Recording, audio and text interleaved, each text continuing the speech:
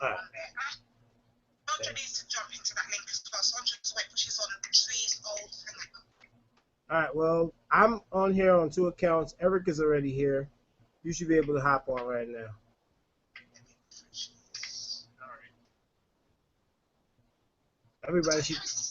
Oh, Eric reached over there in 0.2 seconds. Yeah, I have no idea how to open up the chat so other people can join in.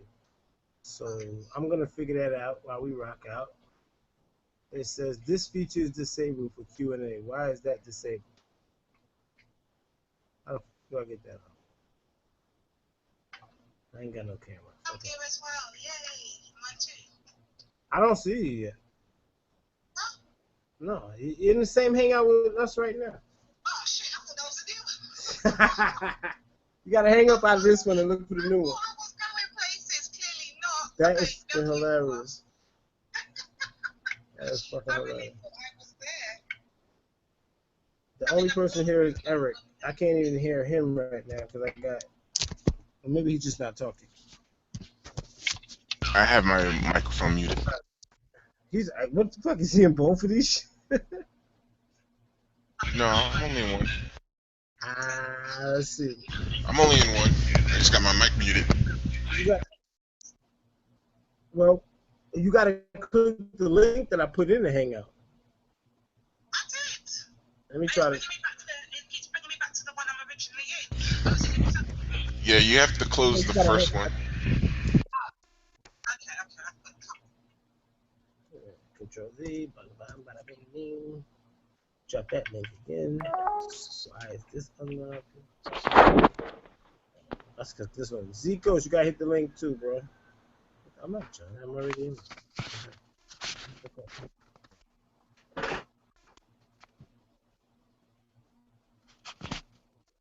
1, 2. Okay, it's piling in now.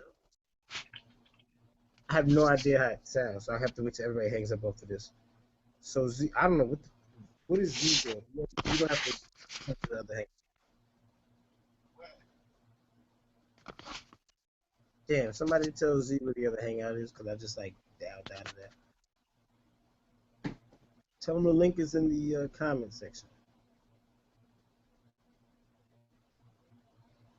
I don't even know if this is working right now. Okay, UKDQ is here on the mute in the camera block. Nice. I have arrived! Yay! Yeah. Okay, so what's wrong? Why can't I hear you out through my headphones? Okay, they're off. Whoa. Who is that with the hand? Who's 462? That's me. Oh shit, you're a troll, man. Who's Not a troll. That's my company. That's VW as well. Yeah. I got 2 accounts right now. On my laptop, I can't like talk, or I can just hear everybody. So I hear myself in the echo, but I can use my phone under my 426 account and rock out. Okay. Is what's his name, Zekas now? He should be popping up soon too. Well, the conversation you guys are having was live, so that's why I feel like let me take it onto the live conversation and put it on my page since everybody else is off. They're gonna think we're being horrible, or they think we're being prejudiced. That's not. I'm gonna tell you, they're gonna be pissed off. This is pissed off people part 2. First time I don't think I have a comment section because I don't know how to do it. So, I figured it out. I hit slap up somewhere. Is this gonna be on your YouTube as well? It should be on my YouTube page. Well, let me go to YouTube and see if I see it. Definitely on. That's what I'm going right now. Yep, it's there. One watching. I'm balling now. I'm moving up in the world. Oh shit! This hangout shit's gone to a new level. It's a wrap. That V-Dub on here again. They'll be like, "Damn, all these people sleep." I used to use. No, I don't sleep. I used to use this shit to make my videos. There we are. Yeah, I see it. I'm in the chat now. I'm gonna like my own shit. All right, I got 1 like already. I'm liking. Right. So how do we figure out the chat room? Because obviously people are gonna wanna.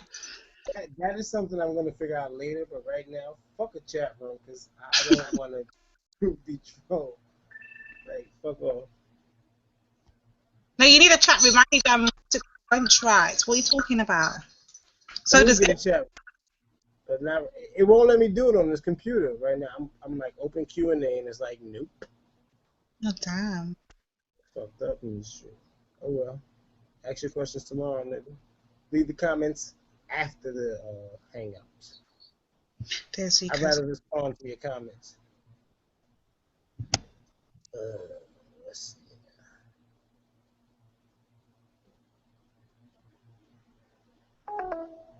Who dropped off? Oh, Black. I couldn't hear him, so I don't know if he. Yeah, Eric. You see, even no, it's just me. Twins. Renee and Jackie all over again. Oi, twin troll, you're being called. Y'all didn't hear that just now, right? Can you hear this? Hey, what? No. What are you playing? I have to. That super cool shit. I can hear that through you.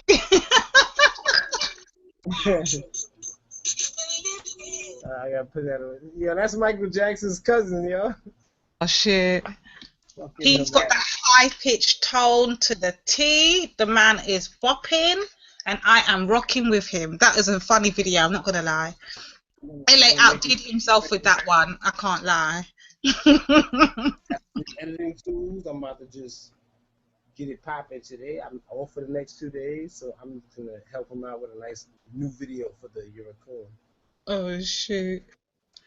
And let me put a disclaimer. I'm not gonna put Tommy in it, Painless, David Carroll, or Queasy 100. I'm just done with that part of this community. There's other coons out here in these streets.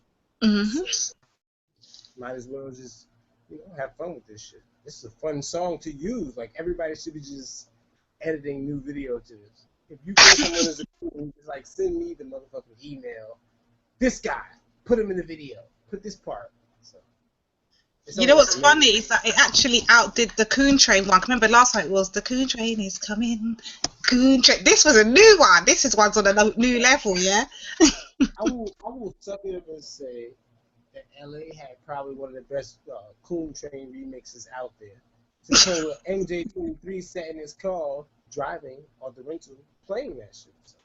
Oh shit! Yeah, I heard MJ done a remix. Yeah, in the car. Imagine all aboard. I said this shit is actually fire. Like you need to.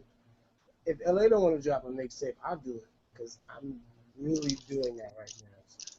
Oh god. Yeah, it's a funny game for me. Imaginations are bloody good on this side. Sickos or not, their imaginations are brilliant. Oh man, you gotta love us. You gotta love us as a people. And that the creation is always here. It's just it just needs to be conglomerated. Somebody just has to be the mastermind. Somebody has to be a Saddam Hussein or Gaddafi. Chop your head off if you act up, but act right and let's get this money. That's what Slap was saying. Arch is back. Where's Zico, though? That's the one I need to join.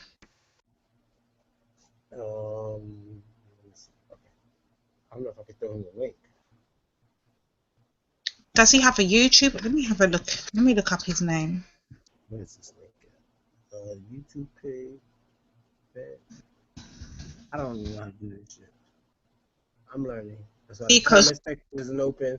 And for everybody who's gonna come over here afterwards and talk about the comment section, suck your mother. Oh god. Let me I'm gonna try and think it. Actually, wait. No, he's gonna have to go into the old hangout because I put the link in there like 7 times. 3. Counting now. You'll be able to find it. Because everybody else clicked that same link. Sonic didn't click it, you motherfucker. Sonic is in cloud cuckoo land. You don't see how much he ate, how much bowls of cereal. His stomach is content and he's away with the theories. Yeah, but he's not lactose, so he alright. Me, I would have never came on the hangout after eating cereal with real milk. Both hangouts are still open, that's the problem.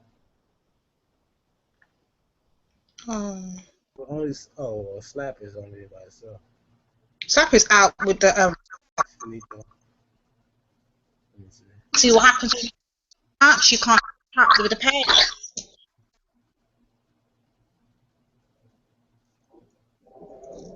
I'm already in Hangout, so I can't join Slap shit. Not on this channel.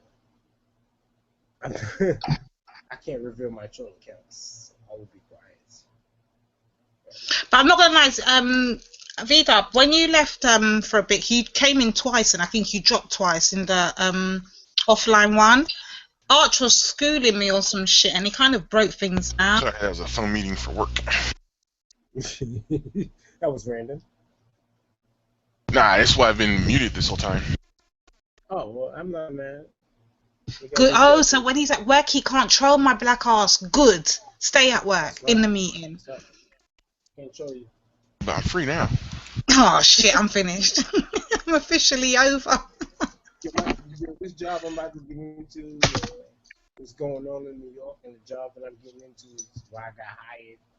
And plus, I'm, y'all heard me on the radio. I'm enthusiastic. So this shit about to be crazy. I'm about to be on some hard shit. Yeah, I'm here, but I gotta go. I'm in a meeting. I'm on a phone call. It's one of those. I'm not mad though. I just want my 401k. Yeah.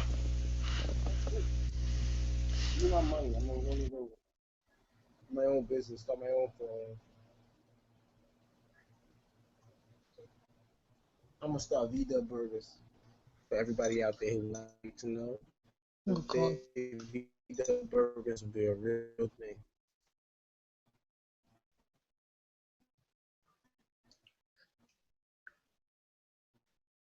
Start your own burger franchise. Time you buy a burger, I can't hear VDub properly, so he sounds very unclear. You'll think of me, VDub Burgers.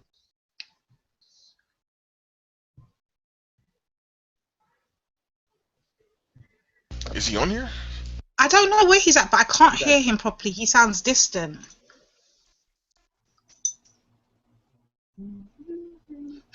Black Arch, I see your trolling ass in the comment section. Sit down.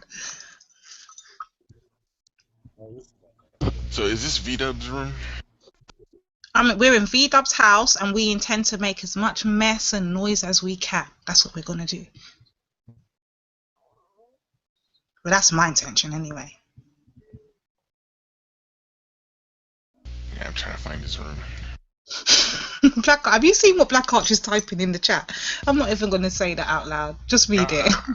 I gotta find VDub's channel. No, not on his channel. You know, in the chat of the Hangout. Oh, okay. Yeah. You can't make war in the chat room. There is no chat room. Okay.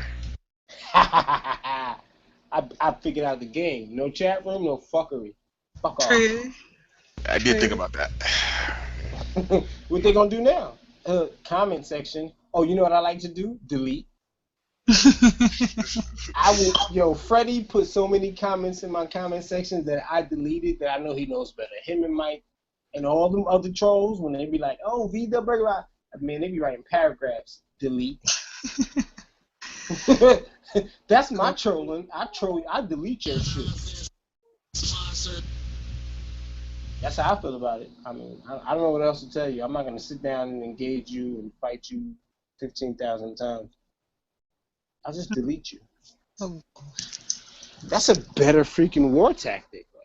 That's what I do. I just block and ban. I do a block and ban. No, I'm not gonna block and ban. Only person that gets blocked is Jafar Blackman.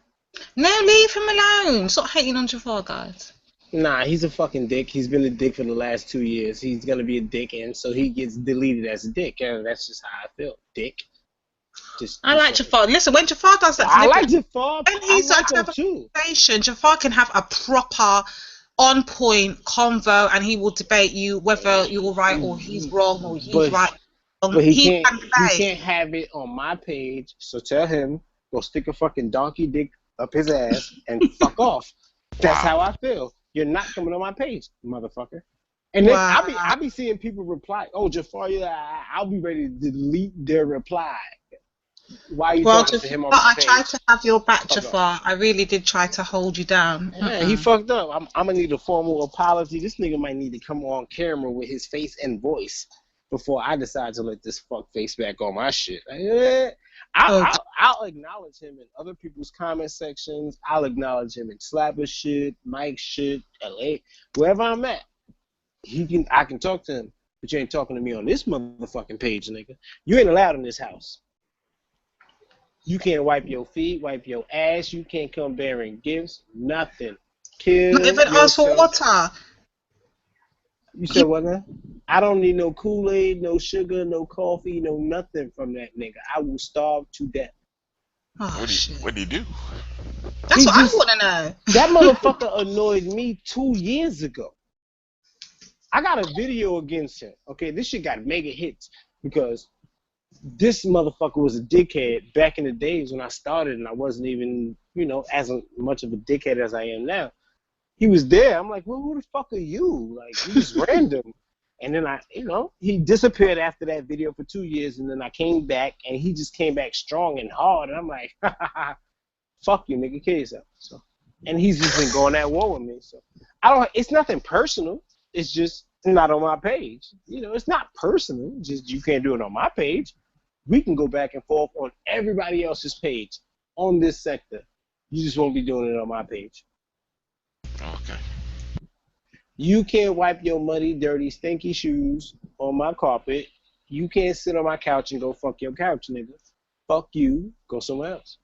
And if I see you in this comment section, or if I hear you is here, I'm deleting anybody that replies to your ass. I'm on my Madhead shit right now. Madhead be like, if you don't respect what I was talking about in this video, I'm going to delete your comment.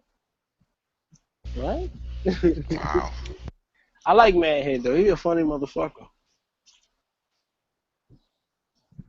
I only respect few people in this sector of YouTube. I don't respect them on the, like, I'll bring your fucking cup of water to you, but I hear you, my nigga.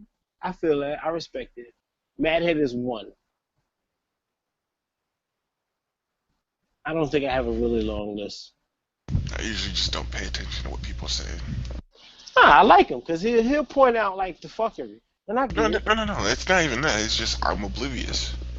Oh, yeah, there's so many. There's just... Yeah. The personalities here are just so... I don't know. Yeah, so I just sort of... I just decided to downgrade myself. Fuck it. There was no point in being upper echelon or going any further or higher. There's nothing here to aspire to on this sector. Elsewhere, I'll get my shit in. But here, get the fuck out of here. I'm going to be me. I'm going to be an asshole. I'm going to drink. I'm going to smoke. I'm going to laugh, play. Everything over here. What does it mean? Understood. V-Dub house. And no, it's not my house. It's the internet. And, one day I could be on a run or in my girlfriend's fucking living room making videos. Man. I could be there, bro. I could be there one day. So I'm very humble in saying, you know what? I respect the game, the gangster, and shout out to everybody. You know what I mean? Like, do what you do. I gotta do what I do. I just got it to the heart, man. It's to the heart. But y'all here, man. Ain't no cages. Ain't no cages, man. Ain't no restrictions. Ain't no boundaries. Like, get up, hop up, pop up, get it moving. You hear that, DQ? Ain't no cages. Can't be stagnated as water, because that's when you. Hey, I might be otherwise occupied for the second, but don't think I can't hear you fools. Yeah, I soon come back. Hey, I'm trying to talk to one of your friends because I want to go to the beach. You're lucky. I should make them come on the make them come on to V-Dub's channel, and we want to top it off. I want my Spice Girls. I would love to do it because you lot don't realize the audience that you have coming just from me alone solely, yeah. Can I get my Spice Girls and Spice niggas? No, V-Dub, girls are dirty. That's why I don't want to expose my friends to this. I don't want no names. I don't want no faces. I don't want autographs. I just want some real talk. And some spankings. That is private, bro. You can't be speaking it online. There's gonna be spankings, squirtings, workings, and twerkings. But we ain't gonna talk about that live. What we're gonna talk about is how I want to know how those fine black UK women see us degraded black men here in America. Yeah.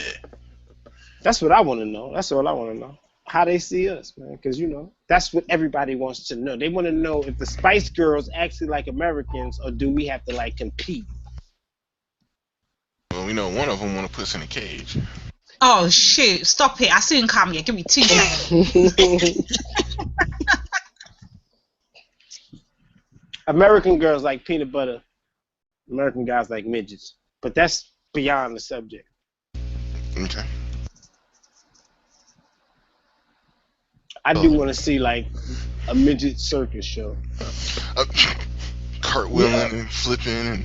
Yeah, man, because I've been messed up. I've been brainwashed into liking midgets for the last month now, so I've become a midget. I have a vision of like, a daredevil company of all midgets. I might create that shit. Yeah, that shit might be worth money. Do some stunts, daredevil tricks.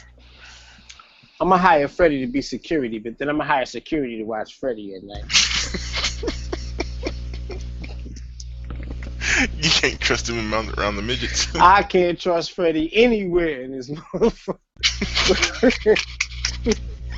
But I can trust him to want to shoot a motherfucker real quick. Oh, shoot. So I would pay Freddie to watch my midgets. Hell yeah, because Freddie wants to kill. My nigga Freddie.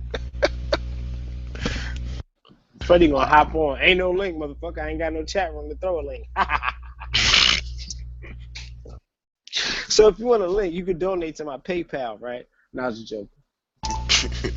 That would be a good hit, right? You want to jump in? Donate to this PayPal, bitch. I do want to high five Chris internetally via that last hangout that he did. That shit was smoking, popping off the fucking chain. I've never. Who is shopping right now? Not me, but Chris's hangout was on fire, and I support so back Chris. I don't care what anyone says, yeah. I watched that whole shit. Let me tell you how good that shit was. I left work, and I think I paid to watch the last half of that shit, and I heard it already.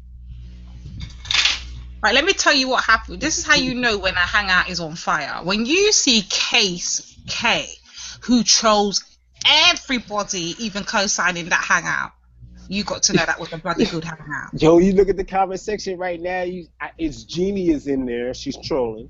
Oh, when you look at that hangout right now, you see the comment section. You're like, yo, Chris, you should have been to this shit, nigga. You've been had the market on some. Everybody want to hear you for an hour and a half, and then you could just drop the mic and walk the fuck off. Like he could literally have a microphone, drop the shit, and walk the fuck off, and leave the camera on for another 20 minutes, and just kill that shit.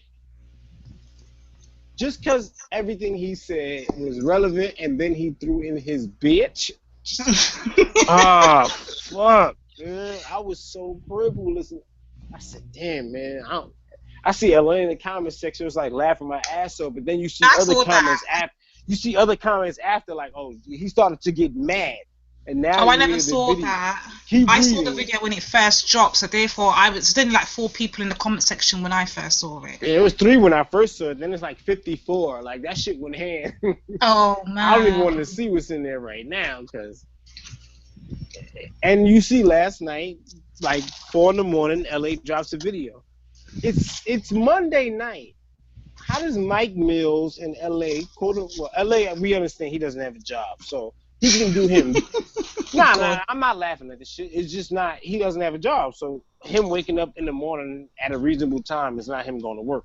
But Mike Mills claims he does something. How the fuck can you jump on a Sunday night and do an 8-hour show, then jump on a Monday night and do the 4 to 5 hour? Like, and then say you have some kind of reasonable job. But you trolling us every day. There's certain things don't add up when it comes to these people, but we know LA he don't work. He don't want to be a slave, so he in the crib, or he's the leader to his community. Oh dear. Hey, I didn't say it. He said it. I'm a leader to my community. Better mind LA don't hop on this hangout right now and give you that work here, because I would LA don't got the link. If nothing LA to want to come say. in, he could like privately hit me on Google Hangouts or something, and he could. I send him the link. Hell, any one of you could add him right now, but he got 17 different fucking accounts, so I wouldn't even know which one to add. LA, V-Dub is like, he slipped this in. You need to come on here. I'm not slick dissing nobody. It's all I'm you doing need my to come on. hangouts, chilling. You can't come on Slappers one, but you can get him back on V-Dub. Oh shit, they banned him from slapping shit with the Slapper hardcore. gave him the KO and didn't show no mercy in doing so. Did you not hear me asking Slapper, what the hell did LA do? Like, I couldn't understand how LA got banned. I didn't even see what he typed. I just thought he was banned. I'm gonna tell you right now, I'm at work and I'm looking at my laptop and all I see is delete comments. Like, how do you delete 3 comments in one fucking 20? Like snipers is on the loose. They were going crazy. I think Captain, is it Captain or was it Sko? No, Sko. Sko was going. He was on. Oh, he went here. He was like, yo, Tommy, what? When you come here, do you bring all the trolls? Yeah, he did say that. He's like, did you bring all the trolls? I was like, oh shit. Oh, he was acing the shit out of them last night, and he came from Tommy's side, like. And everybody over here got respect for Sko. MG is the nigga that we look at, or the motherfucker that we look at, like, what the hell was wrong with you? Fletch is Fletch, and Sko is Sko. MG is a dick. I asked Sko the question. I said to Sko, you only seem to speak when you want, and he's like, well, basically, he only speaks when he thinks there's something worth saying. Other than that, he ain't got shit to say. And I was like, cool. You heard him? He's like, I'm in Oregon. I barely see black people. He chilling with us. Ain't nobody hard. He listened to the conversation. He ain't got nothing to say. He's sitting down absorbing all this information, and all he can do is verify it. That's it. All you can go do is verify the information.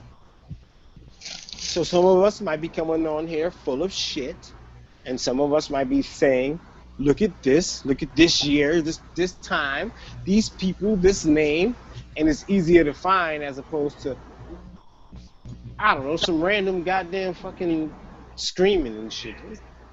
That's what goes on here. I don't know. Slap had mad points last night. If I just bought a new house and you was in my basement screaming, I'd probably randomly call the police on your ass to get you the fuck out of my house. All right, listen, I still don't understand. I don't know. I've been on the hangout, so I don't know what's been going on. What happened? Or now it has not made any sense to me on what happened with the RPJ scenario. I don't get what the whole fuss is about. Damn, we gotta go to this shit again. I feel like this is like round number 4. RPJ. Fuck RPJ. I think RPJ did nothing wrong in this situation but deal with a woman and record the shit. I have all the recordings of some weird shit in my phone that I did with women. I wouldn't look as bad as RPJ did, but he looked bad from the clip that I seen, and that was 2 seconds. So what I'm saying is Mike Mills released the video of RPJ, apparently, because this is what I heard him saying while he was talking to the white girl, that she gave him a video of him whacking his Johnson, which wasn't working at the time. Oh, shit. And the white girl being there bored, and he released the video that she sent to him live on air. Why was he doing that though? Was he just doing it out of jest? What do you mean? Why was he doing? He wants views. He wants entertainment. He wants the clicks. He wants the likes. He wants the attention. But that's an episode you can't use now. So what did you gain? So hold on, you're telling me a grown ass man recorded himself wanking? No. What? The chick recorded him. His girlfriend recorded him. You can see her legs in the picture and him like standing up. I promise you, it was like watching the Blair Witch Project. You know, the ending of the Blair Witch Project. When you see like the witch and then the movie ends. That's my vision of the whole shit. Because I seen like a nigga against the wall, white legs, not just delete. I went to another subject. I don't know the full extent of that film, but from what I heard Mike Mills explain that he seen, was RPJ whacking his wanker and this white chick sitting there bored because he was probably too fucked up to even do anything. I don't know. The hell is going on Black YouTube? This is some bullshit. No, this is not bullshit. The problem is motherfuckers ain't getting paid for this shit. Not the money they should be. This was done out of spite. Spite, anger, hatred, jealousy, envy. Hold on, what was the woman's reason for why she needs to go to Mike Mills with this information? I don't get it. Exactly. That's the point. Because I think that's the whole point. The fact that she recorded all that stuff while they were together, because this isn't just like, oh, this is the end of their relationship, I'm recording this stuff. She was doing that the entire time they were together, which means she was unhappy the entire time they were together. So fucking pack your bags and pick up your 2 foot and walk. What the fuck? Listen, bro. I take videos and pictures all the time. No, but she was videotaping incidents where she wasn't happy. She videotaped him tweaking out on painkillers. She videotaped him when he couldn't perform. She videotaped all this stuff where it was all in negative light of him. And I mean, look, if you know that he's having issues, why are you going to continue to record it the entire time? I mean, it wasn't just like... Or seek help. Yeah. It wasn't like it was like a minute recording where it was like 1 minute and then it's like, okay, I'm going to stop because I need to help him or something like that. No, she recorded it for like 5 or 10 minutes. You know, yo, bro, this is wait. You I gotta say this. Entire thing, then. I gotta say this real quick while I'm on my page and my channel. This is why V-Dub does not date or mess with or have sex with white women. Continue. Oh shit. I just wanted to say it on my page so everybody else knows it on my page. Because I say it all the time, and the people that know me, that actually follow my YouTube, I say it to them too. I just don't do white women. And they're around me and I see a lot of white women. I don't do it. Public service announcement to RPJ. RPJ, hashtag boycott white women. Yes, sir. I ain't saying go black, just don't go to that. Just not for you. RPJ, please hear my announcement. Boycott white women. I'm gonna tell RPJ what he needs to do. He needs to add some coffee to his milk. You need to mix that shit up. You've been drinking too much white milk, brother. Add some. I ain't saying drink it black. I'm just saying add a little coffee to your milk. That's all. RPJ needs to come and explain this. I don't want him to explain nothing. He has nothing to explain. She has everything to explain, and so does Mike Mills. No. He's got to explain how the hell he managed to get swindled, bamboozled, and dropped like it's hot on YouTube by a white woman. He needs to explain this, considering us black women are supposed to be worse. The white woman teamed up with a black man who's pro-black. Supposedly. So that's how that happened, because she had a means through the inside to disrupt any kind of organization that would have happened, or any kind of building of that brother after his destruction and having to leave Australia to begin with. But nope, he has to still face Australia now that he's not even in that country. Well, like Chris says, pro-black Chris, this is why I like him, because he says the problem with the black people is white people. Well, that's RPJ's problem. The problem with black people is white people. Amen to that, Chris. Listen, if you're gonna sit around white people that don't respect you, don't look at you as any kind of equal, or look at you awkwardly or whatever, and there's nothing that you can overcome in that situation, pick up your shit and dip. Get the fuck up out that situation. And at the end of the day, Mike Mills is just trying to get what RPJ was. I mean, he got what, $4,000 or $5,000 out of Shorty, and she probably sent him on his way fucking home too. You're a woman scorned, but you took all that long Tyrone pipe while he was there and sober, but now you mad because he said something on YouTube. So hold on, did any women question her? Did any woman ask her that as soon as she was on the show? I don't. Playing up the "He Hit Me" card and all this. Oh, the white woman? Yeah, the white woman. She said she showed some photos of him supposedly have hit her and all this other stuff. And you know what? I'm not going to dispute that because my issue is not that. Because you know what? Their relationship was their own private life. My issue is the public assassination of RPJ. Character assassination by somebody who's supposed to be one of us. Yeah. Speak for yourself. Anyway. I said supposed. Well, no, you know what? She's right. I tell you, he ain't my kind either. Because I wouldn't have did it. If he willing to do that, he ain't my kind. He ain't even human to me. That's not right. That is so not right. I can't co-sign that shit. No, I mean, there are. If he did her wrong, there are institutions that she should have went to have something done. And all I know is that the nigga who did that last night is semi-homosexual and a foul-ass nigga. And if you think he's pro-black, then that's your business. And I don't want to be pro-black if that's who you consider to be pro-black. I'd rather stand with Chris. Even though he's I stand with Chris 100%. I don't give a fuck who that. I can't stand with Chris because he fuck with John. No. See, Chris, you see, got to stand with Chris. Chris might fuck with John, you know, but Chris does not think nothing like him, does not share his sentiments, does not share his ideology, doesn't share nothing. The only thing they know. Now that you say that. Hold on. All they do is communicate on a level where there is no bitch-assness, where there's no, you know, I have to take shots at you to get my point across. They just fire their shots at each other, like in a jokingly way, and just argue their points. But so now that you say that relationship is a commendable one, it's mutual, and that they can have this dialogue and conversation, why can John stand up and chastise me for having that same conversation with Tommy? Right. Why would he decide to create an account or attack me randomly because I sat down and had a conversation with Tommy and asked the questions that all of these motherfuckers wanted me to ask? Why is that able for him to attack, but he can sit down with pro-black Chris? Nah, you don't get a motherfucking pass with that shit. You was mad. I don't know why you mad at me. I don't understand and I don't care.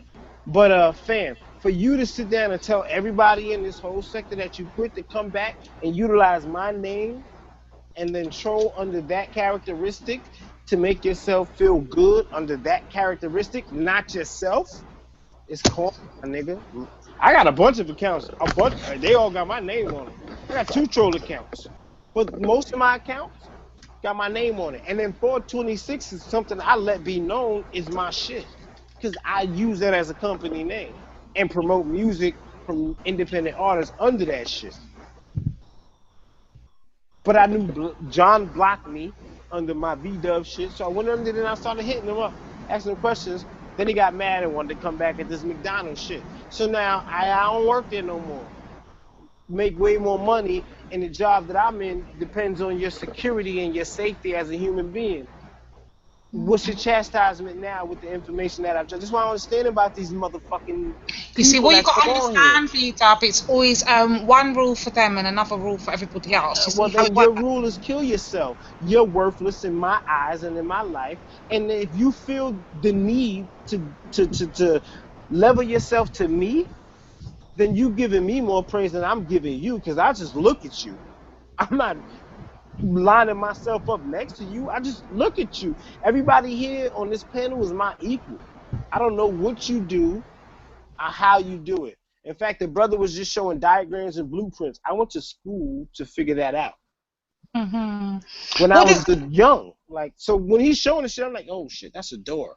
Because I remember the symbols. But I can read that. Can half of these other people do that? Like, this just little shit. You got a house. You can't read the blueprints of your fucking house. But you got a house? Cool. Well, I'm the type of person that builds it.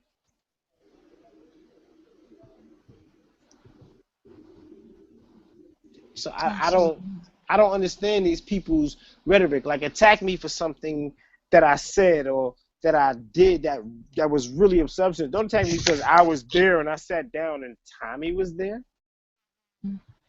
That's your problem? I get it. At 40 fucking 5 or 40, whatever the fuck you are, that's your problem? Really? Fuck, Martin and Malcolm sat down together and had a discussion. Whose side would you have been on? And would you have a problem with your leader when he did that? I don't get it. I ain't your leader. Don't follow me. I'm not telling you nothing that you can't find for yourself. That's all I'm saying. I'm just giving you a path to where you gotta go, but hey, it's jokes and you wanna use my name as a troll account. Not even something original or different or nah, that's where you wanna go with it. So you inadequate to me. So should I holler at your white wife? Crazy, isn't it? I'm just saying, because you're inadequate to me if you feel the need to use my name as a troll account. A lot of people who use LA's name as a troll account, I feel is inadequate to him because you can troll him without using his name or affecting him or using roaches or whatever the fuck. You can kill him with a different name or randomly. You can just do you. He's just going to block you anyway. So what's the sense of using something that is not original of yourself but something of someone else because you know that the name alone is going to keep you there? You need that attention. You fear not having that attention so much that you crave it to create something that will give you the attention in a place where you're disrespected and you don't belong to begin with. That's fucking weird. That's fucking random. I don't want to be there. Crazy. It's crazy. All I gotta do is type something in fucking Slap's comment section when it's live. Oh, and everybody got burger jokes and all kind of shit. It's ridiculous. But it happens to all of us. That's yeah, but yo, mind your fucking minds that much. I said, yo, what up, chat room? Yo, VW Burgers, you flip the double burger with cheese. I want some fries. I want a milkshake. What the fuck? I wonder. Bro, really? I got you. They don't have better jobs than you. I don't know where they work. Are even employed. I want to know if they can even get a low-level management job at McDonald's with their resume. Because if you can't, that should shut the fuck up. Because I left in a department. And no offense to anyone who uses a cell phone, but I wonder how many of them they only access to this is their cell phone. Wow, that's deep. That's doing deep. Well, I'm gonna tell you what. I use Indeed on my cell phone and all kind of other shit to find a job to get more money. So they can do it too. Fuck all that. You better go to the library or McDonald's and use their free Wi-Fi. I don't know what to tell you. It's free Wi-Fi, isn't it? It's free Wi-Fi. McDonald's, Burger King, Taco Bell, Dunkin' Donuts, Starbucks got the best Wi-Fi in these streets. I mean, you gotta find a job. There's nothing you can tell me. If not, you can walk by places that say help wanted in the window and get yourself a job as a waiter, concierge, or whatever the fuck it is. I put my resume out and people call me daily. I get emails daily and I'm just looking at it like I ain't going to your fucking job.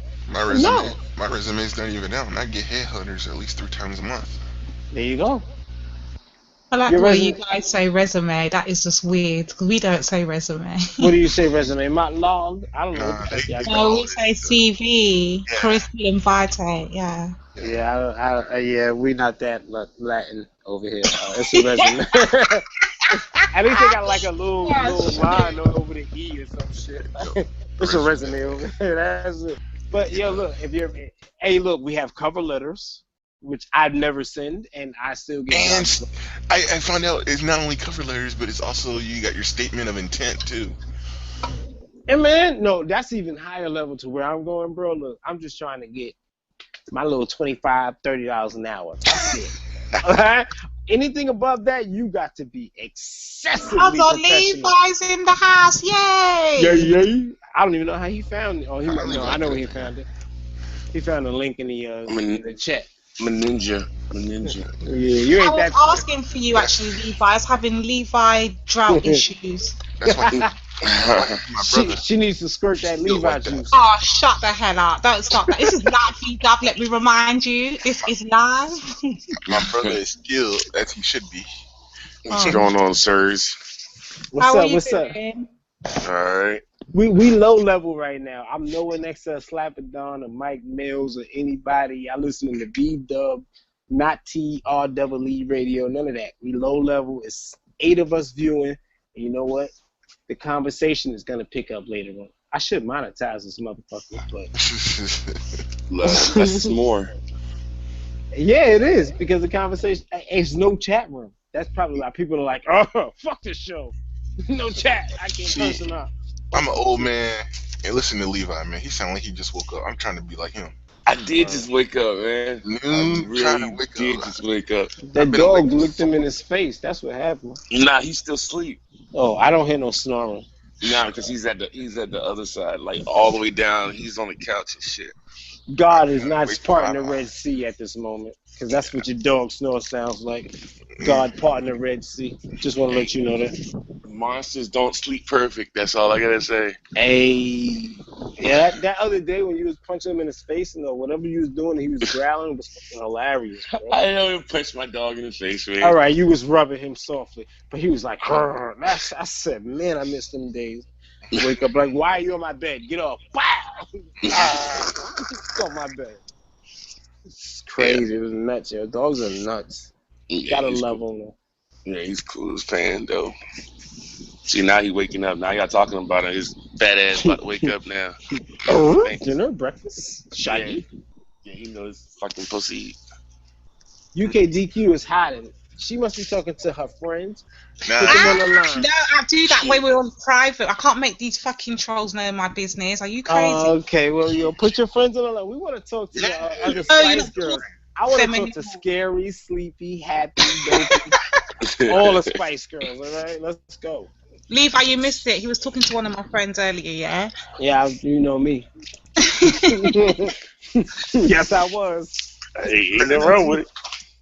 Hey. Levi with his not Levi, sorry. See, I'm doing it already. Eric with his trolling us was trying to get some. Oh, he was cock blocking? Yeah, he was blatantly. It's enough of them to go Wait, what? Nah, man, I'll never do that. I'm trying to stay out the cage.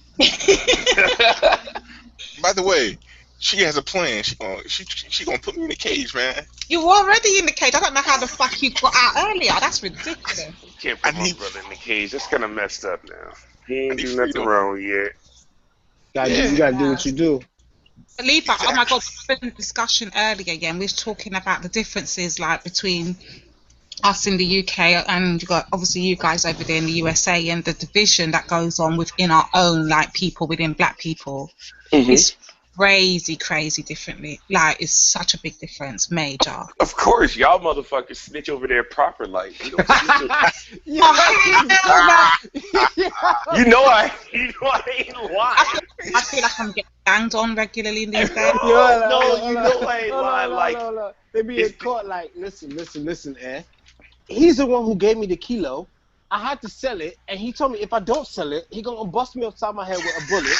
I had to give him that. I went to my girl house, taking trumpets, and here go a policeman bust inside my house. I'm on the video. Yeah, yo, I don't even know. Like that snitching is crazy. We gotta ask Chris. At the end of the whole story, they were like, "What the fuck was I supposed to do? Just shut the fuck up! Don't say a word." To tell, y'all don't have cops in the UK. Like, what would that be like anyway? Cops in the UK. Cops. Yeah, have you ever seen Cops? You've never. I think they did do an episode. Cops is like a part of the normal citizens. Like just walk up and down. No, wait. You've never seen a television show called Cops? Bad Boys, what you gonna do? Well, yeah, I don't think I've seen it, but it's probably here. We need to sell. Somebody send her the link. One of y'all brothers with the tech. Send her the link to Cops ASAP. But it's not. I don't think she knows what the game is like out here in these streets. It's not a good representative of what we get because. Yes, it is. No, they put the best officers on that show. But they put the best prejudice on that show. White guy pulled over for drunken driving. Go home, walk home, leave the car. Black guy, taser. Yeah, wait, that's perfect. Wait. She needs to do that shit. Check this out though. I found this video online. It was like, I guess somebody called on this Arab dude who was dressed up in his Arab clothing, and they said he was from ISIS. Cops rolled up, fully automatic weapons out, and they take him.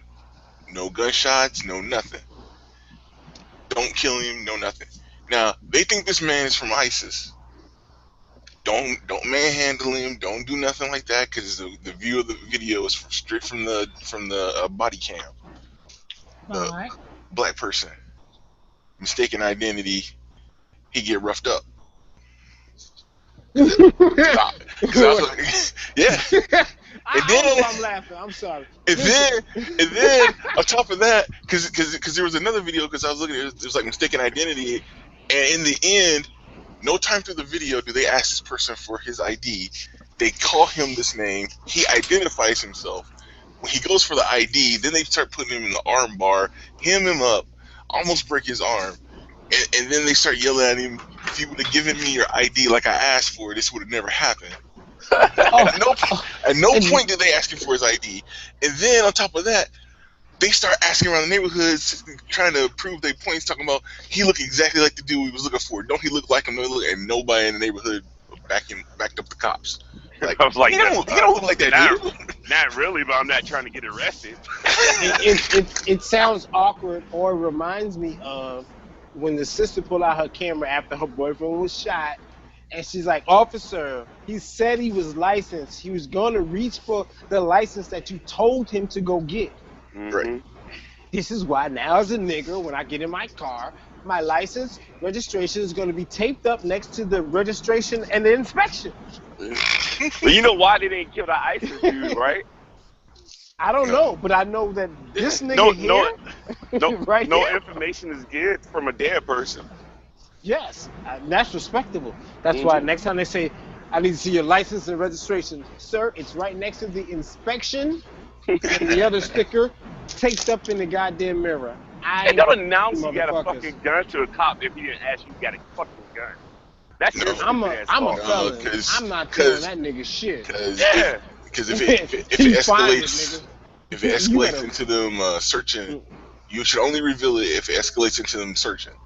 Yeah, exactly. And it was saying nobody. That's the problem with black people. They want to tell too much information. You know what I'm saying? It was like license and registration. I just let you know I got a gun too. I had a gun and I ain't supposed to have it. And Ray he got a shotgun and his ass in the trunk. And we got 3 pounds of weed on the left side, cocaine on the right. But you know what I'm saying? 48 you ain't gonna hours. stop my movement. Damn. Shit. You know what? That's why I like going to the South though. My pops is a CO down there, so if I drive his car and something's in there, it's all right. As long as it's his shit, and I'm like, hey, I just want to go to the grocery store and get some ham hocks and chitlins. They leave me the fuck alone. But if I'm riding my shit, nah. And I know that. For the most part, I carry a shitload of BB guns in the trunk and tell them, listen, there's a shitload of BB guns in the trunk. Y'all niggas want to take them and have fun? I can't hurt you with it. That's what they think. But I can't hurt you with the BB guns. Hey, DQ, that's only a fraction of episodes, man. That show has been going on for a decade. She's got the link? Did you send her the link? Yeah. That's maybe 1 or 2 seasons. You sent me that show. This is one of them shows that you sent me from Europe, DQ, and I still got it in my playlist. I watch it from time to time. But you need to watch Cops. It's a West Indian family in the UK. Oh, Desmond. Yeah, Desmond. You sent me the Desmond. I got that shit. I got it on deck inside my This is the only YouTube that I have it on actually. I don't know what season V-Dub sent you, but a lot. I didn't send any seasons. Okay. I just say go watch. All you gotta do is type in Cops on YouTube. You know why they made the show Cops, right? Niggers? I mean. No. The Hollywood writer strike that happened. Yep. The first back one? in the day, yeah, the very first one. They didn't have no response to it. The shows was going down. They was like, "Hey, this don't need no script." So they did ride-alongs. Yep. That's crazy because now they have a union, and like when the union was striking, my uncle was like at home living with his mama. Mm-hmm. That shit was bugged out. He was like, I don't know, I'm stuck. Ain't no, just strike the union. I'm like, what the fuck? Yep. Now, I promise you've seen my uncle in certain movies, but I can't pinpoint it, or I'm not gonna tell you. He's the third nigga from the right on the left in this scene. Like, fuck all that shit. He was there he has an IMDb page, and that's all I need to say. It makes it extensive. In fact, he was in Riverdance and freaking in the UK. That was years ago. And there's only one scene in Riverdance where you find black people. That's too funny. He was a tap dancer. I still have the shoes. That's cool as hell. Hey, listen, you don't find too much. Going down that road again. The last time you started talking about tap dancing and ballet, you started going on about squirting and got cold. Yo, people gonna get pissed off, but I think the funniest tap dancing little thing was on the Cosby Show. When that dude went behind the challenge. Well, you would have to have met Savion Glover. He was a little light-skinned motherfucker that was there. Oh, I know you talking about. I'm just saying, like, the funniest little thing was on the Cosby Show that everybody could see at one time. Yeah, it was him. Debbie Allen was probably like a proponent of bringing mad things to the Cosby Show. She's been to the house. Kim Cole. I've met Kim Cole's. That's the one, the Regine from. Yes, I know you're talking about. I've met her. I've actually danced next to her with my wife. She's a freak. She's a freak. Yes, no, she's a freak. I believe it. Yeah, she's into she's got dreadlocks now, this whole golden thing going on. Well, that was actually 4 or 5 years ago. I don't know what she looks like now, but I done mingle with stars because this motherfucker likes to be a star, and that's his circle. So I've been in studios with Mos Def and shit like that. Mos Def is a monster. Oh God, bro! I've loved Mos Def ever since. I love Brooklyn rap, but Mos Def is my Miss Fat Booty. That was around the time when I was in the studio when he dropped that album. It wasn't That's my shit. It was something else that he dropped that was on. It wasn't as good, but all his shit is good. But yeah, when Miss Fat Booty dropped, that shit. Yeah, it was a pop. Black on Both Sides. That's the name of the album. Black on Both Sides. That shit was amazing. Somebody say excuse me for their phone farting. Wow. And who's listening to the birds? Well, I'm walking my dog, remember? Yeah, wow, you're in heaven right now. Trolling us. He's walking through heaven. Yeah. Why does everybody say that, man? I can't Let me tell you something. I got a video on my other page on YouTube, and it's like bird mating call. This shit got like 5,000-6,000 hits for no reason whatsoever. There's no talking. It's just the birds chirping, and people are like, if I say a bunch of people probably just listen to that shit and close their eyes, like, oh yeah, man, they probably knock out. It's my random videos make hits on YouTube. The shit that I do regarding this sector or the music makes no hits. The music doesn't bother me because it goes on like 7 different platforms. But I be looking at my real talk on my talking. I'm like, y'all niggas is bullshit. I got beef with y'all niggas in order for hits and views. So that's why I'm not gonna come on here and read a book or show or tell you, yo, this is the book you should be reading this week. Nah, fuck off. You like Morgan Freeman doing the first couple of chapters of the book. Hey, listen here. Nope. I learned from what's the Muhammad? The light skinned nigga on the Nation of Islam. It's not Ali Muhammad. It's a lot of light skinned niggas. No. But he the only nigga that be on Sanetta's channel. I don't know. But Wesley Muhammad. He said something to me that I'll never forget. He said, when I walk into the room, I strive to be the smartest man in the room. Who's that? Wesley Muhammad. I know you guys over there have Leo Muhammad. We have Wesley Muhammad. This brother right here, he done broke down Polite, Sanetta. He done broke down Sarah Sudin. He done broke down all them niggas. I don't think he lost the debate. He just had like a dispute in the debate category. But Wesley Muhammad is my dude. From that one line that he said, when I walk into the room, I strive to be the smartest man in the room. Yeah, I don't know what that is. Yeah. Get your Google on right now. He's a light-skinned brother. He got a little mustache. He got a little clear beard. Nation of Islam brother. He's got a few books. The African Origins of Islam is one of his famous books. But Wesley Muhammad, that guy, wow, his lectures are he's a powerful dude. He's like Leo Muhammad in the UK, but he's Wesley Muhammad here in America. You know what I'm saying? He is Khalid Muhammad, but more controlled. And now, Khalid Muhammad was strong. Khalid was the man, but he's gone. Wesley is here now. Khalid took no prisoners, none. He left the place smoking. He gave them work. He did. He showed no mercy, none. This is why I might need to come back to radio, because it's like, all right, y'all guys want to be pro-blacks.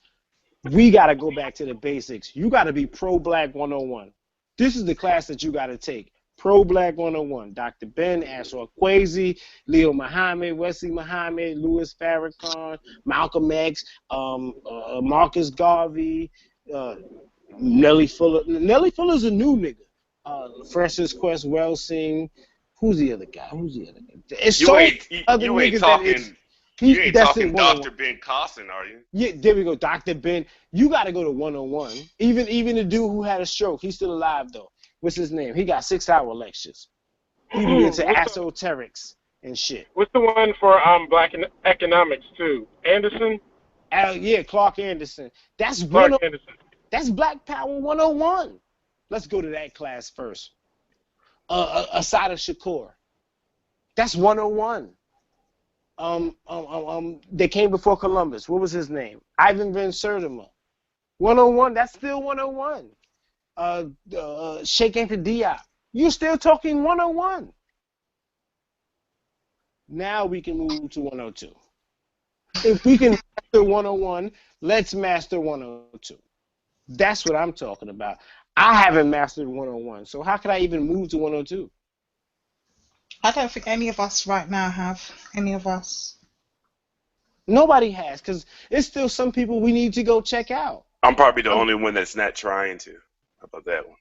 That's a good No, you ain't the only one. But you can take the information and interpret it from whatever information that you get, right? Oh yeah, you can interpret it for yourself and just all good information. Yeah, all good information needs to be stored in, but that's why you listen at the same time too. But which a lot of people like you're talking about, they take what they know, like they learn something like a fucking bachelor's degree, and then they act like they know the whole fucking line. It's crazy. That's why they become a grain of salt, and then you make them become a beach with all the other information. You can build a beach with all this information from these grains of salt and sand, but you gotta sit down and put all that shit together and be able to debate with that information.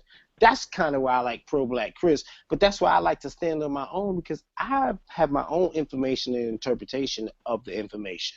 I'm not gonna stand if I don't feel you're right, I'm gonna challenge you. Or be quiet and let you bury yourself. I like that one. He's harsh, and he's not. He's very, very mild compared to others I have seen. This is what I'm saying. Like, shout out to my brother LA, right? You want to step into the conscious community, but I want you to sit down and embrace yourself in Sarah Sue and Seti and find the flaws. If you can find the flaws, then I could dig you for real. There's many flaws there. Go to Brother Polite, find the flaws. Go to Natural Tahuti, find the flaws. Go to Minister Inky, find the flaws. That's when I can understand you saying, I've been in this conscious pro-black community for a while, because all of them studied all the other names that I mentioned from 101. You talking 102, you try to step into 102 and debate these scholars who are scholars of the scholars, like Dr. York or some shit like that. You're going after their information when you can defeat their information from the information where they got it from. Mm-hmm. Oh, sorry to interrupt, but VW, you need to send Nubian that link, and you need to send Millie that link. Oh, Jesus Christ. Okay, I gotta figure this shit out. I sound like Chris right now. I wish I could come on the camera and curse. Holy fuck shit. Bitch! I don't know how to do this shit, bitch! I'm gonna figure this out. So, here it goes. Alright, y'all chat. Let me put myself on mute while y'all do this. Is MIDI online? Matter of fact, anybody who's in this hangout can go and add people. I'm not the only person who can add somebody to this hangout. Yeah, I just don't know how to do it. That's what it is. You have to go onto the hangout section. If you're on a laptop, you can go into the hangouts and add people. On your phone, you have to get out of this. I'm on the laptop. So go into the little green. It says Google Hangouts. Mine says Hi VW. Yours probably says Hi UK. Go into that section. Maybe I can do it too. Add people. Yeah, all right. So what the fuck is Midi's new name? Oh my. Mo Midi. Mo Midi.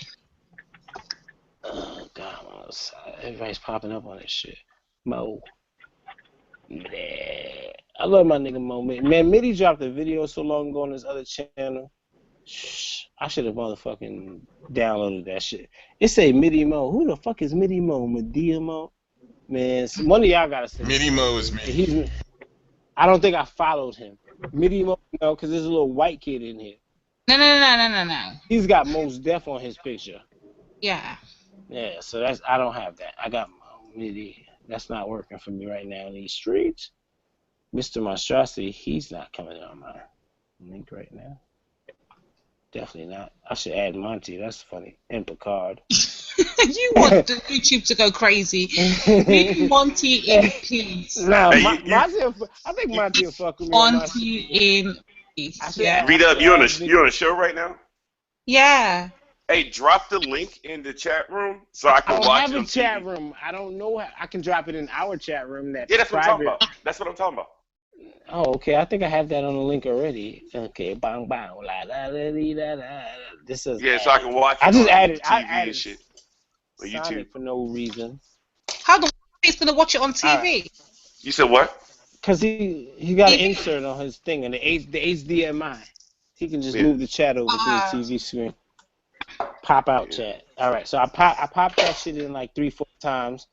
Y'all send that to your friends, your girlfriend's friends, your side bitches' friends, and all their friends. Send that to Connie so we can have a squirt contest. Send that around the street. Welcome to BOOTIE TV. You know, I ain't Tree, but I could be me. What's Nubia's name? Which one? Oh, you say Nubia, I think about somebody I used to work with. Cybertron Nubia is what I remember. Yeah, tell everybody come through, son. It's a party. V-Dub's not going to. Y'all need some V-Dub burgers. I will turn on the grill right now. We can cook some V-Dub burgers. I ain't afraid to cook myself. That's why when they cook me, it don't bother me. Okay, I'm going to leave this page. Fuck off. I was stealing music. I'm not going to steal no music right now. Do y'all need to know how to steal MP3s off of YouTube? Because I steal everybody's music. In fact, let me go steal that Drake diss to Joe Buttons. Okay, see, when I made the Joe Buttons diss track video and I was like, yo, I got to hear this, I, like other people, jumped to conclusions. It's like Joe Buttons being a dickhead. But I heard what he heard, and I say Joe Buttons has been validated. 3 songs is excessive, but Drake said some shit in his record. It was called No Shopping with French Montana, and he started it with like pump it up. I gassed up ahead, but I pumped it up. Some crazy shit talking about Tahiri, and you knew Joe Buttons was going to go crazy immediately. So Drake asked for the light-skinned versus light-skinned ass whooping. That's what I wanted to talk about earlier when Tommy was going crazy about dark-skinned people. Can we please not do that on this platform? We just okay. Well, light-skinned versus light-skinned is it's touchy too. It's a touchy subject. I got light-skinned daughters. She's like, light-skinned people. We can talk that. We need to leave out certain names out of the subject. Respect. So light-skinned versus light-skinned is a problem inside this community. Light-skinned versus dark-skinned, dark-skinned versus dark-skinned. Basically, Willie Lynch syndrome, whether it exists or not. I'm going to tell you who's going to be in my comment section. Madhead Doctor. Madhead Doctor is off. I'm going to tell you what. Aren't you happy you got content this time, homie? Instead of me saying people are going to be pissed off and that I could have did a 60-second version of this. Nah, I had to get it right. No comment section. Fuck y'all. I think about adding a comment section. I don't think I ever want a comment section at this point. V-Dub, do you see Madhead Doctor dropped a video and it's basically... Oh my God, he was co-signing Bone Picker. Chef Rob and Bone Picker. I was like, oh shit, when did this happen? Like, I listened to it and I was like, oh damn. Listen, Madhead, I'm see, this is what happened. Madhead or co-sign being right. Hold on. Because what I'm saying is the guy that was debating Bone Picker. He was saying about basically I'm getting from the conversation. There he is. Hey, Midi. There he is. What's up, families? Hey, King. Salute to my G. That's my second G on these streets right here, Mr. Midi. After Slap, I fucks with Midi. I'll be honest with you. Of course. Man, what's up, families? And what's crazy is I was listening in real time and shit. Because I'm trying to find the link and shit. I'm like, damn, what the fuck going on? See, we all on the same wavelength. Good looking, brother E. No problem. There's no comment section here right now. Oh, sorry, go on, V-Dub. No. What was you saying? No, I was just saying that how basically from the conversation, I heard that the brother was basically saying like black people need to go back to Africa, right? Am I correct so far? Who was saying that? Right, and then Bone Picker came on and was basically saying go back to where? We're in Africa, right? Yeah, basically. Where we going? What's the argument? What's the problem in going back to Africa? I don't understand it. That's why I'm confused. Well, Bone Picker's right in the sense that what part of Africa we gonna go back to? Who in Africa is gonna co-sign Black Americans coming back? What land are we gonna cultivate? What resource are we gonna use or utilize to make ourselves productive if we just pick up and go back to Africa? Bone Picker actually had a point. I just don't think he knew he had a point. Right. So hold on. Is the problem is people going back to Africa, or is it a problem that people are even or that why should blacks in America go back to Africa? Why not stay in America? The problem is what country people do you talk that, and the problem is people talk about going back to Africa, but have no substance inside their plan. They have no way of talking to an embassy or consulate or anybody to bring your ass back to Africa or even have anything to come back to.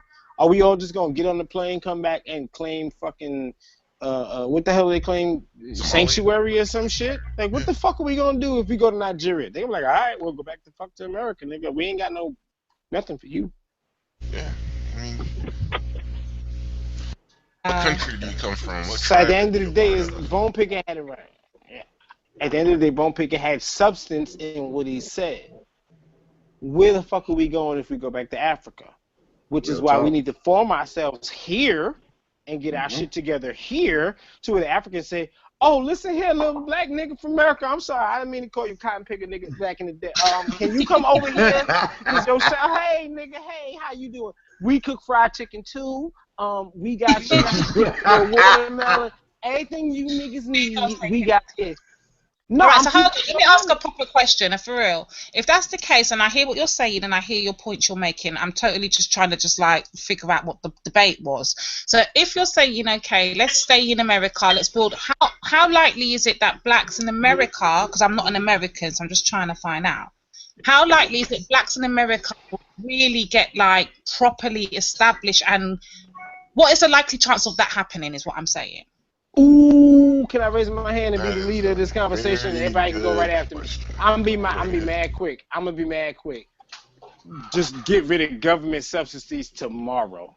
Just let go of welfare, food stamps. I mean, child care dependencies. Just drop that shit tomorrow.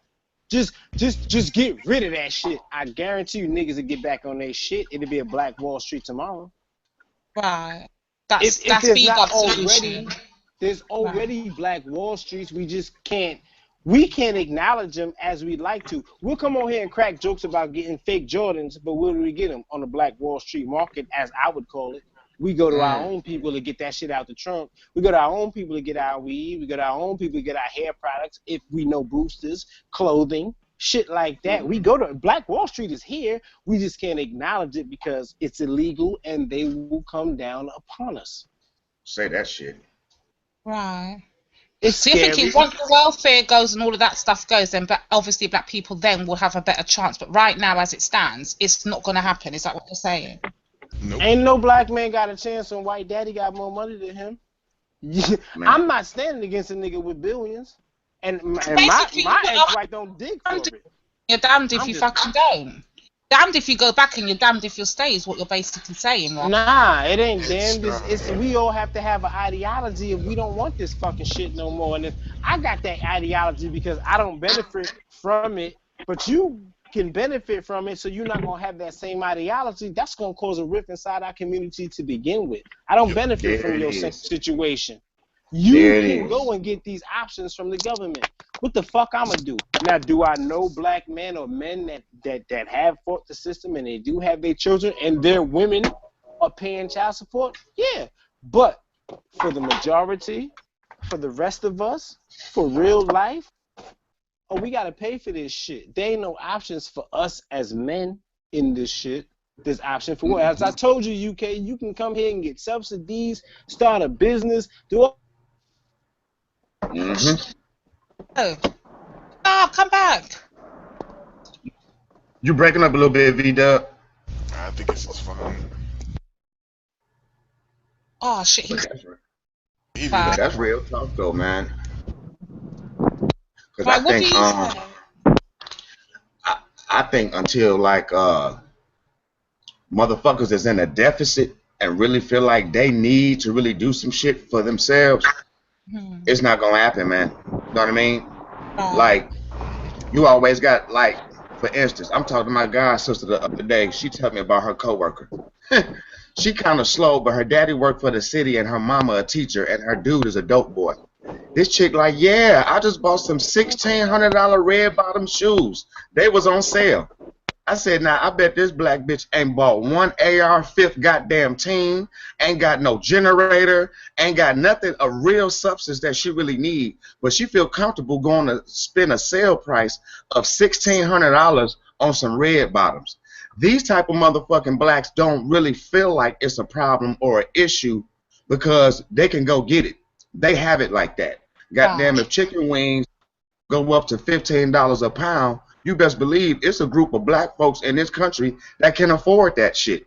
But it's a small group. But as long as the majority feel like they got it like that, or it's not a problem, or if it's not a problem for the majority of us, the majority won't act accordingly. Like Black Cherubim was saying like the other night, we not niggas of the 60s that could get blisters the size of our feet, like Levi say, on the bottom of our feet, walking and protest and boycott for the betterment. We not them type of motherfuckers. Like gas go up to $13 a gallon. It's certain black folks that's like, man, well, that's y'all broke ass niggas. I'm cool. You know what I mean? And as long as it's like that, it's not gonna be that grandstand of what, like, if everybody ain't hurting on some real shit and see the shit as a problem, how like black folks is now, sis, they not gonna stand up for the shit, bro. They are not gonna stand up for the shit, man. And that's why shit is how the fuck it is. Whereas like in the 50s, the 40s, and the 60s, them white folks ain't give a fuck what you had. You still a nigga. You know what I'm saying? We don't want you shopping here. We don't want you living over here. So it was a lot more cohesiveness then. You know what I mean? People moved as flocks. Saying is some blacks are basically comfortable with the situation and the way it is now and they don't give a fuck, and other blacks are like, oh hell no, this something's got to change. So what you're saying, one unites and come onto one level and has one way of thinking, basically it's fucked, right? Exactly. I'm with exactly. Like the same shit that unify a billionaire white dude with a trailer park white dude. Us being a threat makes them unified. You see what I'm saying? So they could get rid of the class shit for a minute. You know what I mean? And take care of us. But when we don't operate, you know what I mean, like that same way, like the rich black dude versus the black dude on the street, oh, it's a great fucking divide. You know what I mean? And they can't even drop their differences for a moment. You know what I mean? Even in the face of this genocide, bro. And it's crazy as hell. But I don't think enough black people, and I hate to say it, are getting fucked up by the police. You know what I'm saying? To actually see that, damn, this is a real damn problem. You know what I mean? And we look at it, we comment and shit like that. We shake our head, but we really are at a distance purposely because it's not us. It's not my son. It's not my cousin, my nephew. It's not my wife. It didn't happen to somebody that I know. Yeah, I feel bad. I'm angry, but it's not happening to me. It's not hitting as close to home as it would have to for a motherfucker to actually feel like, damn, we need to do something, man. You know what I mean? And that's just my personal view, man. Like, I feel that brothers is too comfortable here, man. I understand. I understand exactly what you're saying. And it's sad as hell, man. Like, I wish it could be different, man. You know what I mean? Because, like I say, look, on some real shit, the black folks in this country is the 9th richest group in the world, and we don't even know it. We the richest black folks in the world. You know what I'm saying? Back home, we have a motto, right? And the motto goes basically like, if one woman loses her child, the whole village mourns. Yep. That's basically what you're saying. That's how it is back home. You know what you have? African motto. An African agenda. You know what we have? Nothing that resembles Africa at all.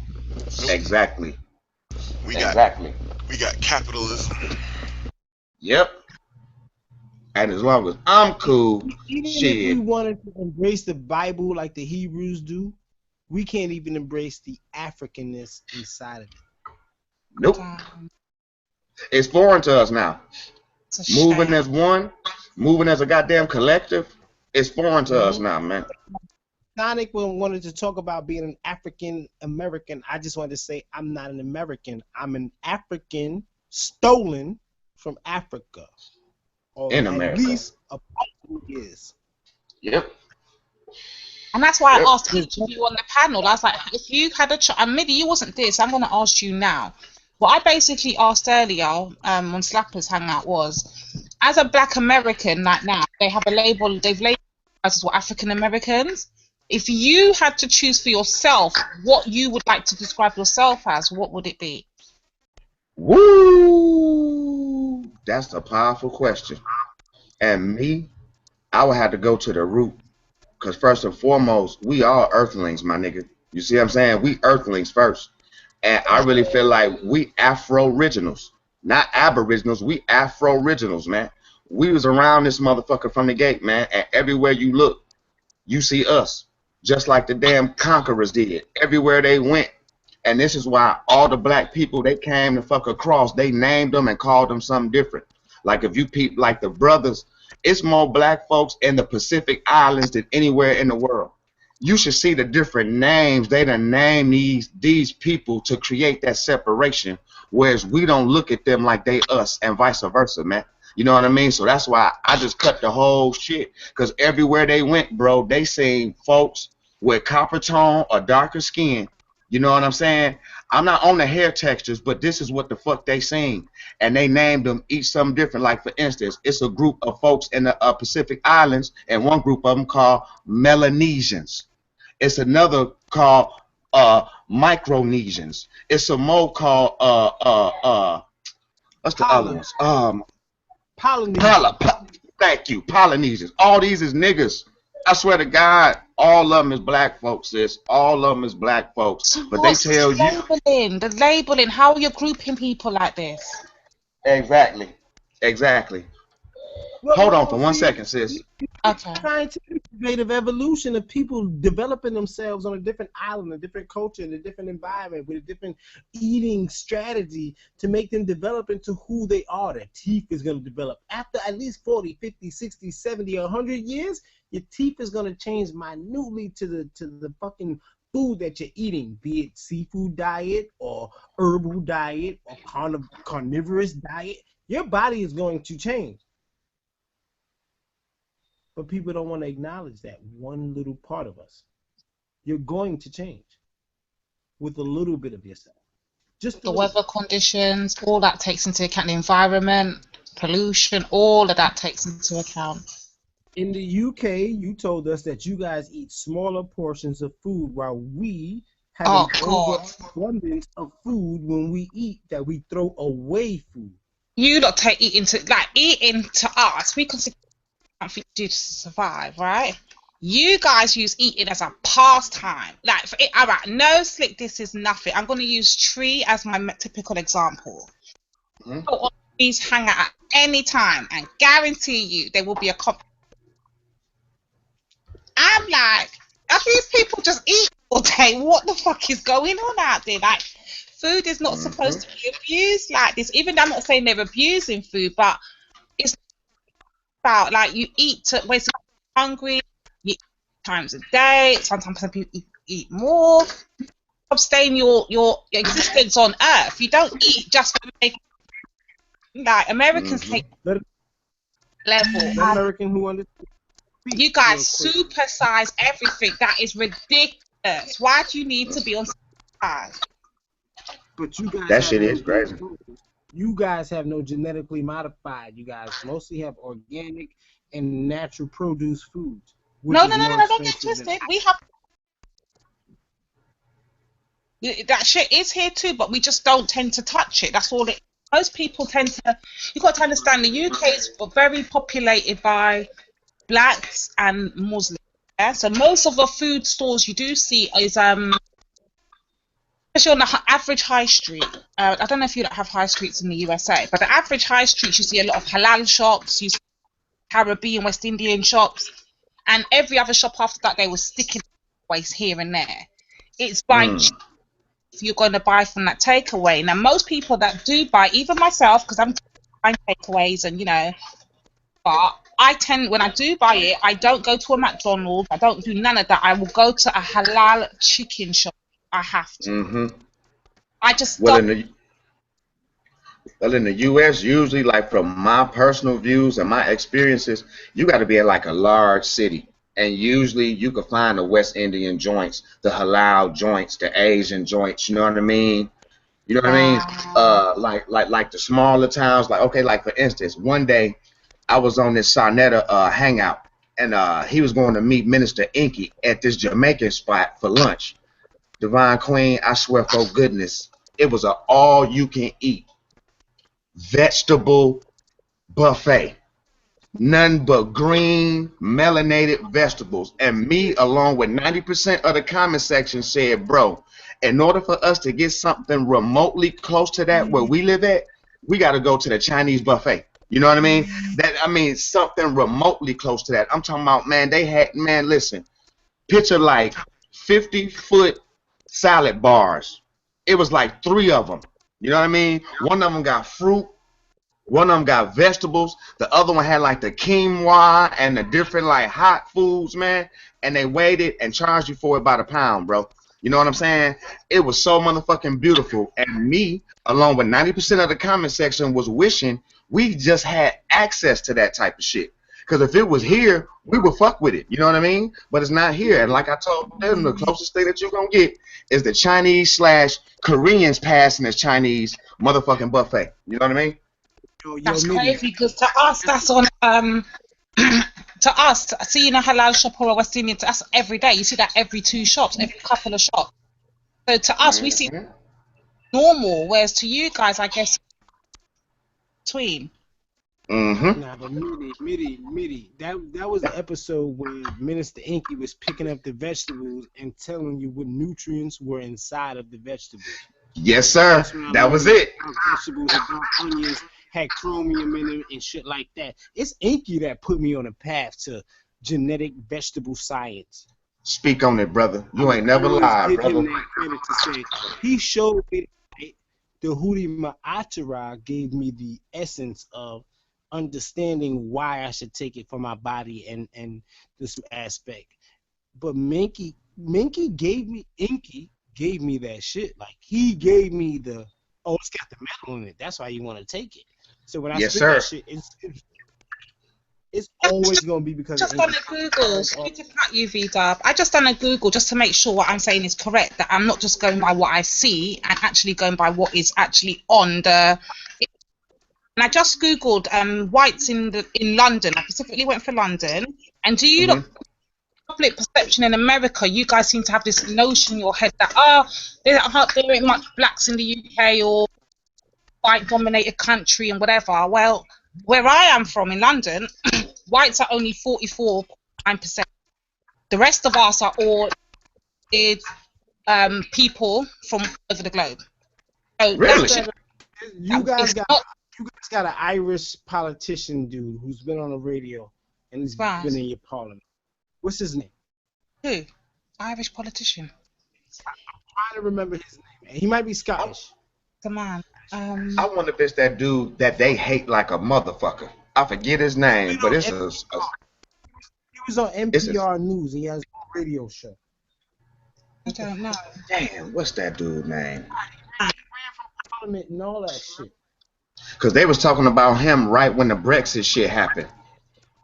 They was talking about this cat right when it happened. I think I know who you're talking about, bro. What, David Cameron? No. It's his antithesis. Boris. Who's this?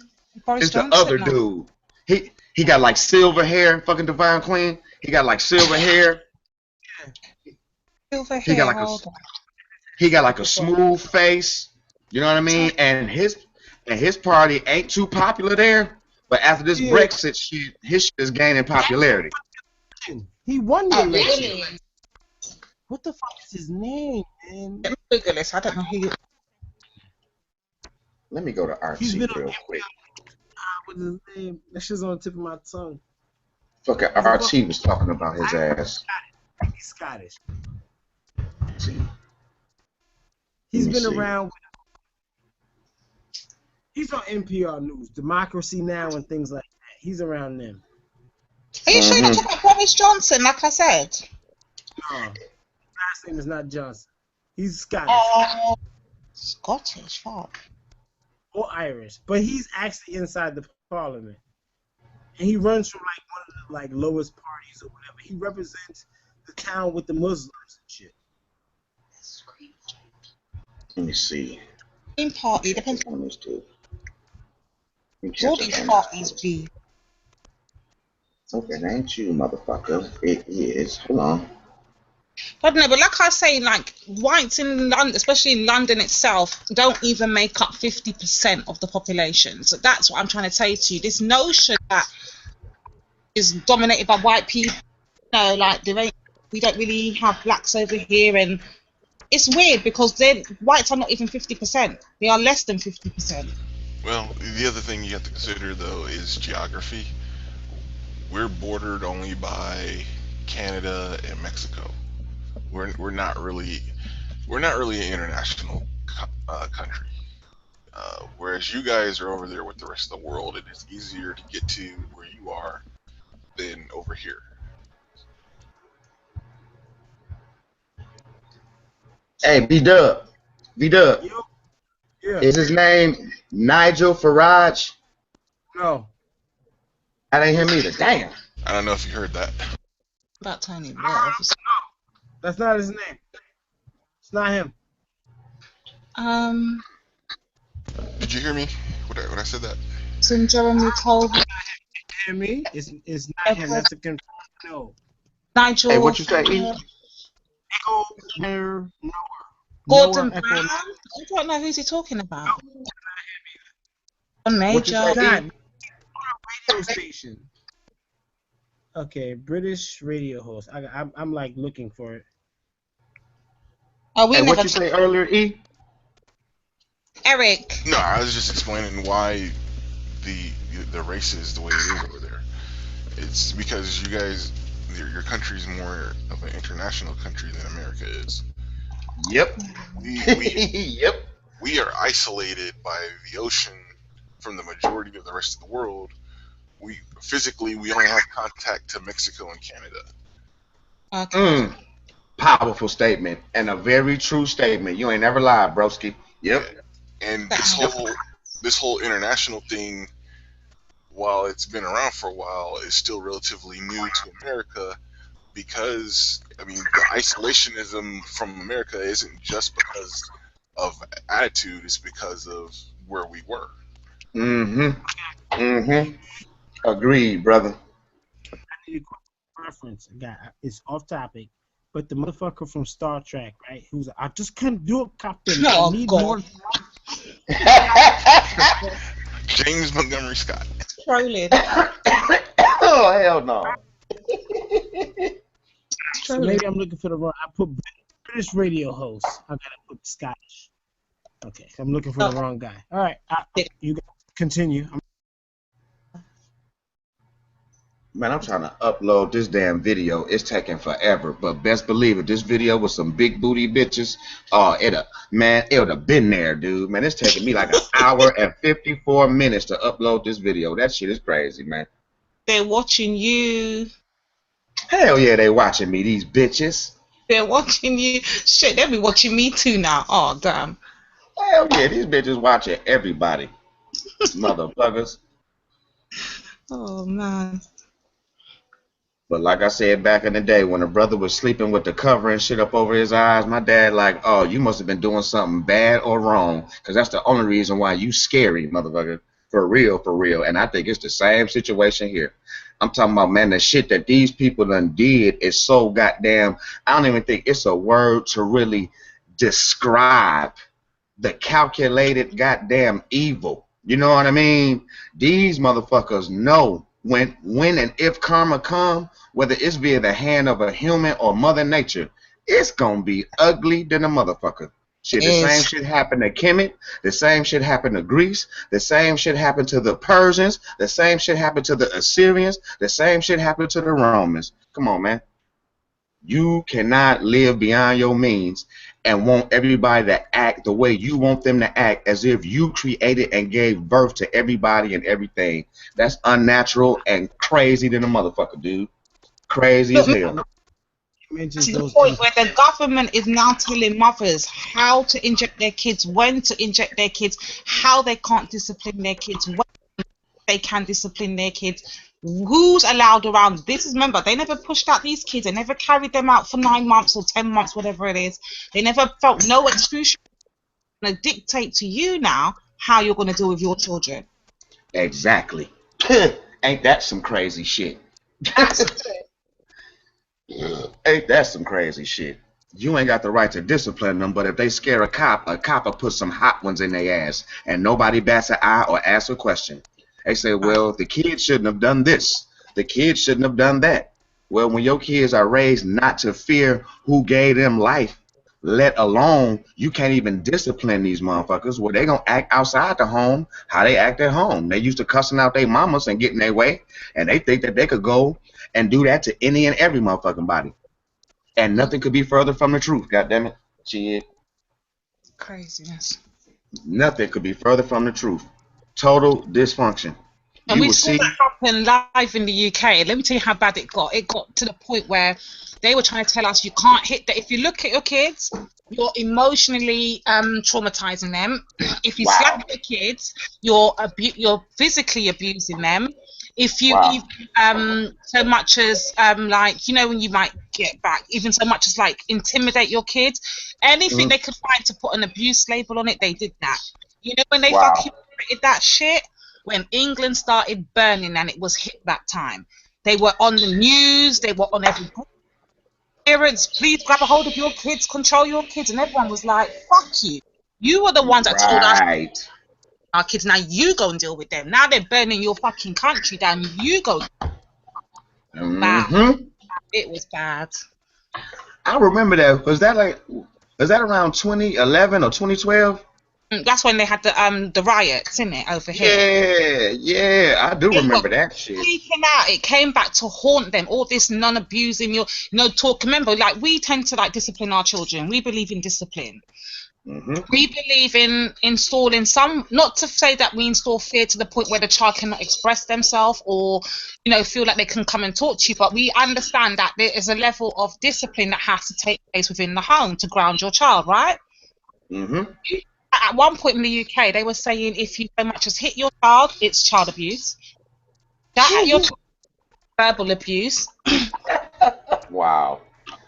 If you even you couldn't do shit. You couldn't do nothing. It was all kind of abuse that's saying that. Basically, they took away all the rights from the parents and gave all the children rights, yeah? And started burning. And this bitch came back to life. That shit remind me of a rap that I wrote way back in the day, like when I was rapping and shit. And I was basically, like, I wrote this song basically like explaining, like, when I was in preschool and kindergarten, 6th and 7th grade, the cops was officer friendly. The minute my voice started cracking and my shit got a little deeper, They went from officer friendly, goddammit, to I'm about to kill your ass. I'm like, what the fuck happened? You know what I mean? Like, what happened in between us being shouties and now we getting older? Now y'all trying to kill motherfuckers, man. That's crazy, man. Cause I mean, like when you young, shit, people play cops and robbers. You look up to cops. These outstanding motherfuckers, they friendly and shit. They giving you the lollipops, pause, no homo, and all type of shit. You know what I'm saying? Now that you grown, it's like, oh, fuck you. Like, for instance, that's what resonated with me in the Boys in the Hood movie. When the homie had broke in Furious and Trey crib, and Lawrence Fishburne had pulled out that 44 Bulldog, goddammit, and got to letting loose. Then the police came like 2 damn hours later. It was a black cop and a white cop, and Trey was little. And Furious, being Lawrence Fishburne, his dad, like was telling the cops that they was late as hell and shit like that, and the cop was like being all like shitty and shit, but he was trying to be nice to Trey. Hey there, little man, what's going on? How you doing? But when Trey was a teenager driving that V-Dub, you understand what I'm saying? The same cop pulled his ass over and was ready to blow his goddamn brains out. This very same cop. And that resonated because I'm like, dude, that's some real shit. Officer friendly turned into officer, I'm about to fuck you up when you turn a certain age, man. That's crazy as hell to me, man. Crazy, and that's what basically V-Dub was explaining to me earlier when we was talking about the differences between the UK and the USA. He was saying, like, if I was to come over there, I probably wouldn't get some form of help or whatever. But if Zeke, for instance, was to come over there, for the fact that he's a black man. Yep. That's crazy. That's crazy. Yep. And what's crazy as hell is the government plays daddy or Mr. Alternative. So she don't really have to get with her dude or work things out with her guy if she don't want to. She can say, fuck you, and take the child and go and tell them whatever she want to tell them, and they going to step in and help her whatever she need help with, the daycare, the housing, food, you know what I mean, a couple dollars in cash, you know what I mean, and they will hunt this motherfucker down, you know what I mean, at her behest, and they won't stop until they get him. Shit, man, you heard the stories that fucking Dre like was telling? He over 300 stacks in the hole for a shorty that lived with him. That's crazy as hell, man. That's debt slavery. That's one of the reasons why the Europeans fled motherfucking Europe. You know what I mean? And they paint the shit like these motherfuckers just want to go and find freedom, you know, because it wasn't nothing better to fucking do. Bullshit. If you owe the motherfucker money there, you going to jail, motherfucker. If your great granddaddy was shoveling shit, what a great grandson gonna be shoveling shit. If you ain't a blue blood or a special motherfucker, you was gonna be what the fuck you was, a fucking peasant. That's why the motherfuckers ran over here. And that's what I was saying the other night. They done ran from and turned this motherfucker slowly but surely into what the fuck they done ran from. Now it's the same shit here. You owe too much in student loans, or you owe the government, you can't get no passport. You ain't getting none of that motherfucking shit. You not leaving the country. You know what I mean? Funny like you said what? That they've run to America now. Now they're running from America and they're running over to South Africa. It's a fucking joke. Yes, ma'am. Yes, ma'am. It's a fucking joke. It's ridiculous. Yes, ma'am. Crazy as fuck. Crazy as fuck. I mean, when like you look at the like political structure or certain people that became a part of it post World War II, like Henry bitch ass Kissinger or hoe ass Zbigniew Brzezinski. These motherfuckers still talk with an accent. Can you believe that shit? These bitches still talk with an accent to this day and control domestic and foreign U.S. policy, and these bitches wasn't even born here, G. This how ugly this shit done got. They done incorporated, on the quest for greediness and fuckery. You know what I mean? They let the Nazi scientists come over. Man, they changed their whole damn names, their background. You know what I mean? And gave them citizenship and high-paying ass jobs and status. These motherfuckers was the enemy, man. Crazy as hell, man. Crazy as hell. Like, I forget what damn movie it fucking was, but these German soldiers was laughing their ass off at these black soldiers. Because the German prisoners had more props and rights, you know what I'm saying, than the black soldiers. You know what I mean? I'm like, that's crazy as hell, but it's real than the motherfucker, my nigga. It's ill as fuck. And as long as these bitches as long as these bitches is able to use that color shit, it's gonna continue to be fuckery and debauchery, my nigga, in every form. And when the color shit don't work, well, we kicking into classism. And when classism don't work, we get into sexism. And if sexism don't work, we back to nationalism. It's some type of fucking ism fucking with these bitches all the time. Because it's a 24/7 goddamn 900 goddamn day a fucking year steady cycle of exploiting the most minute differences of the motherfuckers that need to be loped up and cohesive as fuck. You know what I mean? Because once again, when these white motherfuckers sailed the world, all they seen was us. This is all the fuck they seen was us. Like, wait a minute, this nigga's over here too. God damn, this nigga's over there. They're everywhere. Niggas was everywhere. Hence why I don't believe in the out of Africa theory at all. I believe the out of Africa theory gives substance and belief to how that's where white people then came from too. Them bitches ain't from here. I don't know where the fuck they from, but they not from here. And I'm not shitting on all of them, but I'm saying these motherfuckers is out of this world, my nigga. Because if you look, how is like 20% of the world controlling 100% of this motherfucker? Right. It's more motherfuckers with melanation up in this motherfucker than people without it. How the hell? You know what I mean? But notice what the people without it did. They categorized and compartmentalized everybody that was of melanation and turned them against each other and give different ones from different groups different things to create that extra friction while these motherfuckers do what the fuck they want to do.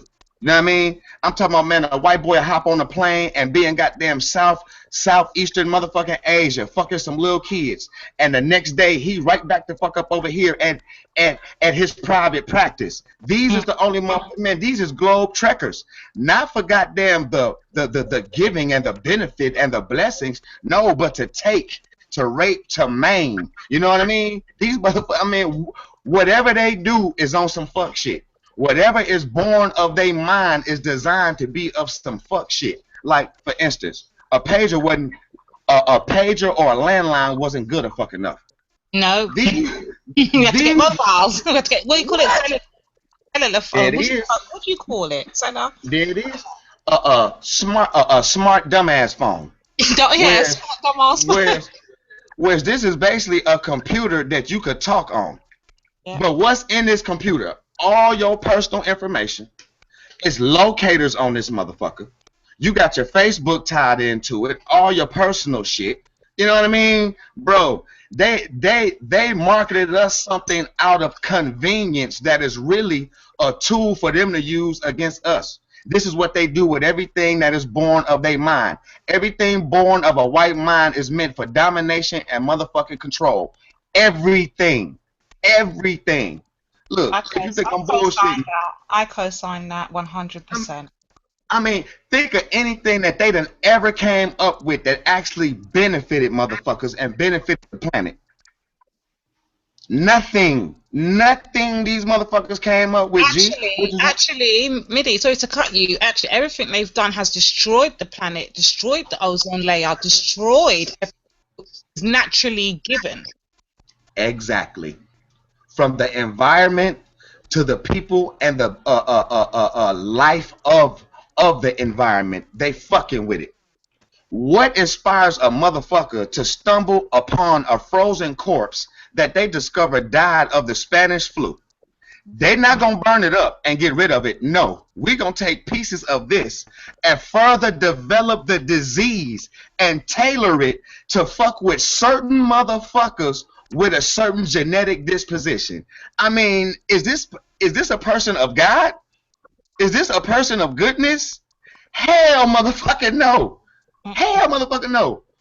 You actually make chemicals not to aid the people, to aid the environment. No, to aid yourselves and destroy people and the environment because you feel like it, because you under threat, because you the most mutated, recessive, backwards motherfucker down here.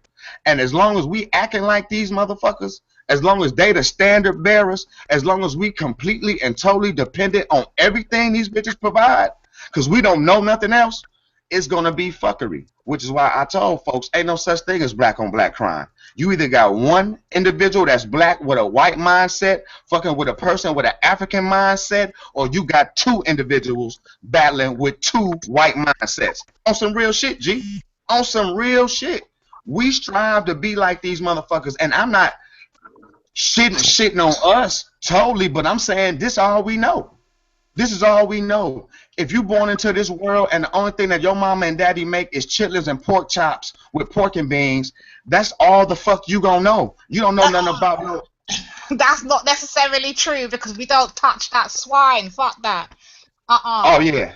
Oh yeah. I mean, but I was just using that as an example. You know what I'm saying? If that's all you know, and then at the same time, I'm telling you, I gotta upload this other video too, bro.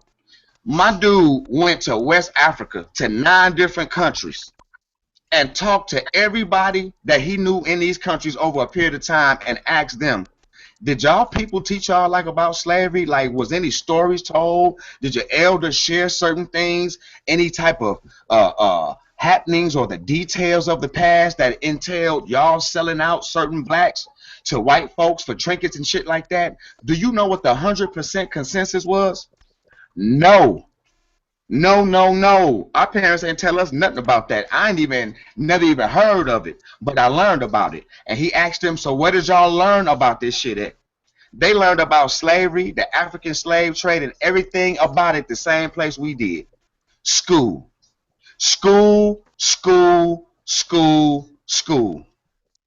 Now, that brings into question, if we all learned about this shit from books in school, but some of us reject the Holy Bible, the Holy Quran, because they books written by people other than us.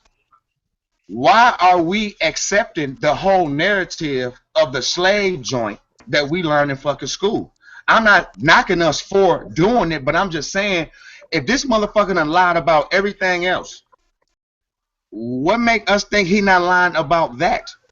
Y'all couldn't have had ships and invaded motherfuckers and then lied to motherfuckers like, yeah, we took y'all from here and there, and that's why y'all motherfuckers here. This ain't y'all land.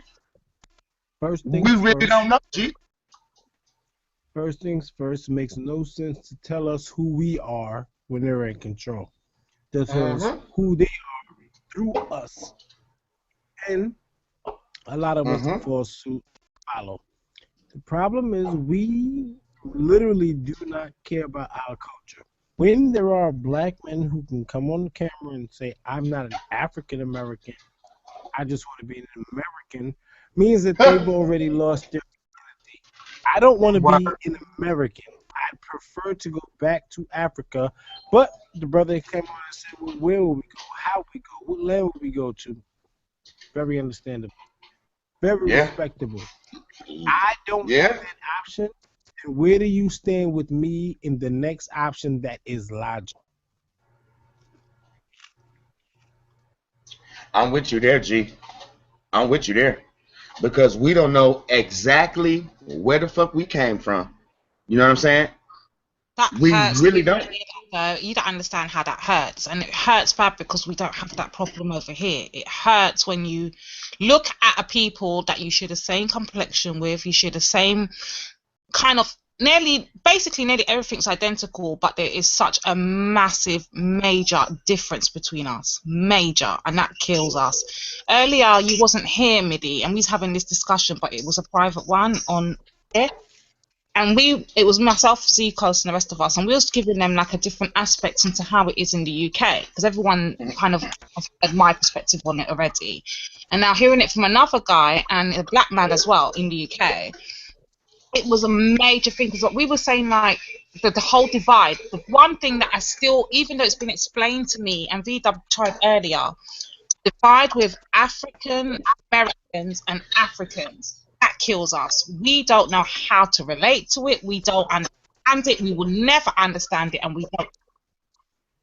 Facts. Facts. And that's why they made sure they got rid of Marcus Garvey motherfucking ass. They like, oh no, nigga, you about to take your Jamaican ass the fuck up out of here, nigga. Oh hell no! You motherfucker, you trying to create a black triangular positive international trade, motherfucker? Hell no! Get your ass up out of here, because that's the last thing they want. Yeah, they deported him. Like on some real shit, I feel like blacks worldwide, if we ain't tight with each other, we all need to be tight with one particular nation. And I respect the fuck out these G's. They damn tenacity, they fucking resilience, they goddamn faithfulness, and they believe in themselves. And VW, you already know the niggas that I'm about to say. You already know the niggas I'm about to say. And this is the most despised group of blacks by whites since they kicked their ass to the end of motherfucking time, in my motherfucking opinion. And the motherfucking Haitians put it down how the fuck it was supposed to be put down, goddammit. Shout out to them motherfuckers, man. Them motherfuckers had heart. Much motherfucking heart, G. They took on the whole establishment by themselves and paid these motherfuckers reparations. They don't owe nobody shit. They don't owe nobody a goddamn thing, bro. They were ignorant.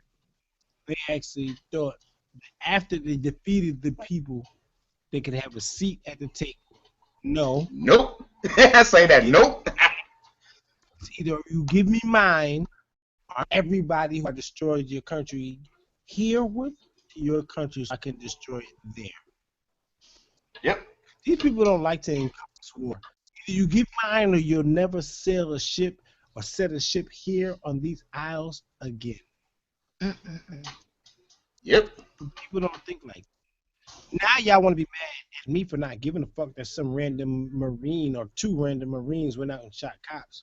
I don't give a fuck. I done told y'all when cops die on duty, if you was wearing a gun, that's your business. Fuck you. Don't ask me for sympathy. Because you don't care about a black man who was legally able to wear a gun or handcuffed face down on the floor or being choked to death with breath or being followed inside his neighborhood where he's just trying to find his father's home. These things are excusable. So at the end of the day, when you cops get popped, don't ask me for sympathy. Don't use black on black crime. It's not the same thing. No, this is cop on Negro crime. This is cop on civilian crime. Yep. On black crime. Nothing to do with police getting shot. Yep.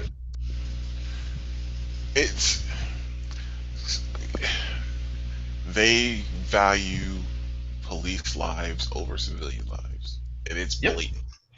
You shoot a canine dog, you get charged with assaulting a police officer.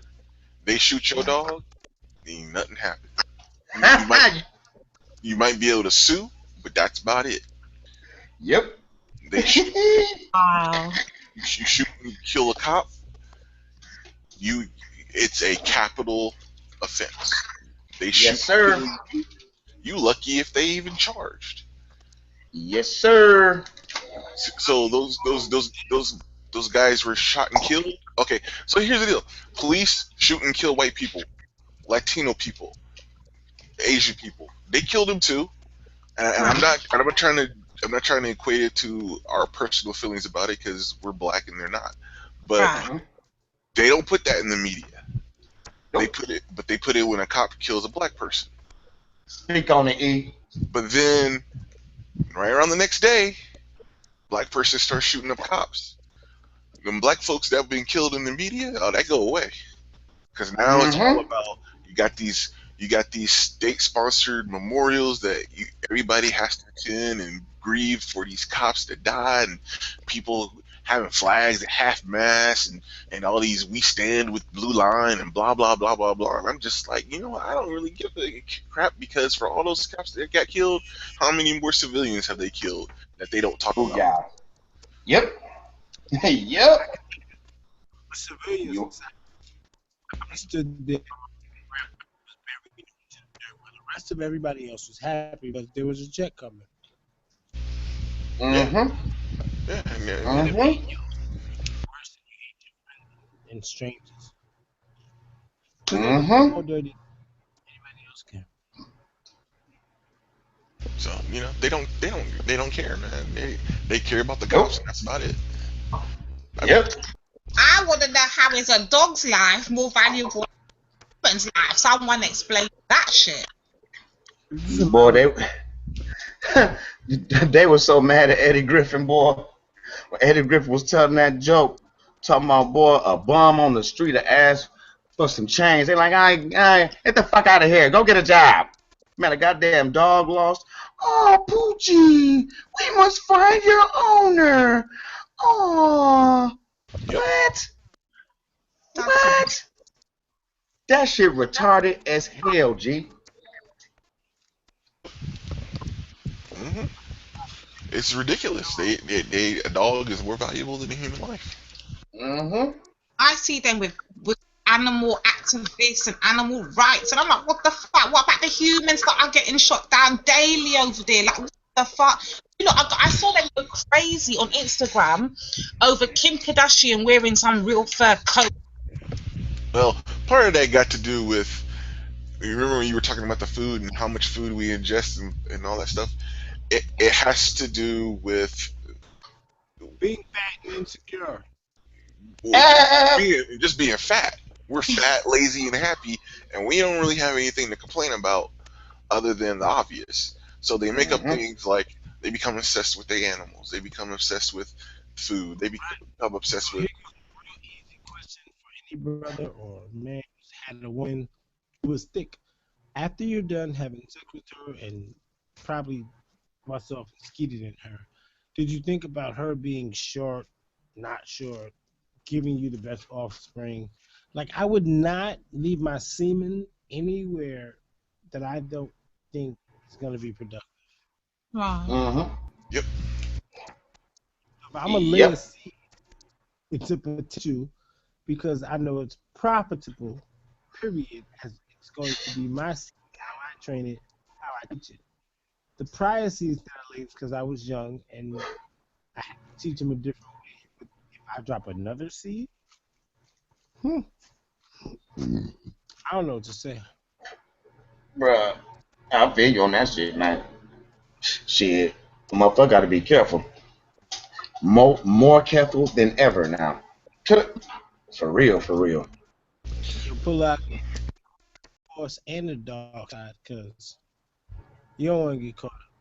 And it's not like you don't respect the person you with or no shit like, but it's just about you that means, nah, this ain't the longevity, long-term, knock you up type relationship. So, just gotta be careful.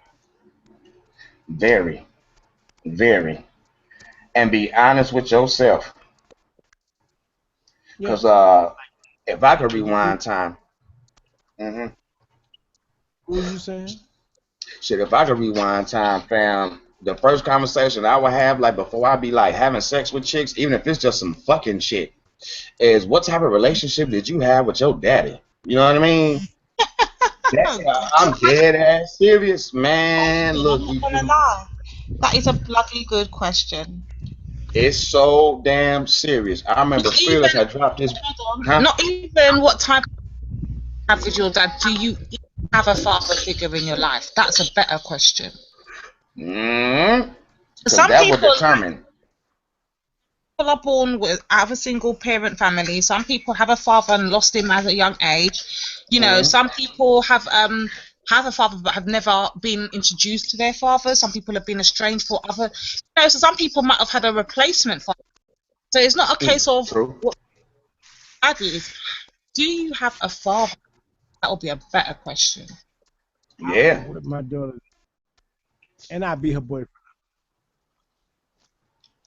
Leave motherfucking vibe. Just say. What's going on? Welcome back. No, I was hearing the whole conversation. I was just handling my daily business. But the reason why the dogs are looked at above over human life plainly because the money they put into them. Say that shit. Their dogs, say that shit. When those dogs go in, they go in bulletproof vests.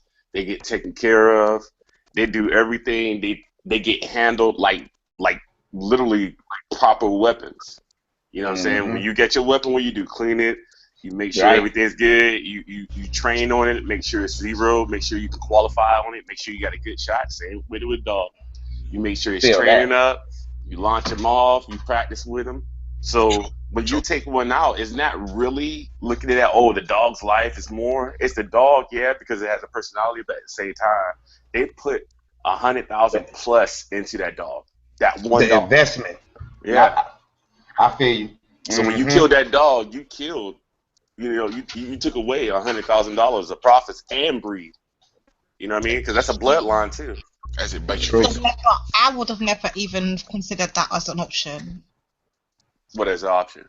Like as fact of like the money investment regarding like the money into the dogs, I would have never crossed my mind. That would have never crossed my mind. Yeah, it works for the U.S. Army. It works for the police. Yeah, that's exactly what it is. It bites your face. You kill one of all dogs, see what happens. You're not living to tell about it. You're not gonna be able to. Damn. But you know what though? Let me take a brief moment to give a shout out to them motherfucking veterans though. Why? Harvey was explaining, because this dude informed a veteran too that was served and shit. He said when they got specific orders before they went in a certain zone to do their patrols, they could see guns. Motherfucker, that don't mean you supposed to shoot. So I'm saying, damn. So they would literally have to use the gun, you know what I mean, in order for y'all to fire. You know what I mean? They can't just see some shit and, gun, shoom, boom. No. I said that take true courage, diligence, discipline, and restraint while putting your life at complete motherfucking risk, G. Shout out to that, my nigga, because the police don't do that shit. I understand why. But I'm saying it's even more kudos, a fucking billionfold, for the veterans that stood by that order and really looked at the situation and could make them microsecond decisions. I'm talking about probably about 5,000 decisions in a microsecond, whether to engage or not engage and be in the right. I salute that, G. Because you can't be no scary bitch-ass motherfucker. You know what I'm saying? You got to be a courageous, smart, intelligent motherfucker. Check this out, Mitty. Check this out, Mitty. Let me ask you a question. So, you just said how accurate and all the decisions that we have to make, and even though we see guns, we have to restrain ourselves. You know what I mean? So, with all that being said, that takes training, takes a lot of training, intense training, the whole 9. If cops got the same training that we did to make those decisions, the civilians would be furious. Tell me I'm wrong. Woo! You ain't never lied. You ain't never lied. Because the first thing they're going to say is, oh, now cops getting trained like military personnel, but they're making their own militia now, end of the world. And they're like, no, actually, we're just trying to be better at, situation, intense situations. Nah, that's bullshit. Right. And what's funny, Levi, he was suggesting that because Harv he was saying, dude, we need at least a National Guard in Chicago. Trust, it'll be a lot better than the police, and they gonna get that shit clear. You know what I mean? Man, because the National Guard can relate to them, because this is the thing that people don't understand when you talk about the National Guard. National Guard are citizens of that state. You know what I mean? So majority of the time, most likely, you're going to have somebody from that city, somebody from that area, that can relate to them. You know what I mean? So it gets on a personal level. It's like, okay, we're going to South Side Chicago. The first thing the chain of command pretty much is asked all the time, hey, who's ever been there? And then people raise their hand. Who lives there? People raise their hand. And then they ask about the question. The reason why I know this is because when I went to my new duty station, the chain of command that I was going with never been to Afghanistan. They only been to Iraq. I was an E5 coming in, and we had a huge, big meeting with the new guys coming in, and they was asking, hey, we're letting y'all know we're going to Afghanistan here in about 8 months, blah, blah, blah, training, da, da, da, da. Before we go here, who's ever been to Afghanistan? I've been 3 times before this. So I raised my hand. It was like 3 other people. It was like, all right, y'all need to stop. Y'all need to stay in at the end of the meeting, and we're going to go and proceed with y'all. So we went to the meeting, stayed there. The 3 of us, Next thing you know, the whole chain of command from the colonel all the way down, just drilling us about terrain, people, culture, different dialects, you know, all the way across the board, you know. And we answered them because we knew it, you know. And that's what it's going to be if that ever happens. They're going to ask them about Chicago, you know, the people. Is it really that serious? The neighborhood, the layout, the whole shebang. So in theory, it will be a lot better, but in reality, the civilians are not gonna like it. Like, what the fuck? Because I understand, because there's certain people that use good things to do bad shit. You know what I mean? And there's that fine line. But I actually believe, I'm serious, man. I believe the military do a better job, and I know a lot of people are like, damn, I'm shocked media say that shit. No, because one thing about it, they going off the Constitution, G. They going off the U.S. They protecting that and they asses first and foremost. You know what I'm saying? And I just gotta salute that, because like I say, it does say foreign and domestic when you take that pledge. There it is. There it is, foreign and domestic. And granted, the founding fathers was on that bullshit with slavery, but other than that, that document is so. And what's crazy is when your shit, you know, when you appreciate shit when you ain't got it no more, bro. Yeah. It's fucked up that I appreciated the motherfucker when we basically ain't got it no more, bro. You know what I'm saying, bro? Yeah. That's a beautiful document, bro. People gonna appreciate it. People gonna appreciate Obama. Oh, you best believe. Because when Hillary or Trump get in that motherfucker, shit. I personally, like I said, I'm gonna enjoy it. That's just gonna be epic either way. It's gonna be a meltdown. Hell yeah, it's gonna be awesome. But yeah, because everybody thought that shit was gonna happen under goddamn Obama's regime, and I call it a regime for a reason. But let's just say presidency. But my birthday is the day after the elections. Yep. My birthday gift gonna be to myself. You better turn up before it turned out. Nah, it's gonna be that 45. Hell yeah. Hell yeah. Because when it happens, it's not going to happen right off bat. It's not going to happen like the next day, like everybody always thinks. It's going to happen like, if it happens, it's going to happen within the initial year, second year, at most. They're not going to wait that long. Fuck a term. Yeah, I'm gonna get me a couple boxes of ammo. Be out there shooting. Practice. You make sure you have over 300 rounds. Yeah, and I'm also thinking about getting one of those AR-1500s. Make sure you have over 300 rounds at all times, even for practicing. Yep. I say that to everybody.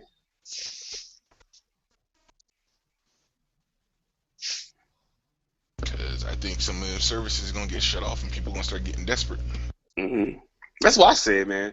You know, when people, we got all these people up here and they talk about, like Mitty was talking about how people got 1600 and they spending on some red bottoms instead of getting a generator. Spend your money on that red bottom. Spend your money on that food. Spend your money on all that shit. Like, I want you to. I want you to. Because when it happens, when shit goes down, this nice guy that's like, oh, we should do this, we should get together, ain't gonna be that nice guy. I'm gonna be killing motherfuckers to get what they got. I'm gonna be that guy. Because you let it happen. That's it.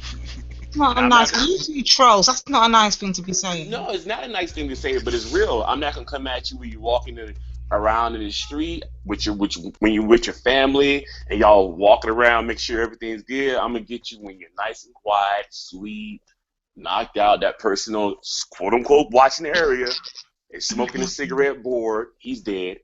Keep on going. And if you know it's somebody like I hate to say his name, but Pete Fletch. You know you're gonna hear him before you see him. The way he breathe, you know. No. I'm not even saying that, you know, for a joke, because he had a storm come up, and he said that he was watching the generators, you know, make sure nobody fuck with him and all that good stuff. If he was watching the generators and I'm lurking around, that's a sad day, because he just gave me all those weapons and a generator. I have a place. I have a place for a couple weeks. Hell yeah. That's terrible. Actually, I'm glad Levi's back, because earlier we wanted to ask a question and we wanted it to be answered by someone who has been in the military or whatever it is that you've been in. I was in the military. Is it military? Okay, I wasn't too sure. But the question was, what was the question? The question was, do people, once they come out, what kind of counselling and stuff do they receive in America? Like, once you get out, do you receive any form of help, counselling? You get all that before you get out. It's not once you get out. You get all that before. But hold on, wouldn't it make sense for it to be given after you've come out, because you've already been traumatized by that? No. Okay, so I'm gonna ask you a question. I'm bringing it out to your level. Okay. Right. When you get out your job, because I'm pretty sure you got a pretty good career, even though nobody knows what it is. But no, I'm just saying. You're taking the piss. I'm just saying. Shots No, fired. I'm not at all. All right. Okay. When somebody put their 2 weeks notice in, or somebody move, and when they have time, or they're about to retire, or anything like that, they let their chain of command know, where your bosses know, hey, I'm putting my 2 week notice in, or I'm about to retire, right? During that time, that person, what does he do? He get all his shit in line, everything in order. If he's moving to another job, he's gonna make sure he's in the right location, make sure he has everything he needs, make sure he has money saved up, the whole nine, right? When you retire, it's the same way. Okay, so with the military, it's the same way, but like the military likes to do, 10 times more. Okay, so when we're about to get out, whether you good, bad, ugly, whatever, they have classes that you do. All right, it's called ACAT. All right, what they do in those classes is they teach you how to do a resume. They give you job listings that you can go for. They give you websites that you can go for, and they give you colleges that will take your military experiences and switch them over. Along with that, they also do the VA personnel come in and talk to the guys and say, hey, if you ever have situations and this, that, and other, here's the people to talk to, here's the port of contacts. If you're not staying in this area, here's a website that has them on all the states that you're going to go to, because there are VAs in every fucking state. All right? They do all that, and that's like right there, that whole class that we go through is 2 weeks plus. Okay? So by the time you get out, you have the tools you need just in case something goes wrong. The reason why they don't follow it up is because when you leave there, in that way, until you pick up on one of those places where you need help, they think you're good and you don't need their assistance, because you are literally signing saying, yeah, everything, I went through ACAT, I understand it, I'm good, and that's now it makes sense. Because what it was, we was trying to I was trying to figure out, how is it you've got these wounded, mentally wounded, psychologically wounded ex-vets are now policing the streets, but yet they have not been treated for whatever. It's their choice. It's their choice. That makes sense. That's like the person who gets everything. He actually went up there, just like the person who actually went up there and got the treatment and has access and has an ID. But it's up to him to take the meds or not. And a lot of them don't. Instead of taking meds, they start doing fucked up drugs. You know what I'm saying? Even though they don't have to pay for the meds, they start doing fucked up drugs. And then you have other assholes that do those fucked up drugs, and then they realize they can get money because of the injuries they got while they were in there. Somebody pushes them up, and then they see the meds they get, and then they sell the meds off so they can support their crack habit or their fucking addiction. That's like fact. You know what I mean? So yeah, everybody, even the people that you know how when somebody actually says, hey, he has PTSD, he might have, or he actually got diagnosed. This is a mental condition that he actually got diagnosed with. He had to do that in the military or in a VA hospital. Right. If he was military associated. So yeah, it's up to that person. The military pushes you out the right way. The individual that takes on these police roles and is acting fucking crazy, is their fault really then? It's not down to the government or whatever. No, it's on them. They're grown ass men. Just like, the guy Army reservist who killed the initial cops, and they blew him up. Right. He had an honorable discharge. He was deployed to Afghanistan for like 7 months, 9 to 7 months. He had honorable discharge when he got out. He had no records. He had nothing. Okay?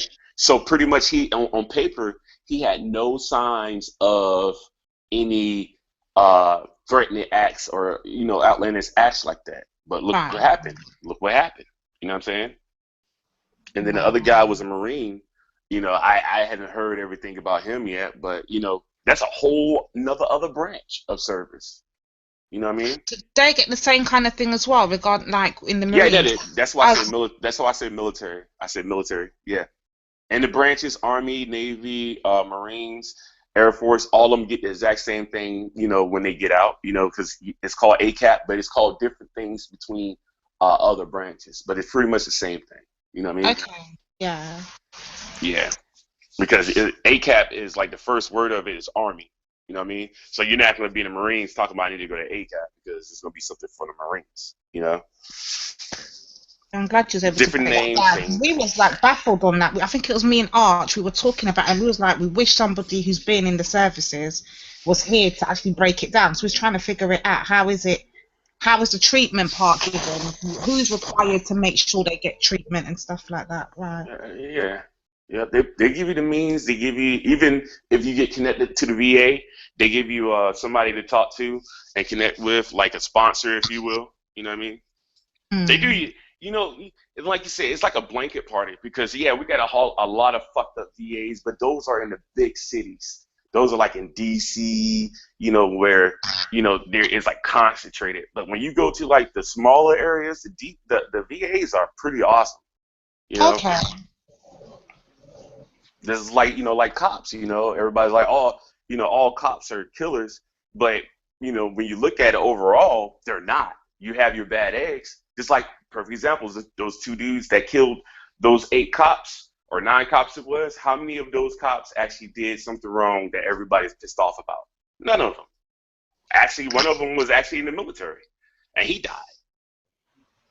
So he defended your country. He defended his country overseas and offshores. And then he got out and he was like, you know what? I don't protect the citizens the way I can now. And he got shot for that. And he was a cop. You know what I'm saying? I don't know, because I was listening to some videos and I can't remember whose video it was, but I was watching a video and they was basically saying that they don't have no sympathy for none of them because basically once you give your life to these services, you've basically saying to them you're prepared to die for this service. But yes, you're absolutely right. That's why I'm laughing. No, I never said that. I never said that. It's like I was watching a video and I was trying to think, okay, well, V-Dub said it earlier. V-Dub said it earlier, and I agree with him when he said once when you put a pistol in your hip and go out there in uniform, then you're game. That's it. Once when you have a pistol in your hip, you're game. You're not innocent anymore. You know how to use that weapon. You can effectively fire that weapon. And when you shoot that weapon, your main purpose is to eliminate that target. In layman terms, kill that motherfucker. That's it. So when somebody come at you, the wrong way because he feels the same way you felt, then I'm sorry. You knew what you was doing. Just like I'm sorry when the guy gets shot 3 times and died, and the other cop got shot in a bulletproof vest, but he didn't die. I don't feel sorry for the cop. I don't feel sorry for the guy because if the guy knew anything, they knew the cop had a bulletproof vest on in the first place, so he shot him in the head. You know what I mean? Teach. Like comes with lack of experience when. Damn. Levi just seems to be laughing his way through this whole shit. He doesn't give a fuck yet. No, it's funny. It's funny because the same. UK. The same shit that's been going on in Europe and everything over there, from the bombings in the cafes all the way across the world, is now just touching the United States, and everybody's like, "Oh my God!" When this has been happening for years in every other country, almost every other country besides Canada. But who gives a fuck about Canada? You know what I mean? It's just one of those things. Facts. And UKDQ. Now, I don't know if you noticed this, but we know a lot of veterans on this social media. Just sit back and think. You don't got to call out no names, but they already know who veterans and who ain't. Right. So imagine the shit they done seen. This explains the comment sections and the mad comments, right? Like, for instance, I fuck around, come up on a $42 an hour welding job, but this is my first job, right? But I get a couple burns. But I'm going to holler and bitch and complain to the old timers that's about to retire in 6 months. How much sympathy do you think I'm about to get from these old timers? They like, motherfucker, that ain't shit. Motherfucker, that come with the territory. Right. You feel me? So they done seen some shit. You know what I'm saying? Their mind must be all the way fucked up, because I could only imagine what the shit. My mind is not fucked up. I'm having delightful conversations. You are mentally ill. Hold on, UK. Not really fucked up, but just desensitized to some shit. Not even that, Mitty. I'm awake. That's the there thing. It is. I'm conscious now. I'm conscious on levels that people don't get that experience that.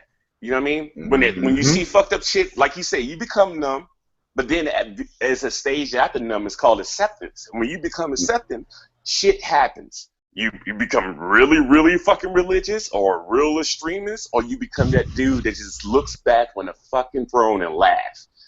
I'm not on the throne, but I am laughing. Feel that. Well, we hear that. We hear that. That's wow. Feel that.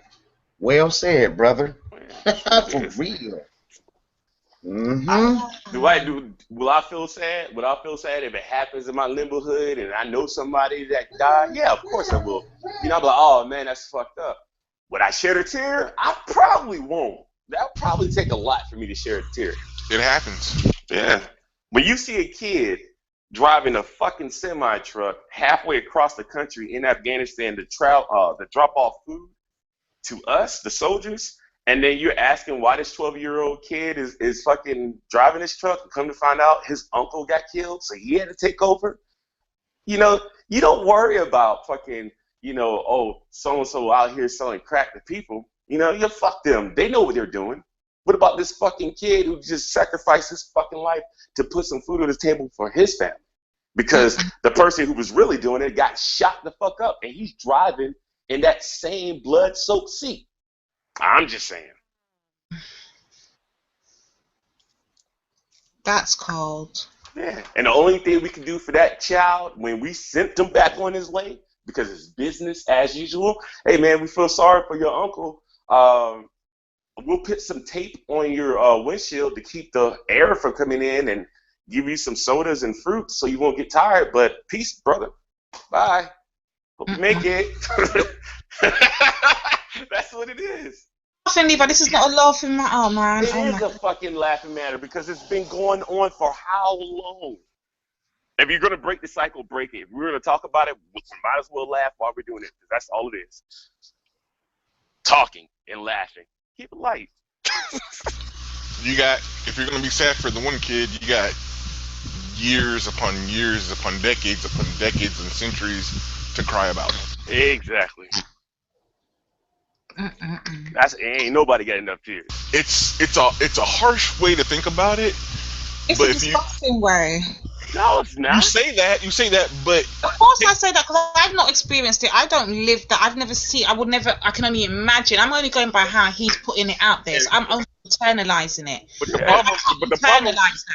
the problem is we come from a first world society, and we don't want to hear the truth as it is. We want it sugarcoated.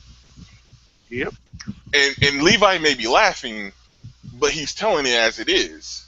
Yeah, UK, you don't think the first time when I got in my first fucking incident, I wasn't shaking up like, damn, that's fucked up?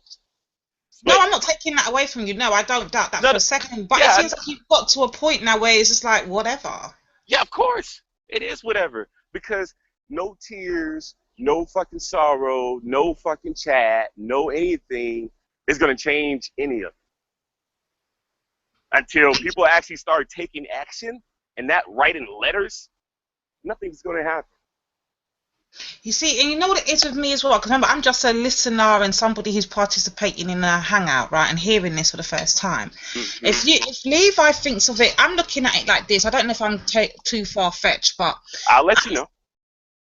I'm seeing it as though if Levi feels this way and he's been in the military and he's just got to the point, well, it's just what it is, and you know, it's just how the world works. How do you think them officers feel after they shoot down a black man? They're just like, oh well. Well, you can't think of it on that level too, because you said Levi, right? That's one person in the military. My sister has a completely different opinion about the military than I do because of her experience. You have a lot of people that don't feel like I do, even that been downrange because of their experience. And you also have the ones that feel way more intensely than what I do. You know what I'm saying?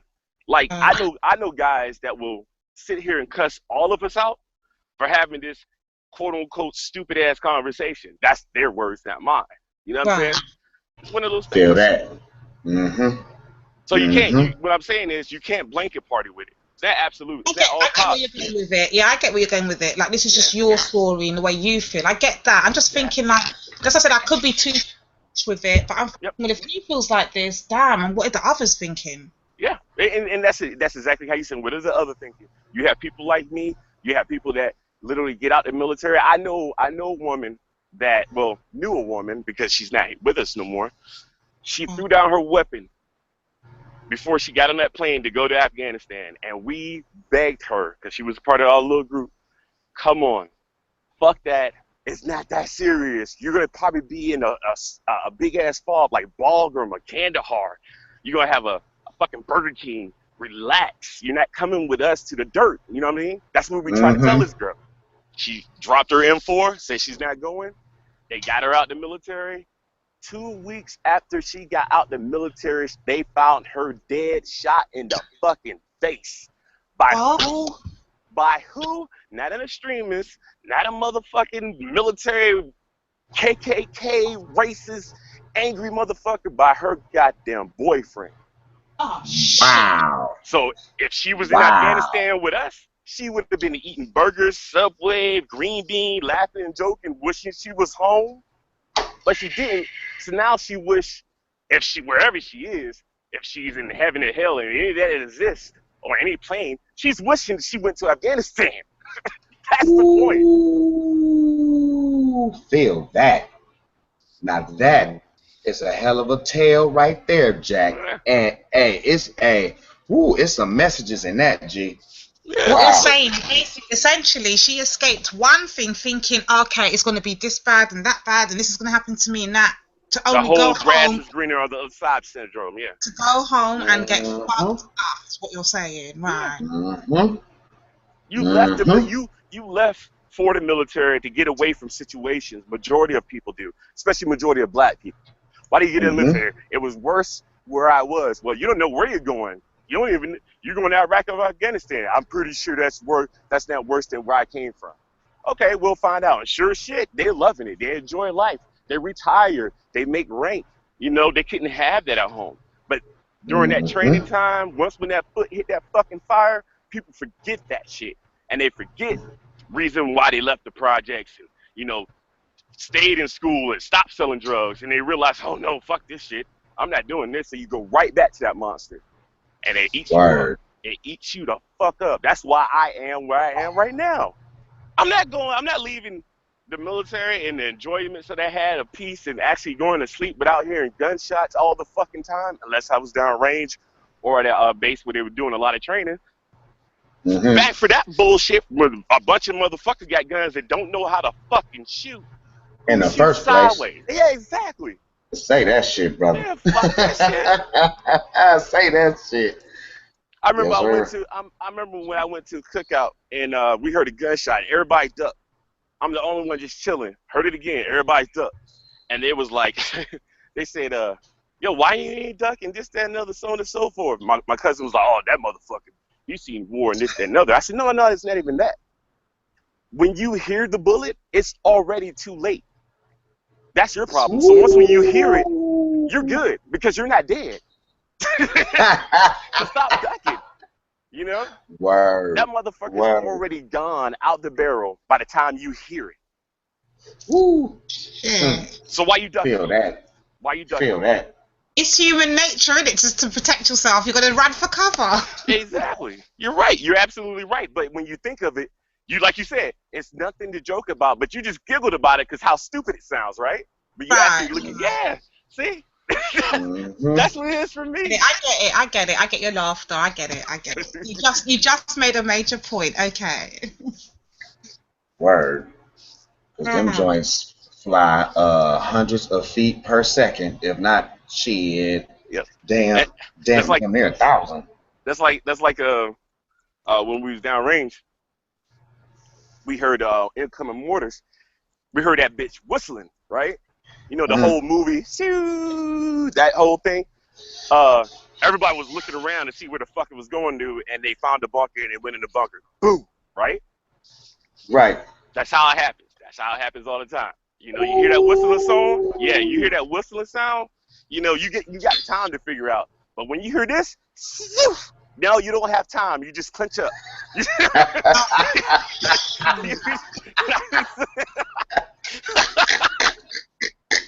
Hell yeah. Feel that. Feel that. So real, man.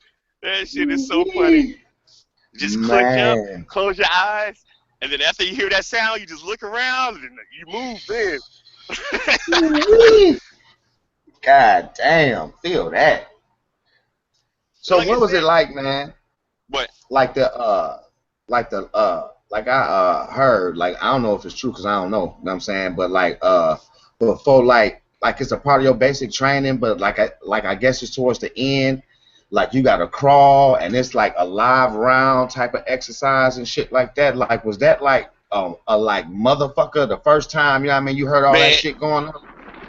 Yeah, of course it is. Of course it is. The first time you shoot a weapon, first time you hold a grenade, the first time you have some type of fucking significant power in your hand, you're nervous, scared as shit. Okay? So yeah, of course. But once when you start, you know, chucking those goddamn grenades and shooting that goddamn weapon, you're good. But with the whole, I think you're talking about the live fire, is when you're low crawling through the mud, through the mud, and they're shooting over your head.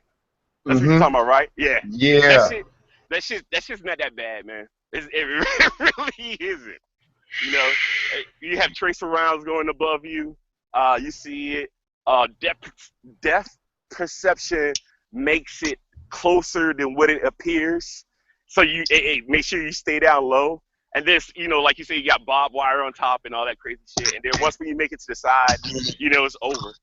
So, yeah. Yeah.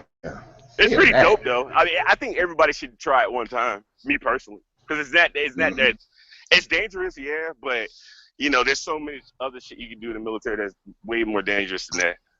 Hell yeah. I know that's right. And then the fun part about it is, the only time I got to experience a intense firefight at that level was where? In training. You know what I mean? Yeah, because when I went to Afghanistan, there was none of those fucking high firefights like they had. In Afghanistan, they do distance shooting with mortars and rockets and cordless rounds and all that shit. In Iraq, it's more urbanized. That's when you got the corner firefights and shit. I wanted to go to Iraq for a change of pace, and people laughed at me until they realized it was my 4th deployment to Afghanistan for altogether 4.5 years. I spent a college. Right. I spent in Afghanistan where most people spend in college. That's what it is, man. And you can't do nothing but laugh about it. You know, I got my degree, but not in the same one y'all got. You know what I mean? Right. I think it's just traumatizing for me because I remember when that whole thing kicked off with, what's that country again? Shit. And I was watching, I think a video popped up on Worldstar Hip Hop, and I'm seeing kids' heads blown into pieces. I'm like, what the? I'm only seeing this on Syria? Yeah. Yeah, Syria, that's it. We saw kids' heads blown up, brains matter. I was like, what the fuck? It's always sad when kids get it. Unless, this is what I'm saying. unless Like, they deserve it. Don't laugh. Like, this is. No, did you hear what I said? No. I'm just saying, like, that's why I was more like, why are you laughing? Because I was had more that image in my head when I'm thinking of the shit you might have seen. Yeah, and that's why I said not a lot of. I said it's sad to see when kids get it unless they deserve it. Because I'll shoot a kid in a heartbeat. What do you mean? I will shoot a kid in a heartbeat. I will bust a fucking kid's head like a grape. Yes. Levi's not well. What do you mean? Hold on, No, break I'm that not. down. Why would you do that? Let me ask you a question. If a kid, a little 7-year-old kid, comes to you with a fucking AK-47 coming at you, shooting at you, are you gonna say, "Hey, put that gun down. You don't know any better," or are you gonna fucking blow his head off? If you had a weapon, what would you do? But I'm not. My chance of seeing a kid with a handgun like that is very slim to none. Exactly, but when you go overseas, like in Afghanistan and Iraq, it is the norm. To see a little kid walking with an AK-47 with a rainbow strap is like every day. And sometimes those kids. Hold on. Sometimes those kids get stupid and they start pointing weapons at the guards. But it's an AK-47. So what do you think that guard's gonna do? Gonna buck him. Majority of them move back because it's a little kid. He's probably playing. But the other ones, they don't move back. They peck the shit out of him because cameras see it all, and that's all you hear is look at the camera. He was pointing a gun at me. What do you want me to do? You could have moved this. You could have did that. Do you train me to move back? No, you don't. You train me to fucking shoot. I eliminated the target. Sure enough, he had a fucking banana clip, AK-47 full of 7.62s, 7.76 rounds in there, ready to fucking chop somebody's head off. Once you're on the battlefield with a loaded gun. Yep. Once when you have that weapon on you and you're a threat, because you're not a threat because you have a weapon. You're a threat because you're engaging with that weapon. UK is over there like in awe right now. UK needs to go to a gun range. That's why I can't mentally like. You can't see yourself. You can't see yourself killing a kid, right? I'm a mother. Remember, I'm a female. I'm a mother. I'm a dad. Yeah, you're a mother. Just think about if somebody. So do you want to see your kid again? But I don't know. I don't know. I got to take this in slowly. I got to take it in small doses. It's too much. And that's why you're in the path you are, and the military was never right for you, and it's not right for everybody, because that mindset you don't have time for. You know what I mean? I gotta take this slowly. Bam. Well, you're dead. You know what I mean? There's no time to think about it. You have to make a decision and stand by your decision. Confidence all the time. Damn. Hell yeah. My boy, personally, my boy Sarin Bales, he killed 15 Afghanis. He snapped. That is, if you want to know the true definition of snapping, look up Sergeant Bales and read his story. And he is my friend till this day, and I still back up what he did. What did he do? Nope, I'm not saying it, because when I tell you what he said, you're not going to agree with what he did at all. All right, so you already know my reaction. Okay, that makes it. Yeah, that's why I want you to go read it. Okay. So you can have your own interpretation, and when you come back to me, you're going to be kind of, well, I'm reading it like, and I'm like, yep, that's exactly what happened. Now, UKDQ, can I ask you a question? Go ahead, sorry. Yeah. You talking about Vincent J.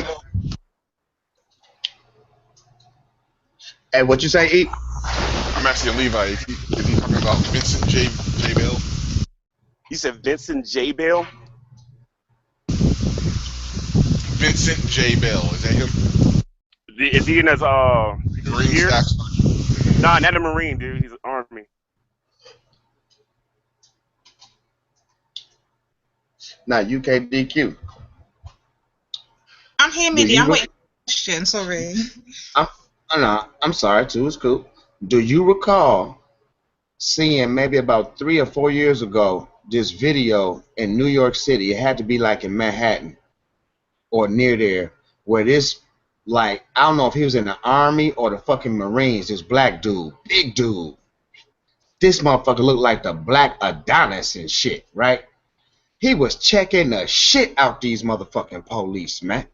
These police that was fucking it like a group of people and shit, and a black dude was telling them, dude, if you want to fight, motherfucker, y'all need to enlist and go fight y'all real enemies. These people ain't y'all enemies. Do like you recall seeing that video? I'm not sure. I probably have to have a little look to see if I remember it. It might trigger back. But I think I've seen something. He was a tall brother. He had a beard. He was bald headed. He had on his motherfucking fatigues and shit. Yeah, can y'all hear me? Yeah. Okay. Yep. Yeah, I seen it. Oh, Levi. Yeah, I don't know if you heard me on that, but yeah, it's Robert Bales. Robert, let me look him up. Yeah, I was about to say I don't know if y'all heard me. I kept on repeating it after Eric asked. But yeah, I saw that Mitty, that big dude. Now I was gonna ask her, in light of what's been happening with the police and black folks, and shit, fuck that shit, Americans, period, because the white boys been getting it too now. You know what I'm saying? And in light of what she just heard you explain, and I appreciate you for sharing, brother. Real rap, man. I appreciate that, brother. No problem. How does she feel about what the brother in New York did when he cussed out them police now? Imagining he seen some of the shit you seen, you know what I'm saying? And seeing how the police is doing motherfuckers now, that put a whole nother spin, or it gives deeper layers to why the brother snapped off. He wasn't just flexing on the police. You know what I mean? He was spitting real shit. Yeah. Right, I understand what you're saying, Mitty. Yeah. He was spitting some real. He said, and listen, go fight our real enemies, motherfucker. If you want to hurt some goddamn body, shit, these people ain't your enemy. And he was absolutely right. He was absolutely right. Like my man say, a 7-year-old roll up on you with a full banana clip. What you gonna do? Around. Shit, it's that ugly. And I understand both sides of the motherfucking situation. Man, people responding to orders. Shit, the people at the top is doing this shit.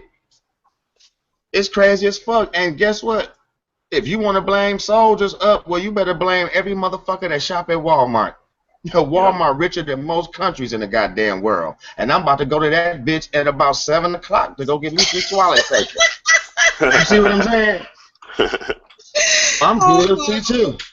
Everybody that fill up their damn gas tank is guilty than the motherfucker. If we was really not with the war, okay, motherfucker, stop filling up your tank. Yeah. Right. And shit, motherfucking America. We had a guy. This dude was a lame. He was in the service, but he'd never been deployed to Afghanistan or anything like that, right? And he's been in for like 13, 14 years. So a lot of guys, we were hanging out, and we were all combat vets. We usually stick together because there was so few of us over there. So he comes over there and was like, hey, when y'all went down range, what was it like and all that shit. So we gave him the little bullshit MO, and then he was like, man, I couldn't do that because y'all, Obama is giving y'all the orders to attack and this, that, and other, and so on and so forth, and you're stupid for making no decisions. So we looked at him, and we was like, hey, you got two choices, guy. Either you just walk away right now with your fucking tail between your legs, or we just beat the shit out of you and drag you to command for perjury. Just like that. Because Obama is our commander-in-chief. We take orders from him. When we see him, we salute him. So he's our boss. You can't talk about your boss because you're trying to start mutiny. When you start mutiny in the military, it's already chaos.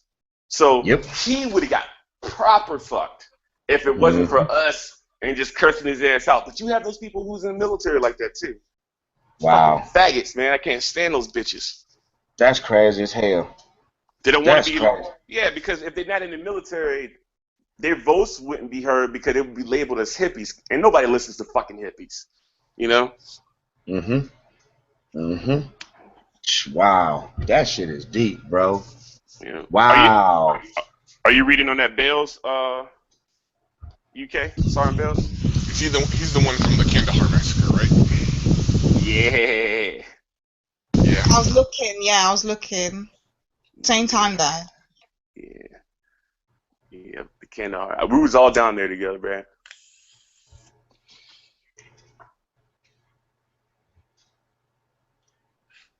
This great, shit man. is deep. The problem is, I don't feel like the whole story's given. Well, no, most likely it is. There's only one side to it that's probably not up there, and yeah, they said he got drunk and went out and killed him.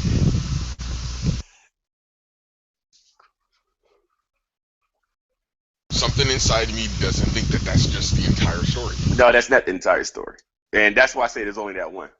I want to wait for DQ to finish it, so I can get her opinions before I decide that's probably not in that article.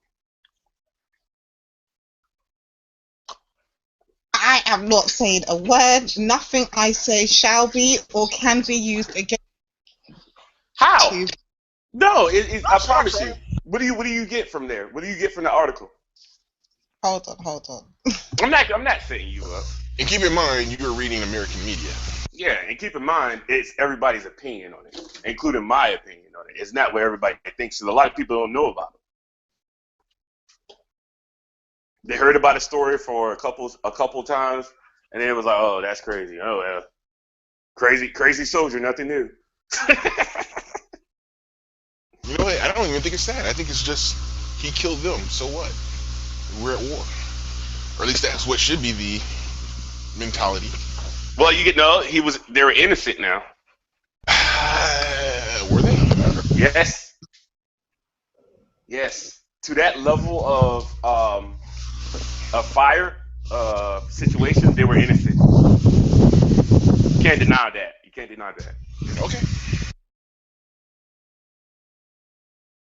Although with all the head wounds he had, I don't know if he should have been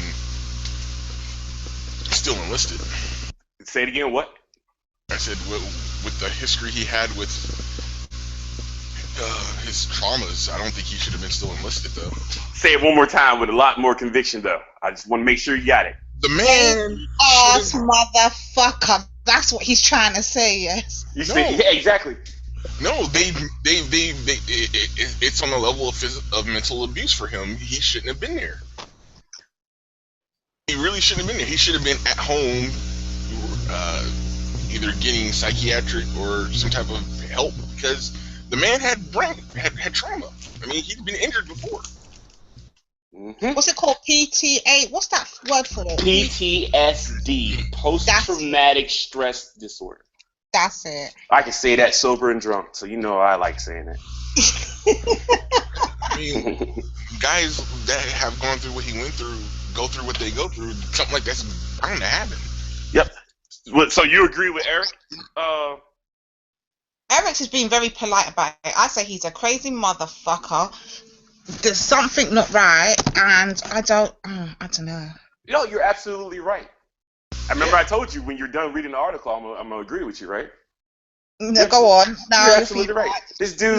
Now I don't know if they said this in the article or not, but that was his 5th fucking deployment. I was on my 4th when he was on his 5th. I was down there for 4.5 years. He was down there for 5 fucking plus years.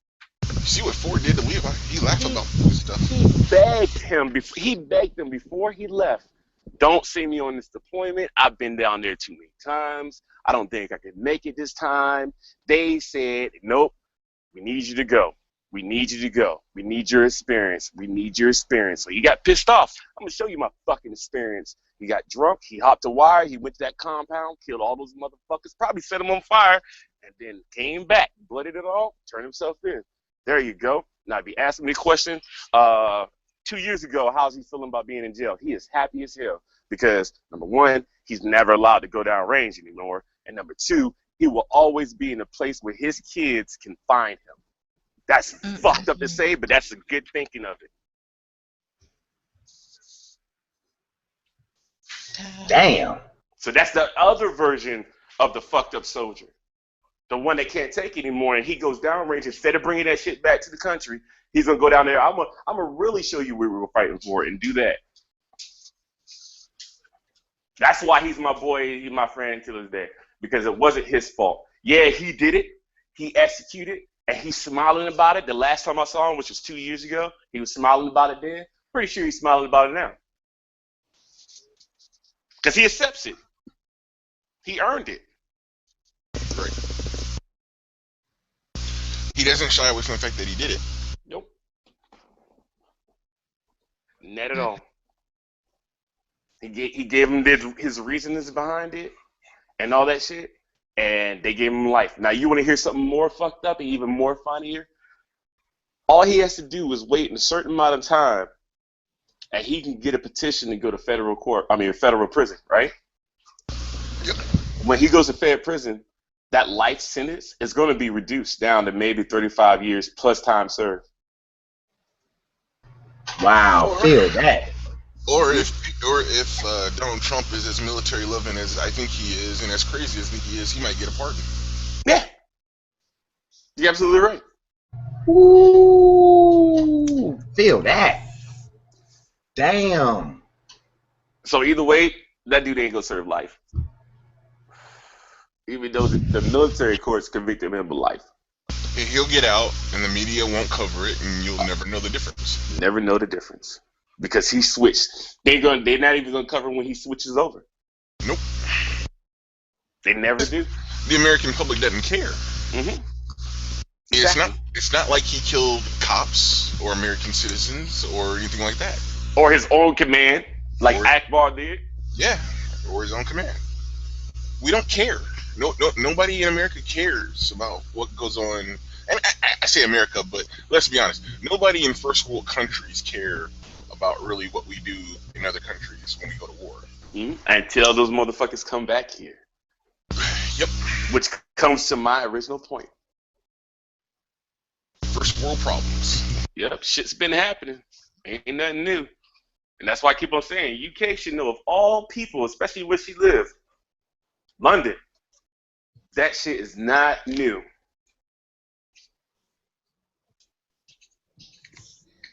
I don't know.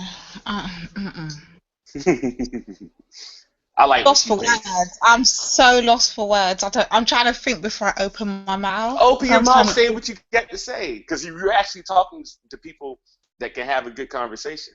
I'm just gonna say I'm a judge no matter what you say, so you know. Bro. But you don't have to say anything. That's cool. You know, it's not like roast you, gotcha. No, it's none of that shit. It's just a conversation. I get it. It's just hard because remember, I hear what you're saying, Levi, about good people don't care until in other countries. You do make that point, but it's not the case. I wouldn't say people don't care. I would say people like myself who have no clue what's going on in other countries until you speak to maybe a vet like you, ex-vet like you, or clippings on World Star hit. That's when we're like, oh shit, it's that. Mm-hmm. But at the end of the day, you walk away and you don't think about it again until the next time it happens. And that's where being in the first world comes from. We've sheltered ourselves because the stuff doesn't happen in our backyard. Especially in America, where we isolated from the rest of the world. Yeah. And let me say, like, everything I've been through, everything I've seen, all the friends I lost and all that shit, it would never leave me. But at the same time, like you said, it was so much. You know how we sat here and had this conversation, and I just pretty much rammed you with a bunch of information about other sides of the perspective and shit? That's how it was when I was down there. You know what I'm saying? So the way you're reacting right now is the same way I reacted, just on a larger level, because I was in there. You know what I mean? Right. But while I was scared on my first firefight, I had my NCOs reading fucking Black Ink magazine and fucking PlayStation Mags, looking for new games to come out while we were in a firefight. I'm like, what are we doing? He's like, you can't do nothing. There's a mortar attack. That's what the mortars do. When they come up, they're going to react to fire. So you just got to wait. Humans have a almost unnatural ability to adapt. And once you've been in a situation for so long and it's routine, it's like, well, whatever. Hell yeah. And at my last deployment, I'll never forget it because I actually had 2 female soldiers that just came to my fob, so they was under me, and same shit happened. We got hit, and we ran to the bunker, and it was one black female, one white female, and they were crying, and I just looked at them. I was like, "Y'all having fun yet? They're having fun. Are you serious, Sarge? I should relax, breathe." About 5 minutes, and about 5 minutes, we're gonna respond to fire, and then you get to see fireworks. So it's okay, just relax. The crying ain't gonna help you nothing. Just get it out your system. And sure enough, they were crying, and finally they got tired of crying. and then fucking they saw us. They heard a big boom. They was like, "What is that?" I said, "That's us. That's outgoing." So once when they started hitting on that mountain, we saw it. I was like, "Hey, come here. Did you see it right there?" So they leaned over. They didn't get out the bunker. I did it. They leaned over and they saw it. It was like, "What's that?" I said, "That's whoever we're killing right now." That's it. Hey, Levi, have you seen the videos of those bunker busters going into the mountain caves? Uh-huh. How it just blows all the air out? Hell yeah. I never saw that in person. I would love to see that in person. Yeah. From a distance, of course. A great distance, because it goes pretty far. Yep. The dopest thing I seen was when we dropped JDAMs on a mountain ridge. Like, it was so close, man. It was crazy. It was like, we were maybe like 5 miles away from the foot of the mountain. And they dropped JDAMs all on that ridge when we was getting attacked. Yeah, it was crazy as fuck. And then on one of our ones was badass. We got attacked from a wadi, and we couldn't get proper fire on them. So we had I think it was Apache. We had Apache in the air, and we asked him to come down, and he got them let that Gatling gun go, or that mini gun. Yeah. And that's all you heard. Yeah, my buddy who's on the rescue choppers, he was telling me about when they would fly over the desert, because of the way the military does their budgets, they had to actually just fire away on the minigun into the desert. Yep. Because they would reduce your amount that you would get if you didn't use anything. Mm-hmm. I was like, that's retarded. Once when you get out of clearance of your fob, at a certain distance, you fire into the water. You fire into the mountains. Yeah. Mm-hmm. I was like, wow. Yep, everybody do that. Hey, you know what had me tripping now, though, pimpins? Because the miniguns, you ain't never motherfucking lied. That motherfucker ain't no running. The fuck? Shit. You know what I mean? Well, that's the thing, Minnie. When I said my buddy was on the rescue, now listen to the word I'm saying, rescue chopper. The rescue chopper, what he is shooting is a minigun. God damn. This is not a combat chopper. This is a rescue chopper. Wow. Man, when I seen that infrared, now I don't know if this was a minigun, but have y'all seen the infrared video? I guess they was somewhere in Iraq, I think, at nighttime, and these two cats was trying to creep around these little like military vehicles, and my one dude was like, "All right, got him." Man, chunks of meat, because it was an infrared camera. Chunks of meat. Man, this dude was like dog food, man. Did you hear how it sounded? Oh, did it sound? If it sounded like a buzzer going off, that was a minigun. If it was like a buzzer, that was a minigun. Bro, that's how it sounds when rounds are going out the barrel, bro. Broski. And what's crazy is I'm empathizing, not with what motherfuckers doing, but put myself in their shoes. Like, okay, it's nighttime. I'm thinking they can't see me. Ain't no light shining, goddammit. I'm creeping around this motherfucker. No, they got night vision, motherfucker, and infrared. I'm like, oh shit. Yeah, when it on those commercials, when they say we own the night, they ain't lying. They ain't lying. Yeah, that's not a joke. We own the night. You know that. We play hide and go seek in our MVGs when we're downrange and shit. Minnie, Man. you want to see something real fun? Watch the C-130 videos. Yeah, Okay, the gunships. Okay, bet. The gunships. Yeah. Okay, bet. I jumped out of those, by the way. Yeah, those things are flying Fortresses. Pretty much. The Hercules. Yeah. But something that gave me pause, though, gentlemen. I'm for real. I'm like, now, God damn it. Now, I know y'all already know about this shit, but it's new to me. That motherfucking rail gun, broski.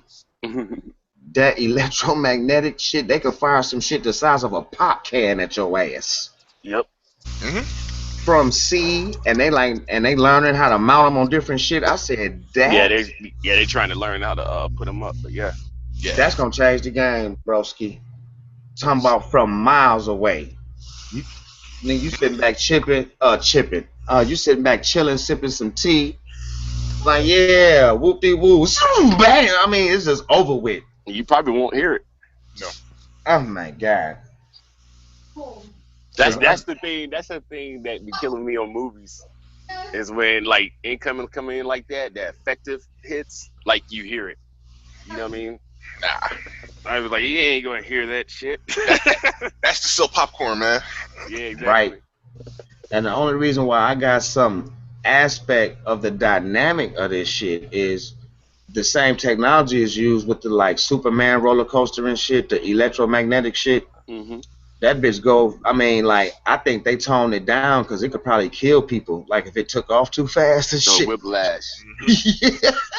Right, but it's like instant movement. Fuck a build up, it's gone. And I'm like, shit, that shit on a whole nother level, bro. It's like that X-Men movie, not the last one, Apocalypse, but the one before that, when Quicksilver had the back of Magneto head. So what are you doing? So make sure you don't get whiplash. It's like, what? He was like, whiplash. With Leezy, for sheezy. Hey, Mitty, have you ever seen the second G.I. Joe movie, the live action one? Yeah, I seen it. I haven't, brother. You know what I'm getting at, Levi? Yeah. Kinetic bombardment. If you think rail guns are cool, look up kinetic bombardment. Yes, sir. Basically, the principle is to use the Earth's gravity to launch a goddamn spike. Yes, a huge spike too. Wow. Some of my friends who like conspiracy theories believe there are actually satellites in orbit already that's got them. They could be. I wouldn't doubt it, but it's a scary thought. It's one of those things where movie magic takes over, and then the demonic minds release. That is just like, we can do this. Yeah, we can make this happen. Like the lightsaber. You see how they do the lightsaber now, right? Yeah. They have homemade lightsabers and shit. It's all infinitesimal. It's in infancy, but it's there. Yep.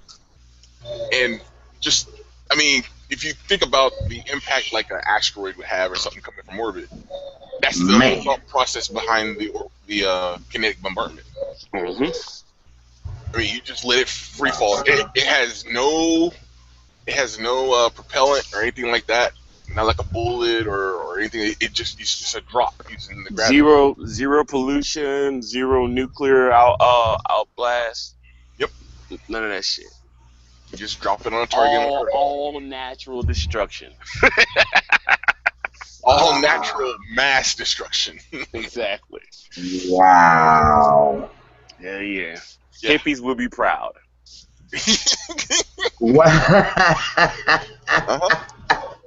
Yeah, I mean, hell no. It's clean and efficient, like for real. Like, if you have those, who needs nukes? Yeah, but Mitty, imagine having a map, right? All the windows on my window, my room's open, every window's open, window in the kitchen. Oh, I felt so nice to walk in. I just haven't visited the fridge. Mitty. I'll be right back, gentlemen. Hold on 1 second. Sure, everybody left. But yeah, I see it as imagine having an attack and putting in the map. It's going to be that direct hit right there, no problem, every time. Yeah. You do the calculations. That's what. I'm back. Sorry about that. I had to go make something to eat. I was hungry. Yeah, you was on. You had yourself off mute for a second. I didn't know. Yeah, my daughter was there. She's telling me about she's bloody baking, innit? Oh god. Yeah, you missed the mass destruction conversation. Yeah. What happened? Mass destruction. Oh shit! I'm glad I missed that. She's like, oh, I want to know. Nah, just tools of war. Tools of war. That's why I said, man. People in those militias and in the country, and they talk about, we stand up against the government and all that sort of stuff. I'm just like, unless the military back you, You ain't shit. you ain't doing nothing. That's why everybody should watch the Book of Eli and take notes from how you. No, good point. Good point. Good. I got Arch on the brain. I mean, Eric. But Arch was saying earlier, he was saying like, what was he saying? Something about military people teaching like black people how to, use weapons and shit like that. Do you think that's a good idea? Fuck no. Yeah, me and Levi had this conversation. No. No. Why? For many of reasons. Give me some. I want to know. I want to hear both perspectives. You want more police cop violence? Train people on how to use guns. Yeah. They'll shoot them at it. It comes with experience and training, not just training, and they'll use that shit. Right. That goes on so many other levels. So let's put it this way: you already have situations where people who are not militarily trained go into an altercation and try and break things up and calm it down, and at the same time, a cop has been called. When that cop comes in, guess who's the one that's going to get manhandled? Mm-hmm. The military guy? No, well, he's not military, but he's the one trying to instill peace. So, like, say there's a fight, and one of the people who's fighting doesn't want to stop, and you have to hold that dude down. Well, the cop comes on the scene. I give him a passing situation only because he doesn't know what's going on. But he sees you restraining somebody on the ground. Other dude's not fighting, so he thinks you're the one fighting the guy. And then he goes in and he gets you. Tase you. Yeah. Whatever. Yeah.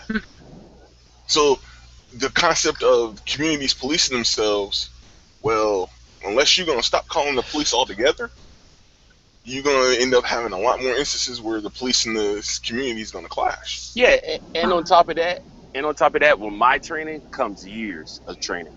Yeah. So people expect us or think it's a good idea for us to take our years of training and put it on the civilians like that. No, fucking do the training I did.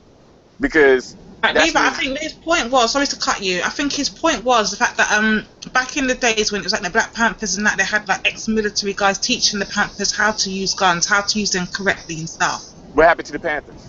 I don't know. So what has exactly more going down that line? Corruption from the inside. People got too big. People got too violent. The whole nine. The FBI infiltrated. I mean, it's just a whole bunch of stuff that broke them up. Yeah, all because they scaled up. Yeah. When you go against the established order, they come down on you.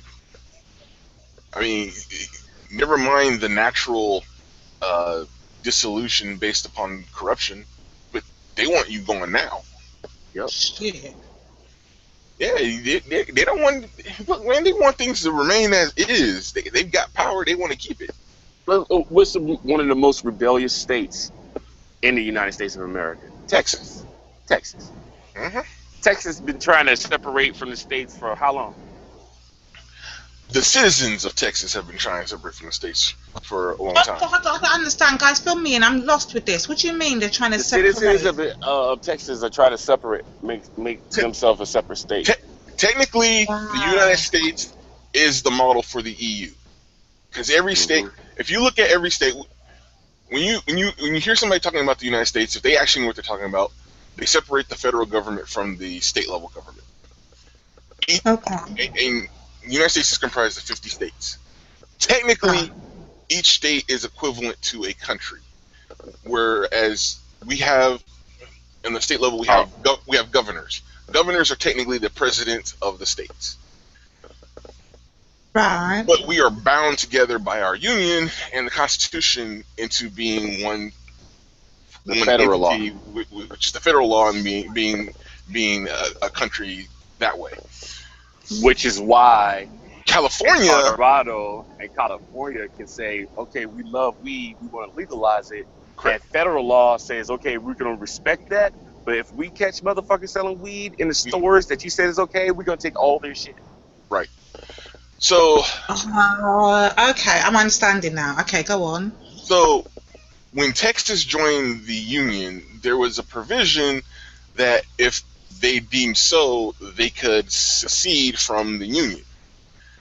And it's written, and it's there, but they are so interwound in the country now, and there have been so many amendments, it's about impossible for them to leave, even though it says they can.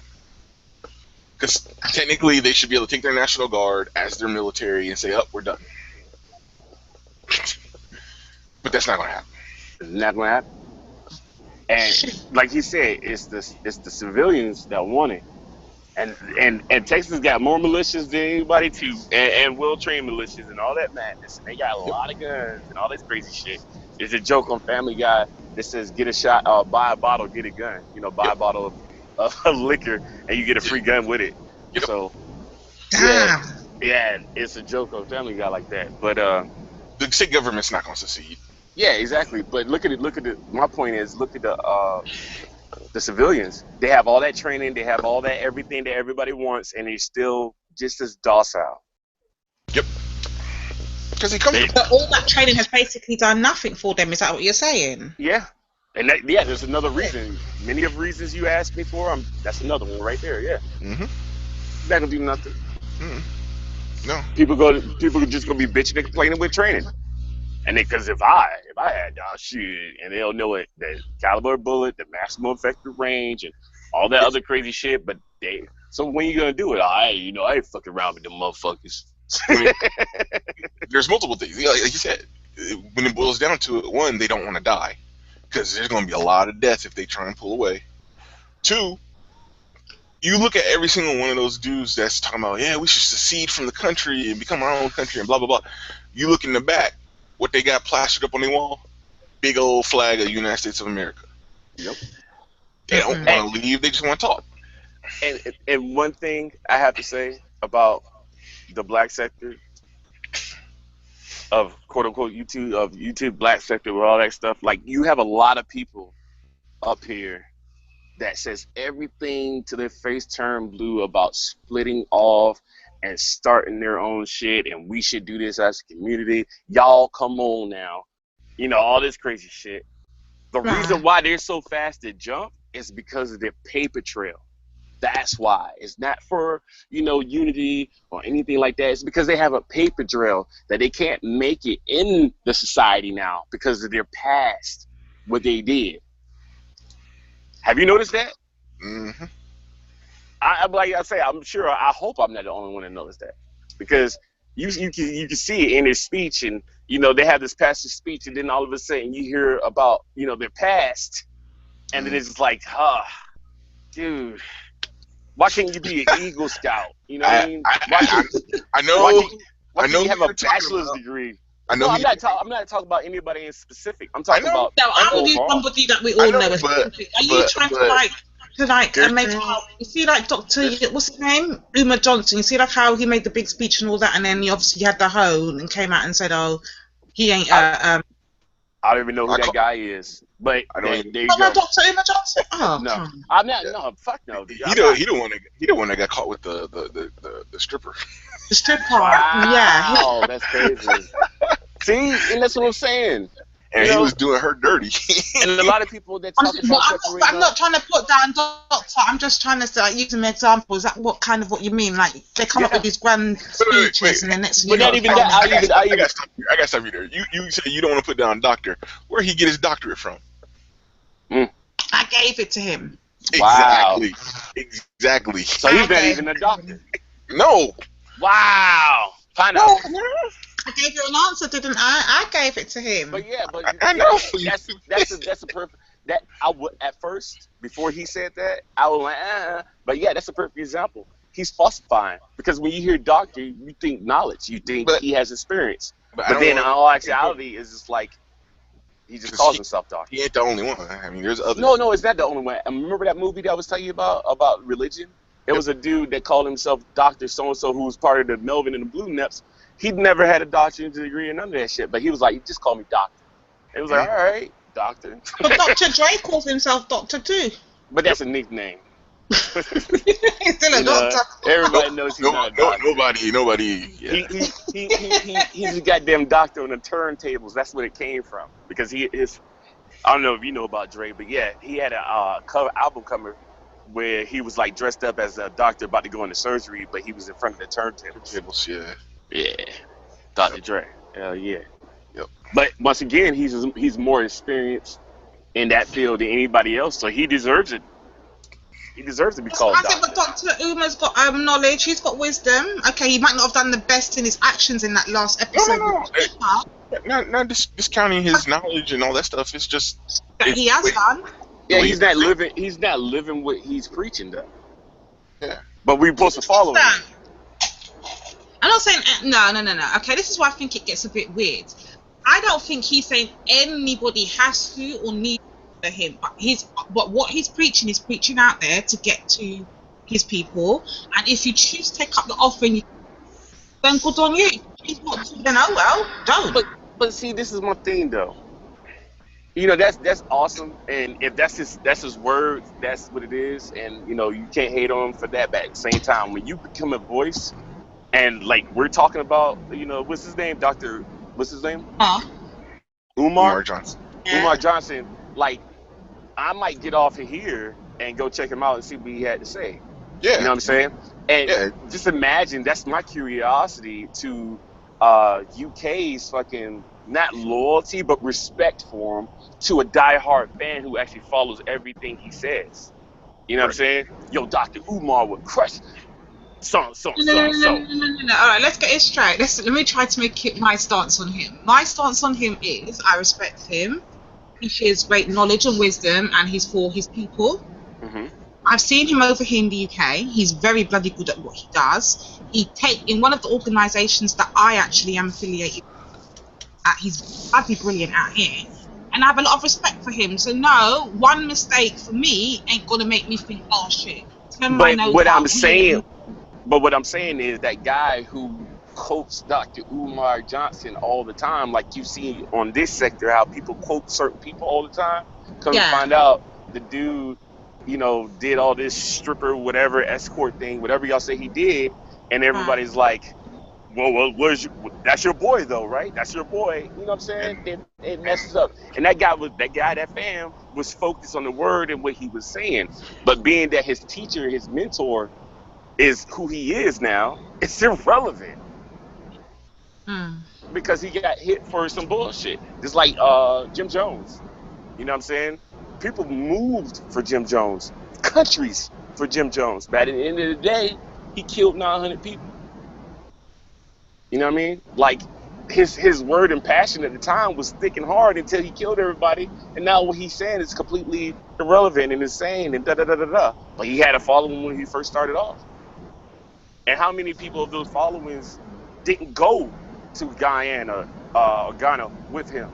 They couldn't go. They stayed there, but still loved him and respect him and did everything they could to support him. But now come to find out he was part of a mass murder. You know? What about Jim Jones now? Well, you know, yeah. It's the same relativity on that shit. Okay, so when are we going to stop saying, okay, we're going to find faults in people that we see are trying to do something for the community? That will never happen. Because people find faults on purpose. Because you have one person that wants to be where that other person is, and they say, how can I get there? I got to put them out the spot. So what are they going to do? They're going to expose that man. So that then says that we are destructive to our own kind. Of course. Yes. Yep. That's exactly what it is. Mm-hmm. And we are. And not even black on black. All the above. True. I'm just only referencing our kind because obviously that. Yeah, of course. But I just don't want to, people, whoever listening, saying that we're concentrated on like that theory goes for across multi-countries, multi-race, multi-anything you could think of. Even the conspiracy theories. It's the same shit. It's always going to be a constant, and that's why that's why we'll never, as a black community, unite, come together, and do whatever we're going to do. Just like those people when y'all was talking about earlier, going back to Africa. How many actually went back to Africa and stayed there? No, they was waiting for people to follow them because people are scared to do it on their own. But then you do have those people that actually go on their own back to Africa and live there. You never hear about them. You know why? Because they're happy. They have no reason to. They have no reason to put it on blast. Strange, because like over here, it's a big thing to marry an African man and go back to Africa with him. Whereas in America, you don't have this fucking divide. It's crazy. Mm-hmm. Oh, Africans stink. Da, da, da, da, da. All this crazy it's shit. Mad. Like, yeah, like it's always that shit. But we're ready to claim the motherland fast as fuck until we see an African, just chilling doing him. Like, what the hell is this dude? You know what I mean? It's crazy. That's what you're gonna get in. That's what you want to go back to. Do I want to go back to Africa? No.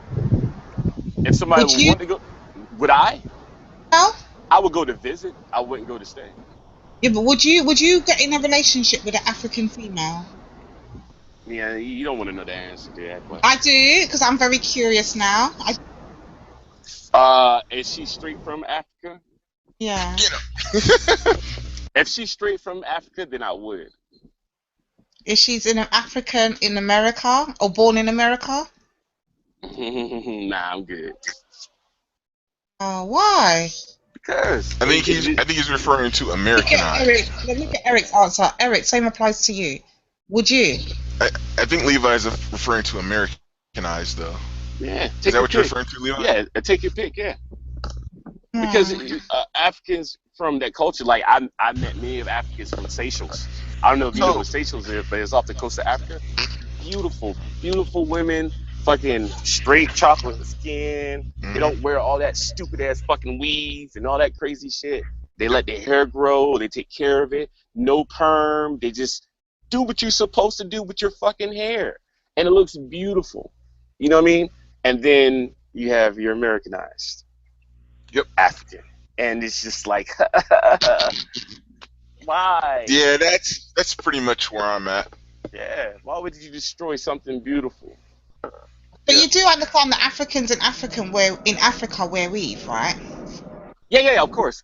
I'm not saying that because I'm not stupid. Just like I know there's white people in Africa, not just in South Africa. Just like I understand there's. No. I'm just saying that because you're saying that you would go out, you would marry or you would date a woman that's from Africa. You wouldn't necessarily go out to one here, but imagine if she's from Africa and she wears weave anyway.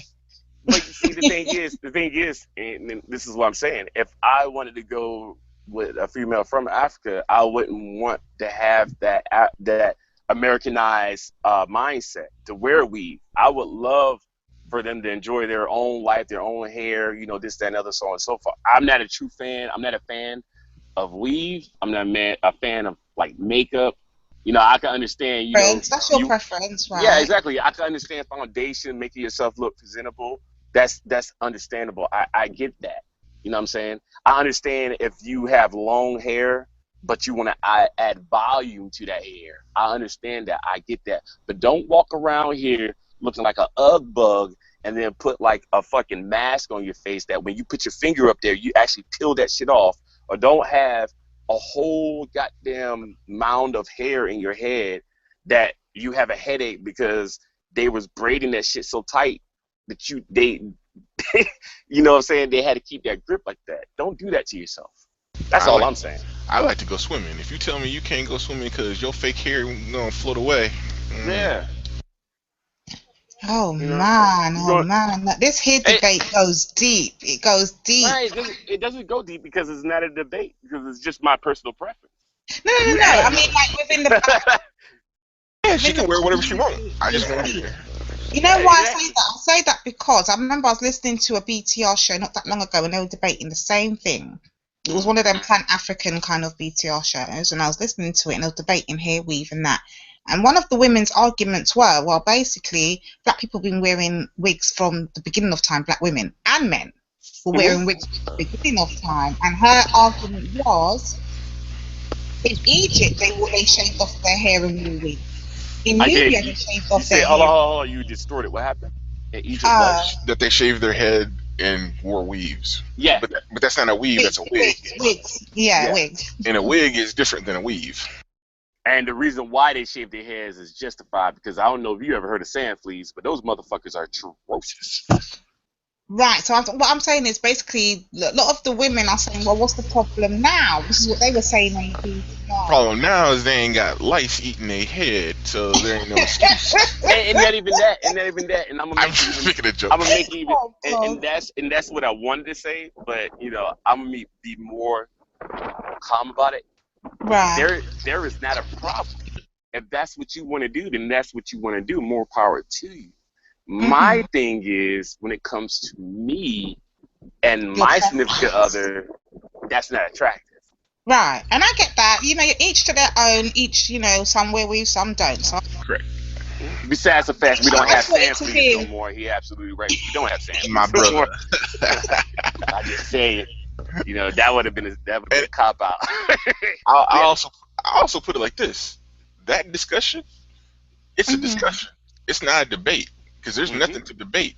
No, they were going ham. These programs, they go ham. But the problem is when you talk to some people and it's definitely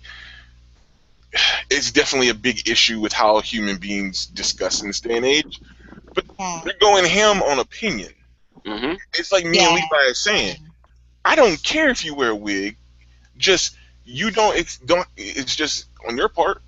You are doing what you want to do, so don't expect me to have to want to be with you because you made a decision.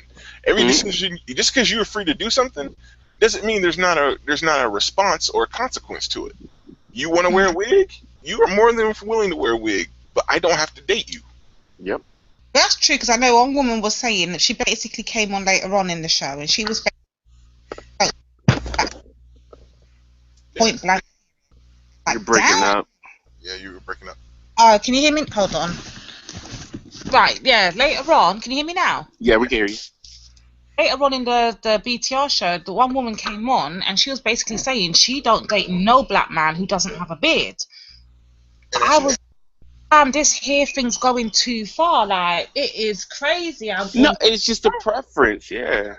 She's just one woman. Yeah, she just likes beards. Like, if I would be good because I have a full-grown beard. Yeah, but I would not. I like to be clean shaven. And on the flip side, like, I've seen girls that literally told me, "Oh my God, if you didn't have your beard," and I was like, "Oh my God, I do have my beard." So hey, it is what it is, Yeah. Right. My beard is awesome. That motherfucker, that's Samson right there. If it's a deal breaker, then it just wasn't meant to be. Yeah, and just because I don't like what you have on the top of your head doesn't mean you should take it off. Just because I wouldn't take off my beard, you know what I'm saying? You move on. But I'm not narrow-minded, because if I see a girl that's beautiful and I come to find out she have a wig on and come to find out she's a casting patient or something like that, that's understandable and acceptable.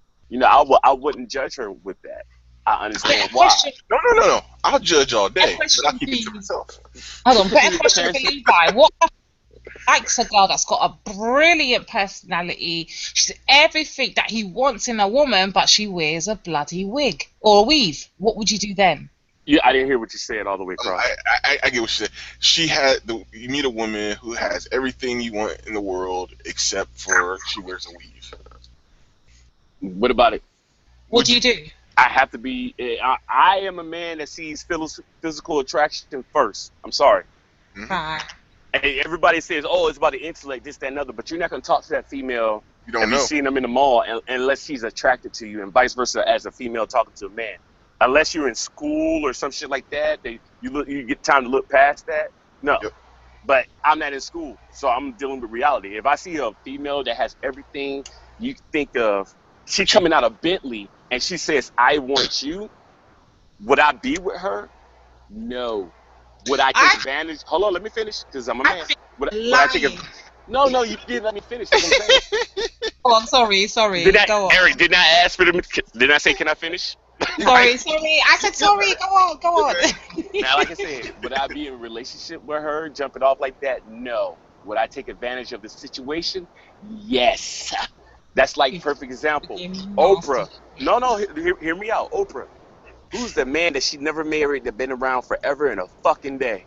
Yep. You don't know his name is Stedman. Yeah, I know that Stedman. But I thought they were married. Shame. No. Wow. Are you serious? I thought they were married. Are you serious? With that being said, do you think Stedman is all the way attracted to Oprah? Because he sees her with her makeup off and everything. Mm-hmm. The answer to that question is hell to the no. I've seen Oprah with her makeup off. Exactly. But do you see what that woman can do for you and to you? Hell yeah. And he playing the pocket. He's playing like, yo, I'm actually grabbing on your shit. I don't need nothing extra but you. Mm-hmm. That's why he's been there and stayed there so fucking long. So there's your answer. Would I marry her and go more? No, because I don't want to treat a woman like that, and I want to invest my emotions in her. But if it's just like a little fling type deal, and it's like it's fucking over, bitch. What? Yeah, okay. If I'm walking out of a Bentley to go to McDonald's, yeah, of course. You men are full of shit. No, that's not. I just gave you the most honest answer that any man would ever give you. That's not full of shit. That's I would honest. DQ. You peruse YouTube. You need to look up the Gold Digger series of YouTube videos about it's this white guy, and he looks like an average guy. He ain't nothing wrong with him. He approaches these chicks and he tries to talk to them. They don't want to have nothing to do with him. And then he have like a friend walk up and then he start displaying cash. Or one time he was like, he walked off and he was about to get into a Lamborghini. And then all of a sudden, it's like right there, split second, no hesitation, no meeting her on a second time or anything like that. She want to start talking to him then. Mm-hmm. Yeah. And then he break it down like, I ain't having nothing to do with you, Gold Digger. Peace. Yep. The impression I got from Levi is he's so fucking superficial, yet he can't see anything. No, because it's reality check, and that's the good part. Because I had that happen to me. I went to when I was in Italy, we went to a strip club, right? It's called Blue. Fucking awesome, right? It's a pretty good atmosphere. It's chill. It's not like the strip clubs in the States. All right. So with that being said, fucking we go in there, we chill and have a good time, and I see this African female. She looks good, and she did have weave in, but it's a fucking strip club, whatever. You're supposed to look your GQ at all times. Hopefully you take that shit out afterwards, but you're supposed to. So I tried to get a dance from her.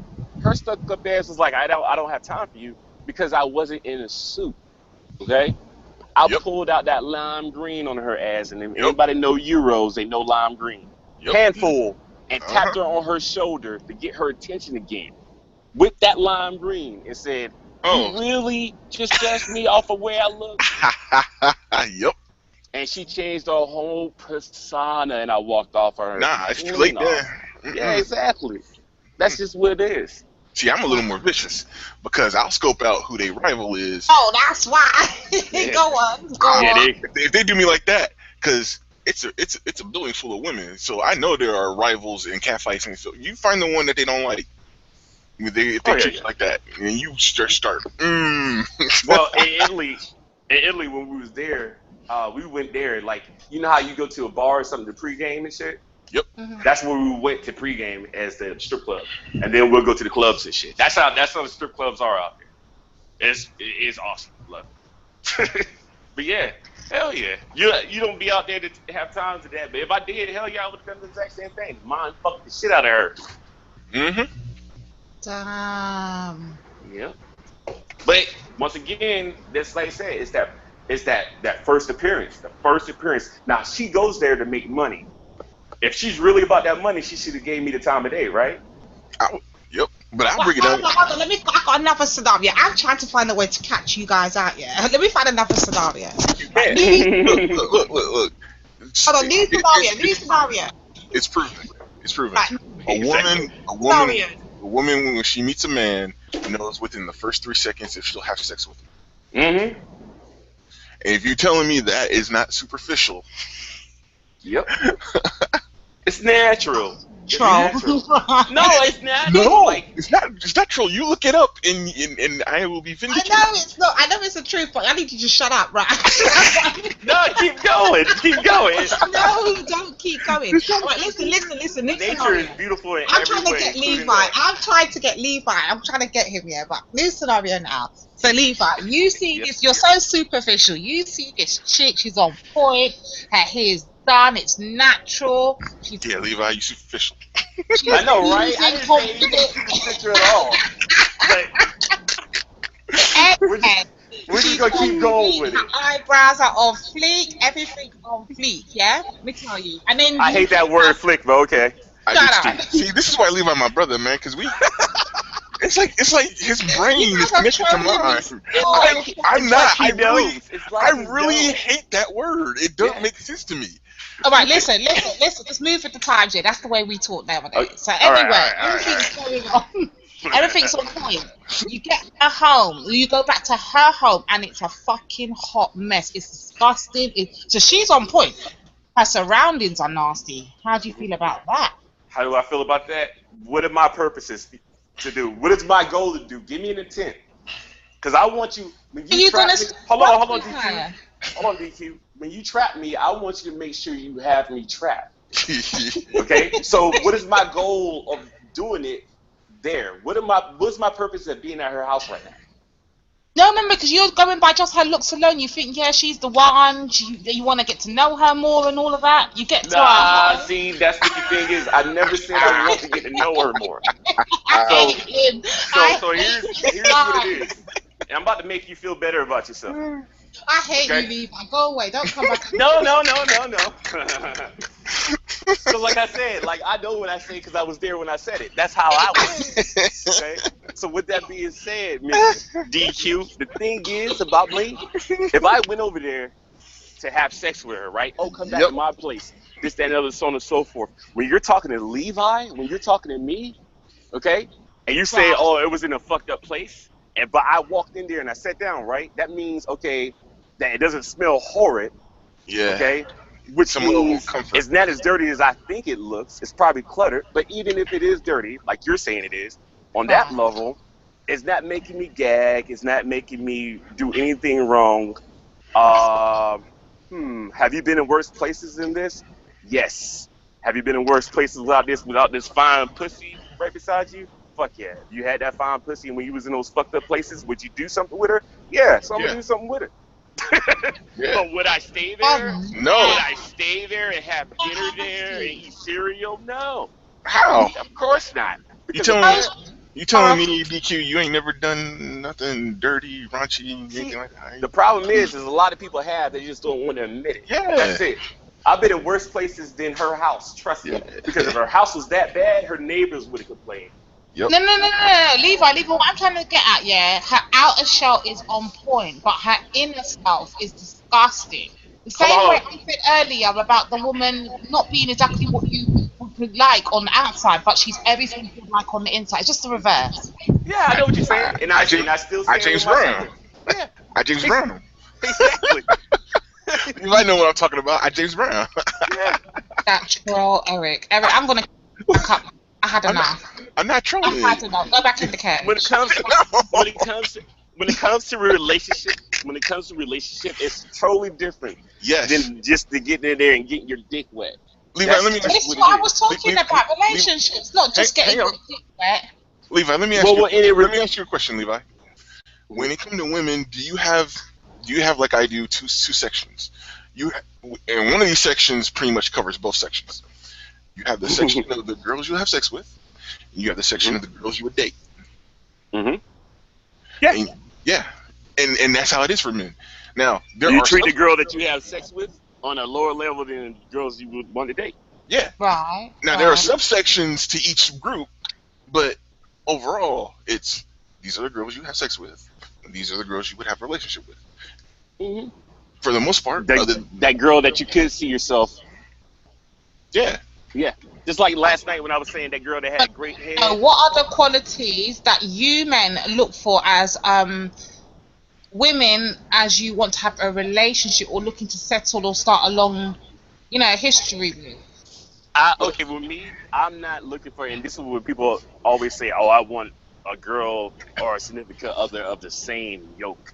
No, she don't have to be on my level, okay? Nope. But she has to be fucking hungry. She has to want to get off her level, okay? Now, if she has kids, depending on how many kids, okay, I understand people make mistakes, this, that, and other, so on and so forth. It goes to a certain extent, okay? Because with me, because you were like, oh, Levi, what about you? Okay, I have 2 kids, both of them from one marriage over an extended years of time. We waited 5 years before we had our first kid while we were married. Okay? So that's my mindset. All right? Right. People, not everybody's like me. People make mistakes. People don't get married. You know what I'm saying? They probably had the chance to say, hey, we were getting married, and then they got married, and then 7 months later, they got divorced. But why did they divorce? She was pregnant. And it's a lot of situations. But you don't make that same mistake over 100 fucking times. Yep. if I see you not wanting no woman that's already got 5 children with 10, maybe 10, but with like my limit, depending on how well off she is 3. Okay. You're a lot more liberal than me. You are on that level. So what is your... Now, mind you, I said well off. Because I know. If you have 3 kids and you're well off, that means that the fathers are still in their lives in some type of way, more than less. So you probably have 2 of them that had the father in their lives, or they were all from the same parents. You know what I'm saying? They're still in their lives. Or, it's always a variable like that. But majority of the time, they always have that father figure in there. So you don't have to fill in. You know what I mean? She would definitely have to be on point at that point. That's what I'm saying. That's why I said well off. That's what well off means everywhere, right? Well, some people have different definitions of what they mean by well off. So. Okay. You have to be. What was your stance? You have to be able to take care. You have to be able to take care of all your kids and make sure they go to Disneyland every year. That's well off. Okay. That's my thing. Okay. And I'm not talking about Disneyland. It can do it without me. Florida. Yeah, it can do it without me. You've been doing that before me. I'm a plus. That's all I am. I'm just a plus. Yeah. In that situation. Yes. Yeah, it's that situation. Okay. Did I answer your question, Divine Queen? Yeah, you answered. I'm waiting for this troll now to answer. Yeah, I'm in a cage. Oh, now you want to run back into no, kidding. Damn question. Try and throw Levi under the... Levi answer all the questions while you're all like, yeah, with the pom-poms. As soon as it comes to your turn, you're in the cage. The only thing I can do is be more specific because Levi pretty much covered the bases. She need to be able to cook. She need to be clean. Like that chick you was talking about. She on point, and then she in a dirty environment and stuff. Nah, that ain't relationship material because she can't clean. Yep. And to add to that, just a different off to so we know that we're absolutely in agreement. Me personally, I know how to cook. Number 1. I do too. Number 2, I'm retired, so I get money on a regular. Just because I'm retired doesn't mean you're retired. That means you have to work. Yep. But at the same time, I will cook dinner for you because you work. Yes. Yes. So on the weekends when you don't work, you better figure it out. Yep. Yeah, if you're gonna be housewife, you better do windows. Yeah, because I'm not doing windows. But no, she need to cook. She need to be clean, and that goes for the house and herself. I ain't forgetting that conversation yesterday about the booty particles. Yeah, bro, you see me jump off that bitch so far. I was like, yeah, time to go. Time to go. But yeah, she need to know how to keep herself clean. Physical appearance. Yeah, physical appearance is off the Keep chain. yourself up. I mean, she don't have to be a supermodel, but keep yourself Don't up. be shitty. Don't be shitty draws. Yes. Like you have to be small enough and proficient enough. Because like I said, I don't like big girls. I'm sorry, I don't. And here's the other thing: if I gotta roll you around in flour, it ain't gonna happen. What's that mean? I don't understand. Break that down for me. What does that mean? So for men, why is he laughing, Eric? Why? I mean, laughing. I'm gonna give you both sides. For men, it's called the dicky do, and that's where your stomach stick out farther than your dick do. That's a problem that some American men have. For women, well, you got your wet spots, and if I can't find it without rolling you around in flour, that's a no-no. Yes. Here we go. What have I let myself into? I'm saying it in an amusing manner, but I mean your personal health is important. Yeah, you don't have to. Like I said, you don't have to be supermodel, but come on. Yeah, I respect. Like I said, I always respect big women because I'm not one of those like, oh my God, this, that, and another. You know, whatever you do, enjoy it. You're big and beautiful. You're big and sexy. By all means, there you go. You got a category on porn, just so you must be significant. Okay? In general, I'm referring to those who can't walk around Walmart or the grocery store without No.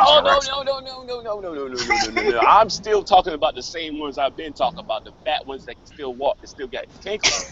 I'm still talking about them. Okay, man, you making me call it out, but yes. Oh shit, they're trolling me, guys. Mr. Millie, help me out. They're trolling me. Are you saying you one of them, DQ? I'm serious. No, because me and DQ had that conversation about small versus skinny. All right, so yeah, me and you guys had it, but Eric's making it bloody. Like, Eric, do you even like big girls or not? They are fun, but there you go. That another place where me and him don't agree with because I've never been with one. Okay. Hey, you know what? You a rare man. I'm just gonna put it like that. in that situation, you rare. Bruh, I mean, come on. Because I would tell you this. He's not rare. I believe you, but it is rare men that hasn't, and usually if they say they haven't, they're lying through their teeth because they hide it. And that's the thing. Like that's with me. Like in the military. Like remember, I went in the military when I was 18 years old, right? I understand. You may not have had the chance. Yeah, I know not even had the chance, but the majority of the females I associated myself with were physically fit. You know what I'm saying? Exactly. We ran 4, 6, 10 miles. You know, fucking complained about that shit. Took a shower together. You know what I'm saying? Did our business and then went to work. You know what I'm saying? I want that with my person I'm with. You know what I'm saying? I want to be able, if you can't run, fucking walk 6 miles and just chill. Not something that I come back like, you sweaty. You must have walked far, huh? You should have been walking with me. You know what I mean? I get what you're saying. What he's basically saying is like he's not rare. Well, I would disagree with Eric. He's not rare. What it is most men go to the women that they see in the environment all the time. Yep. So if you're seeing, you're more likely to. The military environment is not the regular environment in America. No, but it's not. Right. But that's his regular environment for what he was doing. But the environment for the 99% of Americans that are not military is fat. Yes, right. Because that's what America is. If he wants to come to the UK now, what he's expecting is standard. No, I'm not. See? No, I'm talking about if he was to come here, what he would expect from a woman physically, that's standard procedure here. Because obviously we're not big women like that. Oh, okay, yeah. Y'all do have big women there. Yeah, we do have them, but they're not like the average woman is not a big woman. Yeah, obesity is not a major part, yeah. But Levi's environment is why I believe him, whereas if I met a brother on the street, I wouldn't believe him. Yeah. And that's the thing, like, you know what? And I say this so honestly. I went to Italy at a fucked up time in Black American culture. Because when I went to Italy, that's when, you know, that fat ass fucking Kim Kardashian and all that shit started popping off hardcore. Mm-hmm. Now, girl, you look good, back that ass up. They would all have big booties, but it was always small. Like, all of them was always slender in the music videos and all that crazy shit, right? Fucking project. And every year they get bigger and bigger. Yes, dude. And then 2004, you know, I went to Italy after coming from Afghanistan. So you can count that as an extra year, 2002, 2003. Then I went to Italy in 2004. Stayed there for 6 years. When I came back to the United States of America on the East Coast, because I flew into Virginia, Norfolk International, the first thing I said when I went to the mall was like, "Oh my God, women are fat now." Horrible. Because in Italy, you can take an ugly chick versus a pretty chick, cut their hands off, switch bodies, and it will still be the same person because their body type is always the same way majority of the time. That's why I can't do it, man. If you sweating harder than me during sex, something wrong. Oh shit.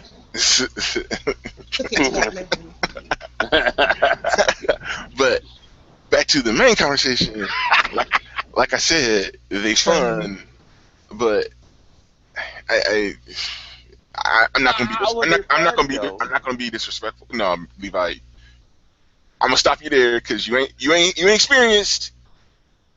So yeah, I'm not, because all I see, like, I see a horror story. I see you trying to get with a big girl and you think you smashing, but you're actually running her roles. You know what I'm saying? Like I said, them the one with the rascals. I ain't on that. The rascals. But that's what I see. I see a horror story every time, dude. You know what I mean? I can't do it. I understand. Nightmares. You don't understand. I don't want you to be able to. I don't want you to have to lift up the bottom of your stomach to look down at your pussy. Like, oh my God, dude. Nah, see, I've never anyone like that. No. Yeah. No. See? That's too much. That's too much. That's too much. Man. Like I said, that's where you go into the flower realm. A woman should never have rolls. She should have creases. Huh? What is big enough for you and what is too big? Muffin top. What the hell is a muffin top? Let me Google a muffin top. Really? That fat that hangs over your jeans. Yeah. What is that? What he's attracted to? No. He said that's a no-go. That's my limit. That's the limit. I got a bit scared. I was like, what the fuck? No. So in the neighborhood I am, like, y'all hear all these crazy ass birds. What come with crazy ass birds? A nice quiet road where people can run, and that's all you see is beautiful women running across the way, you know, doing their thing. Everybody's working out. Everybody's enjoying the scenery and life. That's what I'm used to. You go to Walmart though, down the street. That's Is it Ghetto City? Mm-hmm. Oh shit.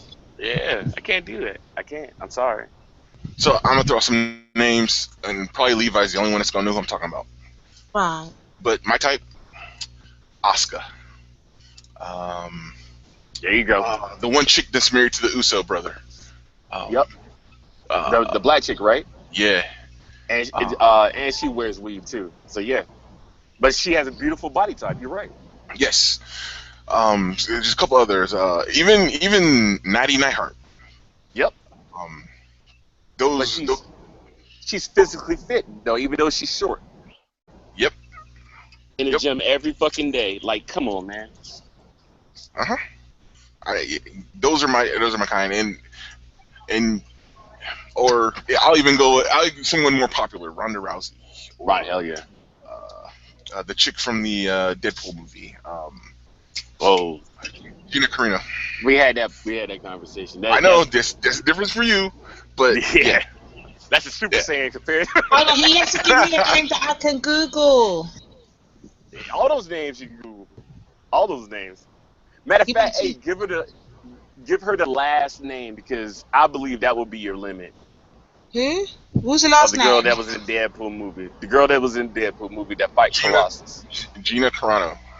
Gina Carano. She used to be an MMA fighter. Yeah. I think that would be your limit, though. But you notice everybody that you said was physically fit. Yeah. Name somebody that's not physically fit. That's a big girl. Ooh. Thank you. I can't think of anybody. No, because if you say the name, you probably be embarrassed. Like, fuck, is she really that big? It's not even that. I can't think of anybody Yeah. Well, the other thing is they don't put those people on TV. Kim Kardashian's a fatty, dude. Nobody can deny that.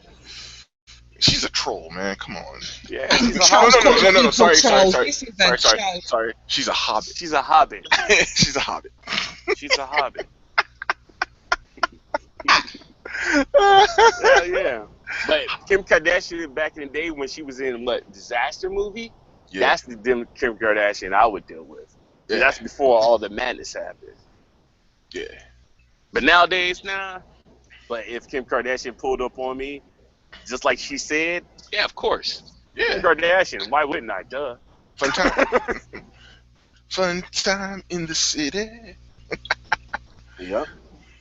That's like motherfucking saying, yeah, man, I just got finished fucking Whoopi Goldberg.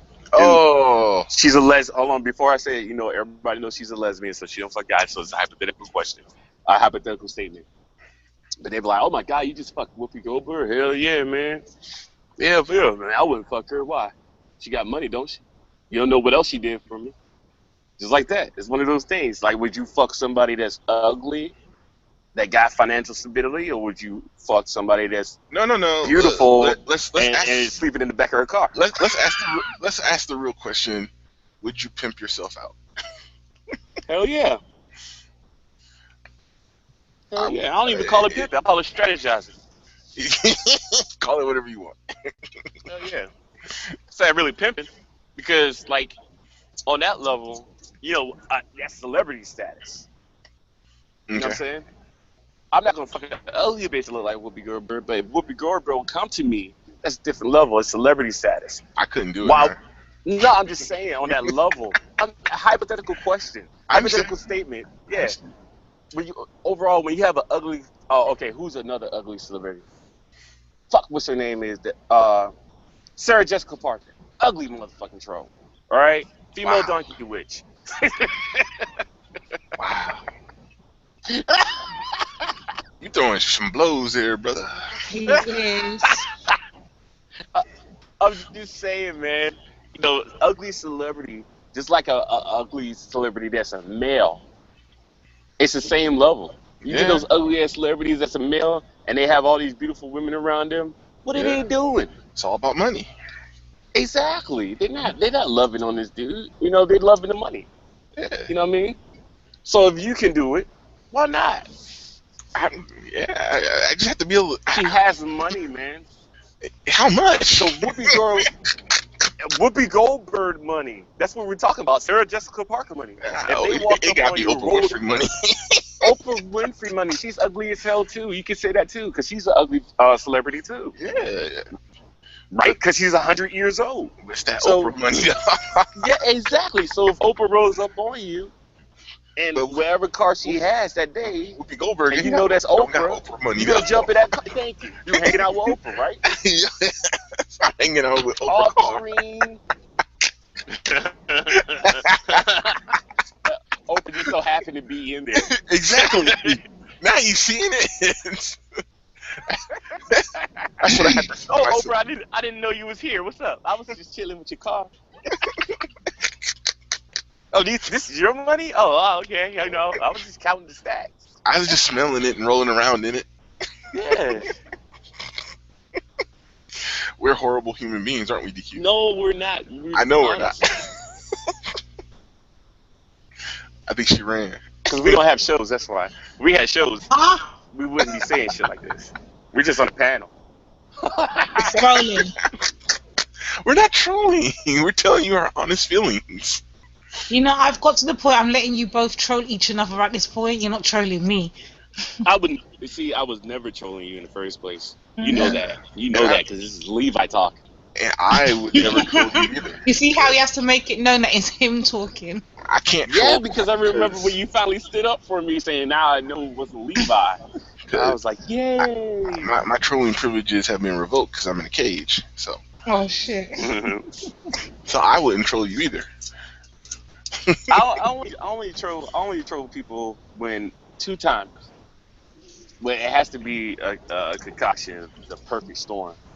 When I'm high and drinking tips you a little bit, and when Eric's on, because I have to have a scapegoat. If I'm just smoking weed and doing See? life, I'm not told you. controlling. I'm just vibing. But I'm in the so often when I'm cage. getting tipsy. Eric's up there. It's fun. See? But me and Levi are the perfect storm, though. Exactly. That's what I say. It's perfect. Because nobody knows who's talking. So I've just refreshed my subscriptions and see that RPJ has set Oh boy. a hangout to start at 1 a.m. So I'm gonna have to try and watch that to find out what the fuck is. Man. Stay over this side. Don't go over there, that man. It's true, innit? I'm better off nowhere near. Nah, But I'm just I'm still surprised about the stories I heard that took place last night. I'm like, what the fuck? as a man, Whatever I feel sorry for him. Yeah, whatever you heard, I didn't see. I heard, and apparently they're all true. Damn. I was there. Yeah. I was sad.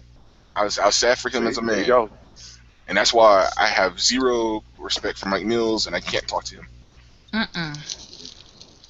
And I don't know. Wow, Mike. And this is what I'm saying about Mike Mills, and I never really spoke to him. What's going on, brother? It had to be something that actually set him off. In my opinion, I don't know the guy, I don't understand, but when you go back at somebody like that, you have to be making a statement. Period. Like, don't fuck with me, leave me the fuck alone. Oh, you still want to fuck with me? Here you go. That's what I see it as. I just think some of this In my is just perspective, I don't know if it's true or not, but if he did come off that way,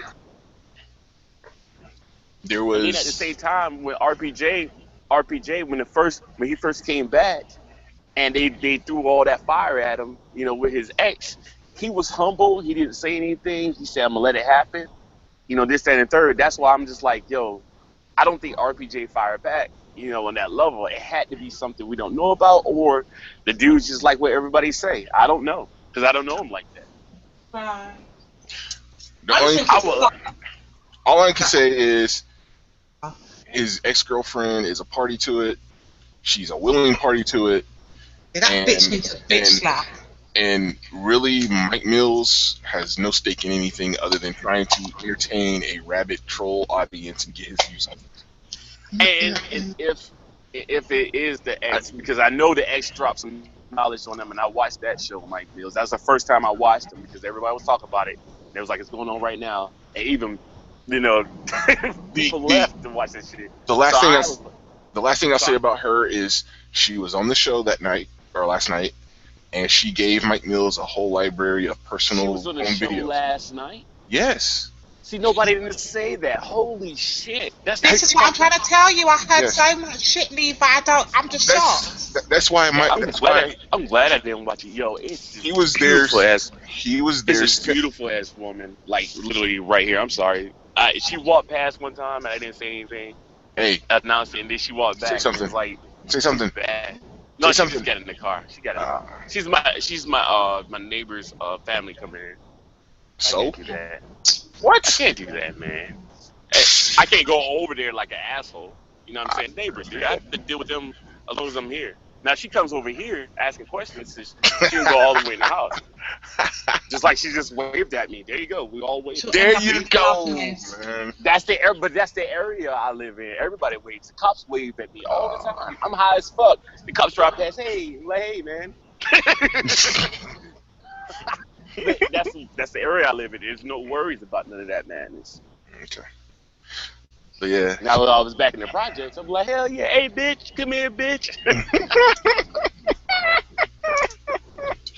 Hey, that shit be funny as hell when I hear dudes holler at females. I'm like, yo, that girl bad as hell. Hey, bitch. The fact that they supposed to respond. They do. That's the sad part. That's what I was about to say. It ain't that they say it that's funny. It's that they get response that's funny. Yep. They turn around. Who you talking to? Oh, I'm talking to you. You don't call me a bitch. All right, girl. So what's up? Yeah. Right, well, and then they still go over there. Balls to call me a bitch. So I guess I give him my number. Yeah. Yeah. Let's get them American girls, man. Mm-hmm. Fucking. Oh. Fucking horrible. Yeah. You come to America one time and just go to a mall or a town center or some shit like that. You be like, what? We can't let her in America, man. She's gonna be having them men fighting. No, I wouldn't. Dudes gonna be fighting. I wouldn't even speak to no one. I just go to get the experience. That would make it worse. That would make it worse. She gonna say something and then men gonna be fighting. No, but she said she wouldn't say anything, so that would make it worse because they would fuck with you more. Yep. You say all these trolls on YouTube. Majority of them are American, right? Majority of them Black American. So imagine those trolls actually in clubs and shit, and how they talk to women. There you go. They got it from somewhere, right? I would love to see some of these YouTube personalities in real, like how they interact with people in real life compared to what I see on YouTube. That would be weird. Well, you'll understand why they stay in the house all the goddamn time. Yep. Damn. Mhm. Yeah. They can't interact with society because they can't relate to society. The majority of people in society all over the world have jobs, working for families, working for themselves, trying to be better off. A lot of people up here are not on that level. They're stagnant. They're happy where they are. That's why on a negative vibe, though. That's why I ain't gonna mention his name, but somebody mentioned how most of these folks ain't never left their neighborhood. Yeah. I've heard. Yeah, you don't have to mention names. That's almost every person in the hood, though. No. Only one person has really said that in the bum sector. Oh wow. In the bum sector. That's what I call it now. It's the bum sector, man. It ain't the black sector, man. It's the bum sector. That's crazy. But that's honest though. Like at least he could say that. Hopefully he didn't say it proudly. No. Well, he wasn't referring to himself because he's actually traveled. But nah, man, other people they ain't never left their hoods, and they are proud of that. Yeah. Wow, they're loyal to their hood. But when they make money and they get rich, the first thing they do is leave that motherfucking hood and leave the state. Mm-hmm.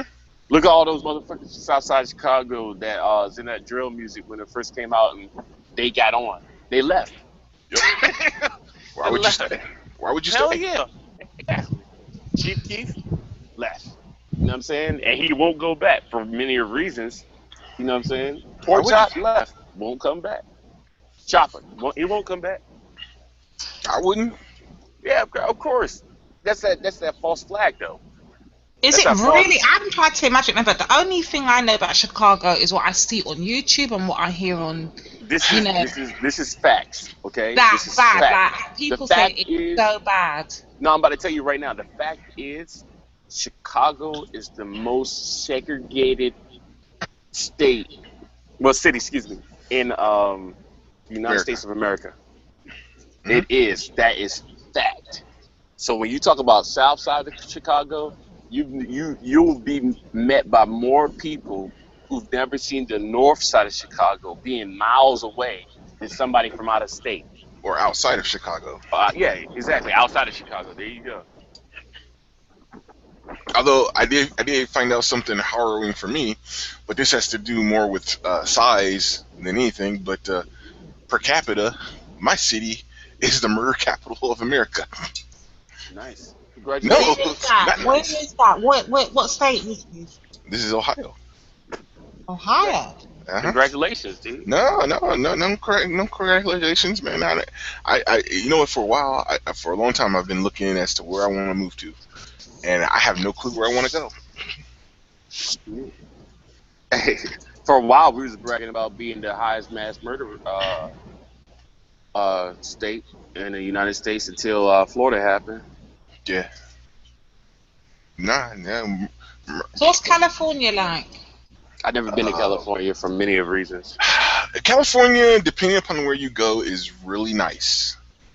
But don't try living there. Why? Because it is a broke state. It is highly taxed. Everything is super expensive. And you have to deal with forest fires. And you have to deal with overregulation. And you have to deal with all the hippies and all the liberals and everything that doesn't make sense. It's like talking to a rich broke guy. You know that guy that was rich his whole life and then all of a sudden he's broke? Yeah. That's California. California, I have respect for because they drain water from their fellow states, even though they live next to an ocean and could have, and could have desalination plants. But do you know why they don't have desalination plants? Because it would ruin the vista. Mm-hmm. So instead, they want to drain their neighbors. Mm-hmm. So hold on, like an outsider like me, if I was coming to America, what would be the state you would advise I visit? Oh, California. You can visit California. It's beautiful. Yeah, you're visiting. Visit. California, New York, Florida, all those nice places that everybody goes. Visit them. Yeah, of course. Don't stay. Don't live. Yeah. Don't stay long enough to where you can see the downside. Yeah. Where shouldn't I visit? Chicago. We just said where you. Damn. You can go to, if you want to visit, you can go to St. Louis, you can go to Chicago, you can go to all those states that we said, all those cities that we said were horrible. You can still go there because those are well-known areas and they have the awesome side. Yes. You know, just like Jamaica. Would I be able to walk through the streets of Chicago though? On the north side, of course. Yeah. What happens if I go south side? You might get shot. You shouldn't be walking. Yeah. Shit, is it that ghetto? They killed a 9-year-old in the alley because of what the dad did. Yeah. Yeah, that's what I mean. But because her dad was gang affiliated, but for someone like me who's known to know 9-year-old. Yeah. No, I heard that. I remember seeing stories, or that was all over YouTube at one point. But the way it's not just that. So let's there's also the case of the kid saw something in the alley he shouldn't have seen, so they killed him.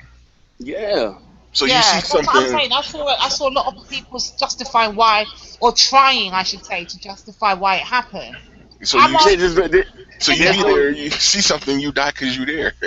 Now, like I said to you, DQ, earlier in this conversation about kids killing kids, me killing kids, I would kill a kid, but there's no reason to kill a kid that's unarmed and innocent. Period. Yeah. There's no reason to. Exactly. That's what I'm saying. There's people trying to justify. I couldn't understand that. How do you justify shit like that? You can't. Oh, it's because of what the dad did. So you're saying it's okay because of what the dad did? No, it's not okay. Period. If you had a problem with the dad, you should have took out the dad. If you had a problem with the mom, should have took out the mom. Now, if you had a problem with the kid, then you handled your business. But he didn't have a problem with the kid. Stupid. It's sad. It's a sad state of affairs. Grown up ends up making a child a victim. You're absolutely right. But this is my country. I love it. I wouldn't leave it to go live no place else. Visit, of course I would. But I'll always come back here because I know I wouldn't go to those areas. Yep. Pretty much. I don't feel like anywhere else has anything to offer me that I can't get here already. But I would like to visit. If you think about it, like, yeah. One of those things. As a matter of fact, if I was white, I would never want to leave this country. Because you leave this country and you are a kidnapping victim. Well, even if you're black, straight African American like we are, yeah, you shouldn't leave this country either to go live any place else. You know what I'm saying? Yeah. Yes. But let's be honest here. Most of them know they ain't gonna get nothing for us. Exactly. And that's that mindset. They realize that. And like I said, all this rhetoric about leaving the United States and, we should go back. These are people, this is coming from a lot of people who never left their country. And, what do they know about nation building? I mean, we can't know about nations. What's that? We can't even build a community in a country we currently in. How are they going to be put out in the middle of nowhere? But they have an excuse for that, right? They say, from what I've heard, the reason that happens is because of the white man. Yeah, but you know what? But that's a problem that's fixed over time. In the immediate, what do? And even though I'll even ride that horse even more, let's continue to talk about the Chicago South Side. Just imagine if the South Side Chicago, which is one of the, like I said, the most segregated city in the United States of America, comes together. The South Side says, you know what? Let's just start our own shit. We're already segregated. That would be the next big thing right there. There will be the flagship, the example of unity on so many levels. Because they came from nothing. They got together and built something positive. They can do that. They have the right fucking chemistry to do it. But all they need to do is realize. But they won't, because everybody's out for themselves. Wow. I'm trying to make this money, man. I'm trying to leave this lifestyle. Yep. But they trying to do it on the backs of their fellow blacks. Yep. They don't care about you. You scraping and crawling. Well, I'm gonna put my hand on your face here. I'm gonna climb up a little bit. Oh, look at Johnny over there. I'm gonna put my foot in his mouth and I'm gonna climb up a little bit more. Yep. And then that's why I say, see, that all brings me back to my original question of what do you think blacks in America would ever get any better or have a better condition? No. Remember I asked. No. I think they'll have a better condition. I think they will. Once they realize that there's more to life and understanding than just segregating off. There's also being civil. There's also fucking unifying without race. You know what I'm saying? There's many levels you can do that shit. Many of levels. I don't know. I think me and Levi need to have like a polygamous marriage and have like 5 wives, and we need to start our own black community. You ain't gonna do shit because you're one of my 7 husbands and get back in the page. You're one of the 7 husbands, dude? I don't want to be in a cage. Oh, you missed it yesterday. I started up a movement, Levi. Oh gosh. Oh wow, what's the movement? Polygamy. I'm for polygamy. Levi, run away, man. It's all. I was 7. I couldn't do the whole polygamy thing. Run, Levi. Mainly because I don't see myself sharing. Exactly. Or sharing myself with extraordinary amount of women on that level as when I commit to them on that level. Because you're repeating the oath when you get married. You know what I'm saying? I can't see myself repeating that oath to 5 other women. Can you even see yourself keeping the oath to 1, let alone 5? Yeah, I can. I have. Okay. Yeah. I'm a good guy. You know, I'm not one of these. No, for real. Like on a level relationship wise, I'm not one of those that be like, oh, I fuck all the bitches. I don't give a fuck this, that, and other. You know, when I'm with a woman, I'm with that woman. That's it. She has my undivided attention until she realized that. Your undivided attention come with. No. Yeah, my undivided attention goes both ways. Like you want me, you have me. But just realize that you have me. All of me, good and bad, and the fucking ugly. Can't take that, kick rocks. Kick them rocks far. Yeah. He sounds like he'll be a brilliant husband, doesn't he? Fuck's sake. I was. Like I said, I was married for 10 years. My wife at the time, she didn't, my wife at the time, she didn't work.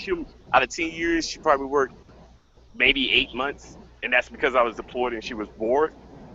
But, you know, my deployments and all that other situations, like I never cussed her. I never called her out a name. I never put my hands on her, never abusive or anything like that. But because of the fact that, you know, PTSD and all this great rants about it, she was scared and, you know, blah, blah, blah. Yeah. So I was like, all right, cool. You know, it's one of those things. I'm a great father. My kids love me. They call me fucking early in the morning talking about what you doing. It's like, what the fuck are you doing still up? Why are you still up? That's my question, you know. We have good times, you know. It's on that level, but just together we didn't work anymore. Right. And that's all it was. Understandable. That happens. Yeah, exactly. And that's why I said, like, you know, it's one of those things. that's my mentality still. It didn't work for us. Do I still want to get married one day again? Of course. Why not? It's fun. Would I just fuck around with anybody? No one would marry me. Fucking trolling ass. What? You heard me, Eric. No one don't want your trolling us. See, initially, Levi had me fooled. I thought Levi was the bad guy. I thought Levi was. But it turns out the quiet, devious Two-Face one is actually worse. Oh, why am I Two-Face? Why is your voice so high? Why am I Two-Face? He'll be lovely in the chat room and then he'll start trolling you when he gets on the mic. That's what he's like. Oh, I caught him. Two-Face. He didn't know I was watching the show, and he said some slick shit out of his mouth. I was like, oh, yeah, let me go. Wait. See, you guys are confusing something. I know when Levi pops in. That's exactly why I say the things I do. No, before I popped in that one time, you didn't know I was watching. Yeah, that one. But he did it because I didn't even know he was around until he popped out the chat. Yeah, you was there too. Yeah, exactly. He just popped on the hangout like I was like, whoa, what did he I give you that. You have no choice. Caught red-handed. Yeah. That was basic. Yeah, but I figured he'd get back to you. Oh yeah, but no. Every other time, you're right. You see me in there, I'm just quiet. Yeah, I be poking jabs at Levi because I want him to get me back. I know it's coming. It's gonna happen. And then when we get into arguments, people just stop. Like, who's who and what's what? Yeah, and we're like, who the fuck? We confuse us. We're like, we don't. Especially for someone like me who don't really get the whole accent. So being fair to Eric, I have to say this. It has been times where me and Eric would be in a conversation, and just like a light switch, we'll switch up the argument. So I'm Eric and he's Levi. That's being honest. That has happened. Once or twice. And we're just on. I tell you the best one. The best one was when it was me, Cybertron. It was Sonic. I remember it was in the after show, innit? The offline. Mm-hmm. And you guys were talking 1 minute, and I knew who you were. And then when I went to try and relay the story back to Cybertron, fucking got confused because we both sounded the same. Then you flipped the script. Nice. Do we sound the same right now? Of course you do. Really? Seriously? If I'm away from the computer, you lot will have me. Like sometimes I walk away when I crack up and stuff. I've walked away from the computer, yeah. Yeah. When I'm near the computer, if I don't keep it on the hangout, I won't know who to. Because when you speak, obviously your picture shows up. That's awesome. That's how I do it now. I watch the hangout now to know who I'm speaking to. That is awesome. Well, the next phase of the plan is to have the same picture, so yeah. I know, right? Names, not the same name. And you dressed up like it's fall. You can't have the same names though. You have to have different names. That's what people think. You didn't have to? No, I'm saying if you have the same, you can't. Even if you did the same pictures, your names are still on your image. Isn't it? Only in the little box. You have to have the same image and the same name. Only in the little box. And if we took the image away and it was just a black screen. Like right now, like Eric, you're talking and then showing an image, but your box is black. Yep. But what if we took away the image? What if we took away the image and we just had a black box? I don't know. What I do find weird though, I've been watching this for about 2 days, and you both have these cartoony images up, glowing eyes. What the fuck is that all about? It's just our personalities. Like I like mine's is always from Tokyo Ghoul, and his is from Ninja Gaiden. I actually don't know what this one's from. Oh, I was gonna say I was gonna give you $5 if you could figure out who it was. Man, dude, I want to because I seen that, but yeah. I wanted to say because I can't remember the name of the one that I was talking about before, and I'm gonna say the name of it and just tell me if I'm wrong. Okay. It's the one where they have the old warriors as their warriors, like they had a king god. Okay, there you go. You're thinking of Fate Stay, no? Yeah, that's what I'm talking about. Yeah, I'll never remember that game. Yeah. That series. So the only I can't think of anything else. Was it from Berserk? Nah, this one's from something called Legend of the Legendary Heroes. Nope, never heard of it. Yeah, it's awesome. Oh, I did. You guys lost me a long time ago. No, it's just like you gotta understand, like this is my thing. This is another reason why I love the military.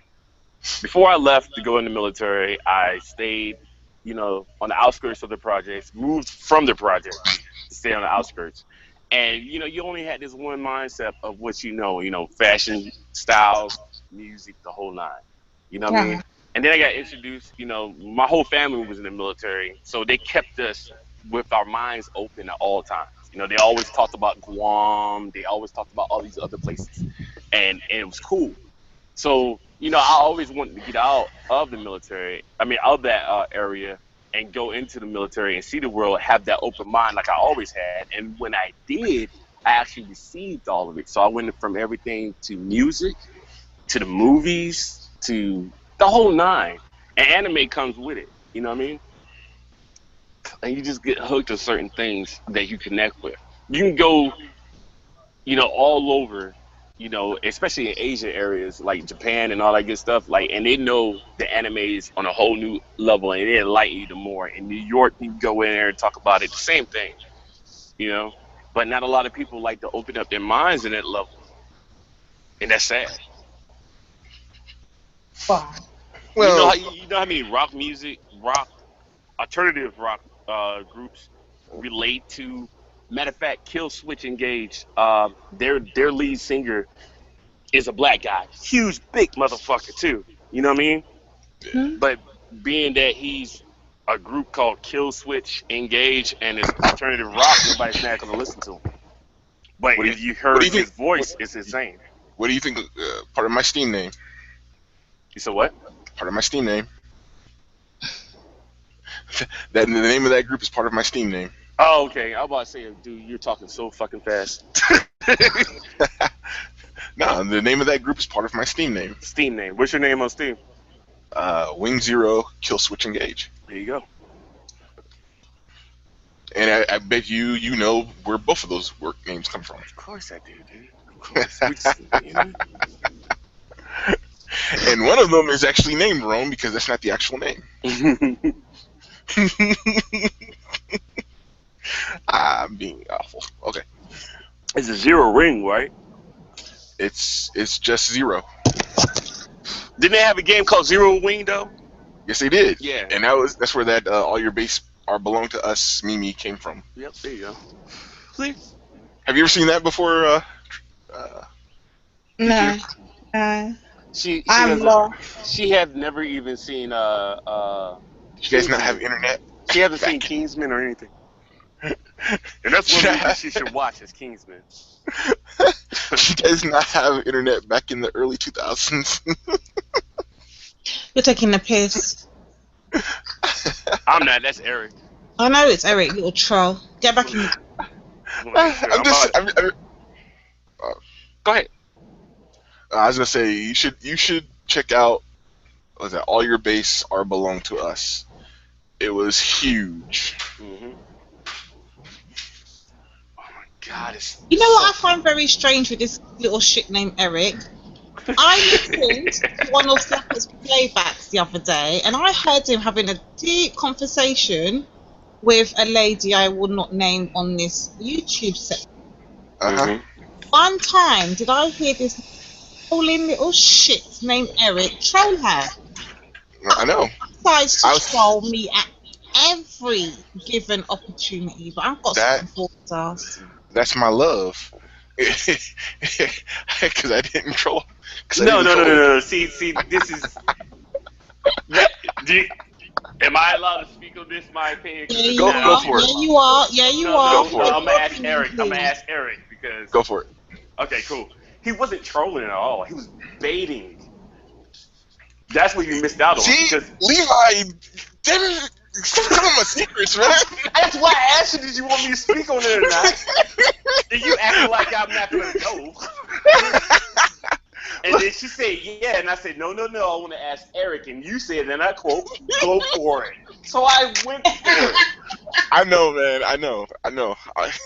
That's your fault. I'm just kidding. Yeah.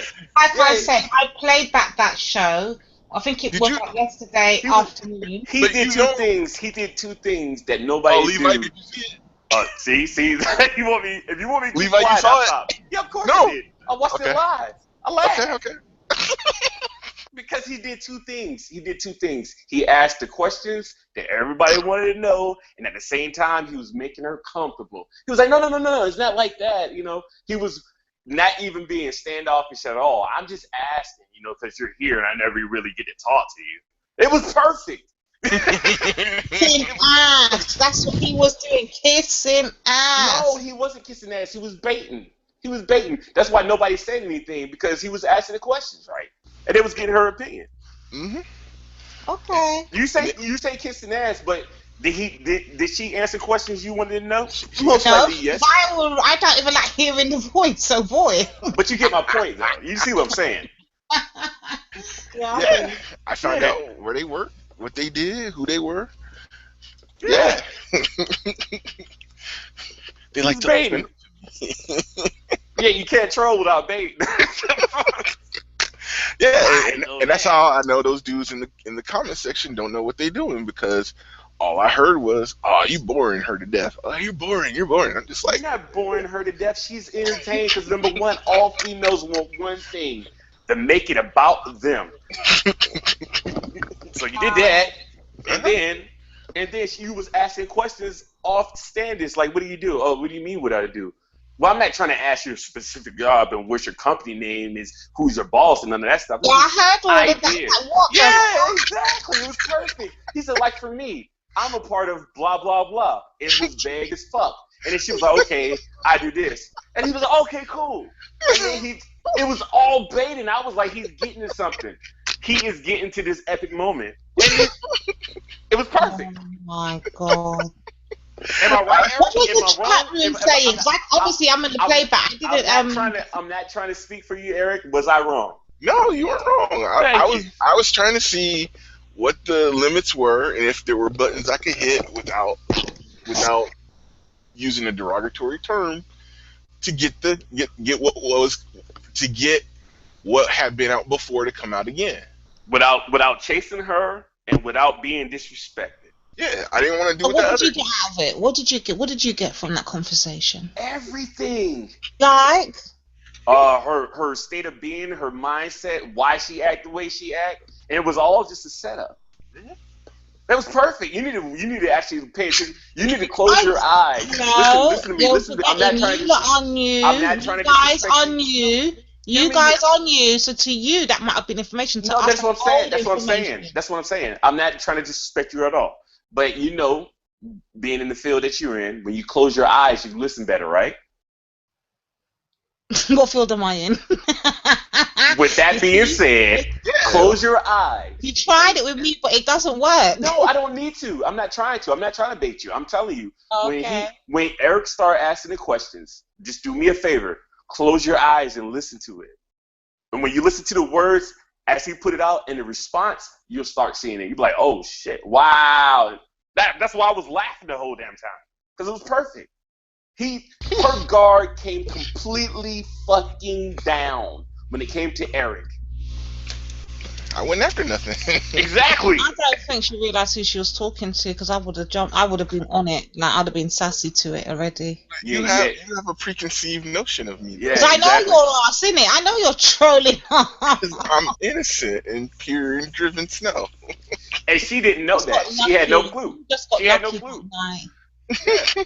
She had no clue. She had no clue. Just like when somebody came in on the show that I was on, and we was talking about comic books and all that other stuff. It was nobody familiar to him up there, and we were having a good conversation. So, out of respect, he just faded away, and it was no problems at all. Yeah. When she saw Eric, she's a fucking person that was like, he ain't doing nothing wrong to me, so I'm good. That's why he got all the answers that he had. Even when that roadblock came up in the middle of it. Mm-hmm. It was perfect. It was perfect. I could do it better myself. I am not a troll. I am simply a troll. No. You are a troll. Just at that particular moment, you were baiting. I am not a troll. No, because this is fast as I call you a troll, you'll call me a troll. And right now, the only person that finally sees it is GQ, and she's not even on all the time because she has a life outside of this motherfucker. I'm retired, so I just enjoy life. I just like to take light jabs at people when they deserve it. That's like one of my neighbors was trying to get me on this Pokemon Go shit because on my good days I walk 6 miles, and he was like, "Yeah, man, if you walk 6 miles, while you doing Pokemon Go, you can find this, that, and another, so on and so forth." I said, "Man, I'm not about that." He was like, "Well, do me a favor. I'll give you my information, and you can do it for me." And I was like, "The fuck? Are you serious, dude?" Lazy. Yeah, it's crazy as hell. What is this Pokemon Go wave thing that everyone's banging on about? Don't listen to me right now. The less you know, the better you are. Okay. Point blank. Period. It's the way she dropped it. When you get to somebody that actually knows it and you ask that question, you are gonna be drunk with information, and you probably end up getting that shit, and you probably end up fucking around. I'll explain. Oh shit! Don't do it. It's addicting on a level that people are walking off cliffs because of this shit. Yeah. Dude, I was in a church parking lot last night. See? Who the fuck goes to church at night? I know. That's what I told my friend. I was like, "Man, we gotta get out of here quick because the cops gonna show up and we gonna get shot." Yeah. He was like, "Nah, you're fine because you're with me." And I'm like, "No, you don't understand." Yeah. You're okay. I'm not. Exactly. Oh my god. You're okay because you're with me. I'm gonna get shot. You're fine. So are you guys serious? Like everyone's literally like addicted? Like is it? That's not a joke. What is it in the game that's addictive? I have never. No. Have you? Okay. No. Eric. She's trolling right now. She's trying to. No, I'm not. I'm serious. She's trying to get us. She's trying to get us to talk about it. Okay, plain and simple. No, I'm not. Listen to me, DQ. Listen, I'm gonna tell you this, and you figure it out on your own. You gotta do your homework because you're intelligent. I have never seen so many people walking their dog in the middle of the day during the summertime than I've seen with this fucking stupid ass game. So that should fucking tell you something. Yeah. No, the only reason I'm asking, my daughter actually put it on her phone today, and I'm like, what the hell is this Pokemon? Well, now you're about to find out. Yeah. Oh shit. Yeah. Is it that bad to the point that I have to tell her to take it off? Is it that bad? Is it gory? Is it bloody? Is it fucking violence and murder? No, none of that. Okay. None. No, on that level you don't have to worry about it. Right. But would it make the smartest person become the smartest person with Down syndrome? That's another story. Oh shoot! Somebody in Kansas got shot. Of course. A police officer. Fucking What? Kansas. Where at? I'm looking at it, it's just a breaking news report. No way. Yeah. Let's see. It's fucking Kansas. What do you expect? Kansas is right next door to Missouri, right? Isn't that where Kat and Jamila's from? Is she? Let's see. Kansas. Yeah, I'm sure hold that's on. where they're from. I'm looking for it because it just popped up. Where is it?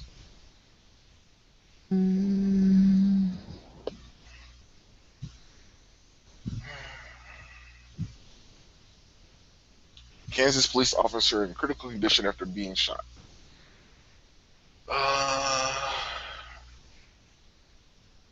He was shot at 2 p.m.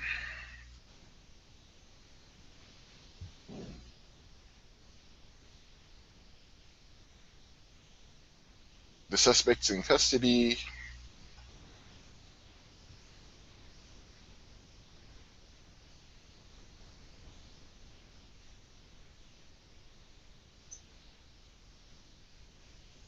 Okay.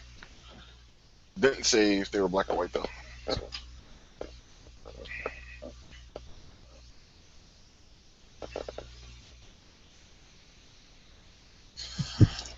hold on. This police shooting thing, is that something? Is that a new wave or something going on out there? Kinda. Police have been shot at for a while. I mean, we are a country that allows our citizens to have guns, but the concept of someone just walking up to a police officer or ambushing them is new. Right. Sorry. Go on. Yeah, usually it's just criminals that are someone who's like broken the law already, and the cops are after them or something like that. But now we've got like people ambushing the police and people just walking up to squad cars and shooting people, or snipers. So now every time a cop gets shot, it's going to be big news. Even if it was, getting shot from a traffic stop or getting shot while a criminal's trying to run away.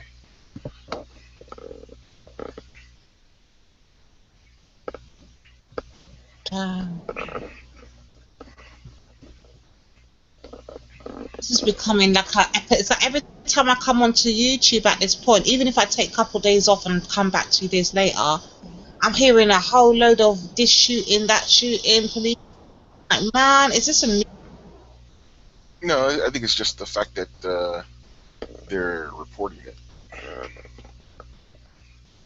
Yeah, because, I mean, nobody cared before, so now they're reporting it because it's the hot topic and it's going to get ratings. A lot of what's made out to be a big deal in America is due to the media and what they report on. So, like, in America, like you had those black guys that got shot. What does our media do? Well, they bring up the entire history of the black person. They tell whether or not they had convictions, yada, yada, yada. But what they don't do is they don't delve into the police career of the cop that shot him, any type of marks or demerits that cop has on his service record or anything like that. So, or they don't do that for cops that have been killed in the line of duty either. It's, you respect them, respect them, respect them. Well, I respect them, or let me put it another way that was termed. People don't like President Obama, but people say they respect the political office of the presidency. I feel the same way about police, because they're human beings, and they come with their flaws, prejudices, racism, bias, etc., etc. But at the same time, those same people revel in the concept of we're American heroes, and that's what they want to be touted as to Americans. Well, if you're going to do that, then I'm going to hold you to a higher standard than I would an average citizen. Whereas, people like Levi's not trying to be a hero. He was just a soldier. Not cops. Cops want to be American heroes. They enjoy and revel in the idea that they are there to protect and serve. But the police go to the courts and get a ruling that they are under no obligation by law to protect. Because police, in essence, especially in America, is a reactionary paramilitary group. When the police show up, they are not there to de-escalate the situation. They are there to arrest somebody and generate revenue for the city. They're not even a deterrent to crime anymore, because the police over there where you are, they're in vehicles that are brightly marked and easily visible. In America, they're moving away from that, and they're trying to be as slimline and stealthy as possible, so that the supposed criminals don't see them coming, because that way you can catch more people in the act of committing a crime instead of deterring it. Well, if they're just committing a crime that's ticketable, well, there's revenue for the city. You just go ahead on, don't let them see you, so that they do it, and then you ticket them.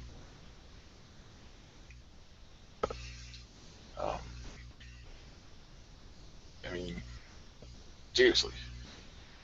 I mean, people have this vision of cops being gallant personalities, and it's like, nah, man, they're human. And there's tons and tons of videos of some of the nastiness that cops have done. So, And honestly, I believe that's what's really the issue here. It's the image of the police versus what the citizenry now expects from the police. You know, out of all those cases where the cops have killed someone and been high profile and all that stuff in the news media, I don't think any of those cops have ever been convicted of anything. So,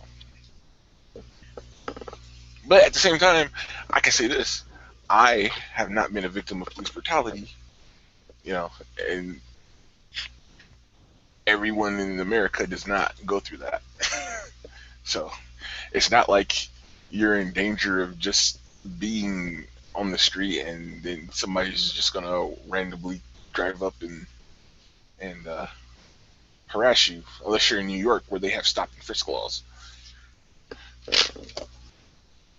So that stop only applies to New York, no other state. That is a New York only rule that the state themselves have mandated. Like we said, states have their laws and the federal government has their laws, and stop and frisk is a state law. Wow. And it's meant to. The intention expressed to the citizenry is that it is meant to ensure the safety of the citizenry so that they can preemptively find, you know, I don't want to say the word undesirables, but, you know. And that's what it is, because we have that here in the UK. We have the same law here, yeah. Yeah, but you're not really going to see a white person get stopped and frisked. It's mainly Hispanics and black people. Right. Because, you know. and that's the other thing. and that's the thing about bigotry and racism, that you kind of have to throw your. There might be a rationale to it, but really you have to throw rationale out the window.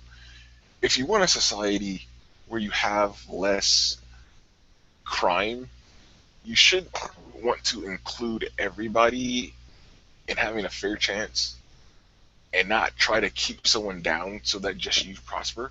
Because when you create a quote unquote underclass, eventually they get fed up and they want more, and then when you don't want to give them more, they're gonna rise up, and it kind of feels like, to a certain extent, that the police are there basically to guard the white people from the minorities.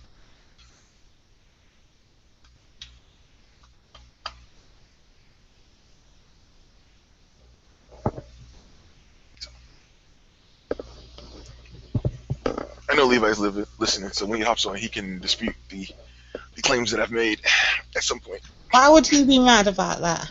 No, I didn't say mad. Just he might have a different perspective than I do. Oh, okay. Yeah, because also Americans don't share the same views on every topic either. That goes for anywhere, really. Not everyone shares the same views, but I think it's complicated for America because, like you lot was saying to me earlier, about each state has. So everyone has different opinions going by whatever state they live in as well, doesn't it? Yeah. Whereas over here, it's just one rule for everything. I bet you don't realize this. Although, like the EU, we can travel from state to state without a passport. We have rules about interstate goods. What? Yeah, it's like certain things can't be moved from one state to another. Like what? I think alcohol, tobacco. Wow. That nature, yeah. So if I was living in, I don't know, Miami, Mm-hmm. and you was living in, I don't know, Chicago, Mm-hmm. I can't come to you and bring a whole load of alcohol and cigarettes with me, no? No. There's no way. I'll put it like this. It's not, when you leave the state, there's no checkpoints like if you're leaving a country. Like, I don't know how it was in the EU. Whenever we go to another country, we have to go through customs, right? Yeah, we don't have to do that. There's no customs between states. So I can go in my car and I can load up the trunk of my car with cigarettes and alcohol, and I can drive across state line. Now, the thing is, I've just broken the law, but there's no way for them to enforce it without them stopping me and checking my trunk. Okay. But if there's no probable cause to do it, and if I'm driving within the speed limit and I got my license, speed lights and stuff like that, right? You're not breaking any laws along the journey, right? Right. There's no reason to stop me, and I just brought my illegal alcohol and tobacco across, or fireworks. And then to go along with the different rules in each state, where I'm from, Ohio, is open carry. When I refer to open carry, I mean as far as firearms. So I can have like pistols or rifles and carry them around out in the open. But we have rules about how you can transport those firearms. And if I go over to Kentucky or Indiana, which are different states, they might have different rules about transporting firearms, and they might not allow for open carry. So, whereas I'm driving around legally with my firearms in my car in Ohio, if I were to cross state line and I get pulled over, if I'm not following their rules about how to transport it, then, I can be arrested for that. So I was going to ask you, you see like how you're saying that you can't drive like goods like that across? Mm-hmm. How about mailing it? Can you mail it across like ahead of time? Or they're gonna be liable to check it and see what's in the package? There's rule. I think there's a tax you can pay to do it. Right. And I think as long as you do it in that manner, then yeah, you can. But so like they'll set a guideline, and as long as you're within the guideline, you'll be cool. But if you outside of it, then you might have your things what? Yes. Yes, confiscated. Yeah, that's what I meant, confiscated. Or even arrested for breaking law. We are quick to arrest people here in America. It's for breaking a law. Yeah. I mean, for like posting shit. Yeah, for breaking laws, man. No, I understand breaking the law. That came out wrong because obviously you get arrested for breaking the law. But I meant like for posting stuff, you can get arrested for that. No. Okay. Well, what do you mean by posting stuff? Like say for instance, I post it and I was outside of the guideline. Could I be arrested for that? Well, all guidelines are usually laws here. Yeah. See, to us that's completely different because a guideline to us is exactly what it says. It's a guideline. It's not a law. Yeah. No. Our rules are usually backed by some type of punishment, either jail time, which is not the same as prison, or a fine. Did somebody say cake?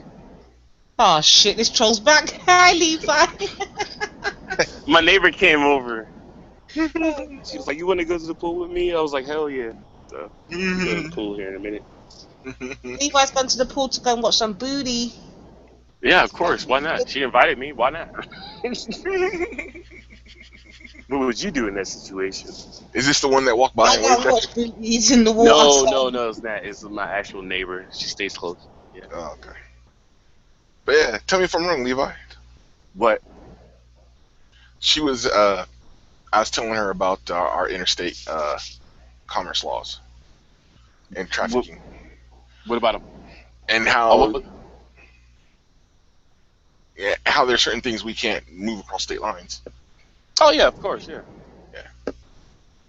Yeah, a lot of shit. Something so insignificant to something big, like everything from fucking fireworks to fucking whatever. Alcohol, smoking. That's weird because I can melt cigarettes and alcohol and shit like that. If say for instance I wanted to send some to, I don't know, say if I had family members in Ireland or Scotland, and I won't have to worry about none of that. I can just post it away. Yeah, of course. But you're saying like you're not going to the United States of America.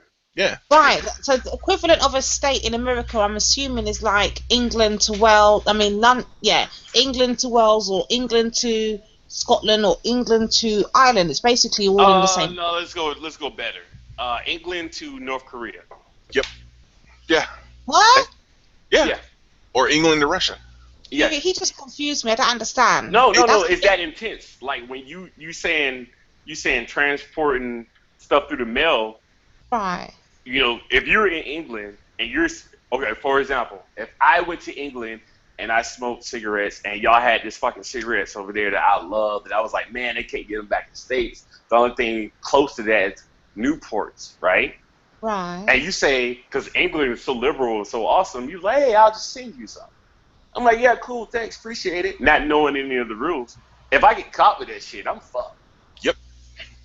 So what happens if you came over here and you bought it here and brought it back to America? What happens then? As long as it's on me, it's okay. But at the same time, I still have to go through customs. And with customs, it's up to them to let me have it or not. Like, for example, even better. I would say the answer to that is no. Because we had something in Afghanistan called Tiger Bomb, right? And it was a energy drink, kind of like Red Bull, but it tastes better than Red Bull. Okay, and soldiers try to bring that shit back. We couldn't bring it back. It got to a certain point until we got to now we're about to fly from here to the United States, and it was like, yeah, you can't take that. It's like, why? Is it because it wasn't made or a part of the United States? There's no product in here like that, so no, can't. So we had to get rid of it. They had two choices. Either you drink it all or you get rid of it. That's what it was. So you had to get rid of it. But yeah.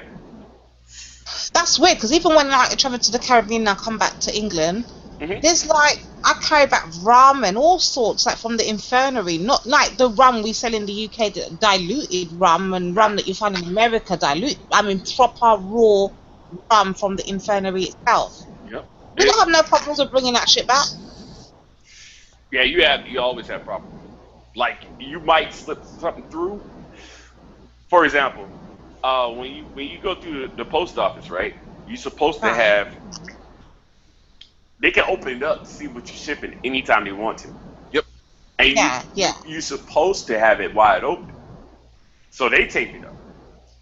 But being that a lot of people in there and they're trying to rush through and all this stuff, they look you dead in the eye and say, do you have anything that's combustible, this, that, and the other, so on and so forth. And you say no, lying your ass off because you're a fucking liar. Listen to Levi giving them so much credit. They don't even look you in the eye. Yeah, but I just want to make sure that I don't get the postal service in trouble. You know what I mean? So they look you in the eye and you lie straight to their face and say no, and they say okay. And being that there's so many people behind them, they just zip it up and fucking toss it in, or they even do better one because it's already tied up. They just toss it in, saying, you know what, I'm not even cut it open and look at it.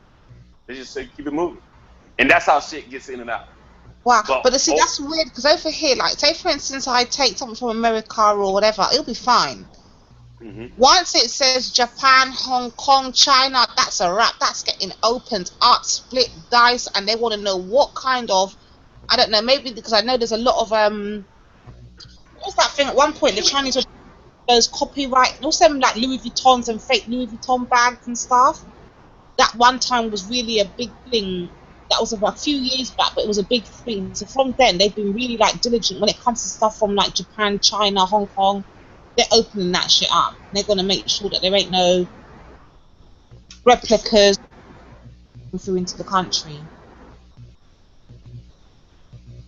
Adidas, Nike, all those things. They were trying to bring a lot of those kind of things into the country from Japan. So that was a big problem. Yeah. Wow. Yeah, we are. Who's humming like that? That's my fan. Are you hot, Eric? Yeah. It's burning up. He is burning up. Let me tell you what. I remember the first time I really saw Eric, yeah, and he was in his house. He didn't even realize his camera was on. I was like, oh shit, Eric is naked. Next thing you know, we look back at 5 minutes later, Eric's in his car, and I'm like, I hope this fool ain't driving down the street naked like hell. And so, oh shit, now he's got on his blue t-shirt. He ain't naked. It's because you noticed that you were leaving the house. You didn't say nothing. 1 minute you were there, next minute you were in the car driving. I'm like, what the fuck? Like, is he driving down the car naked? I didn't see when he got dressed. Like, what happened? Like, what the hell is Eric trying to do to us? Is he trying to go mad? No, my daughter called me. Oh. Yeah, I God himself come down and let me know that he's the God of all gods. And I'm like, 1 second, my daughter's calling. Like, that's how I play. So when she called, I just straight talked to her. But she was on the phone. This girl was on the phone watching Gravity Falls, texting, and talking to me. I said, yo, I can't deal with that clicking. You gotta stop. Oh my God.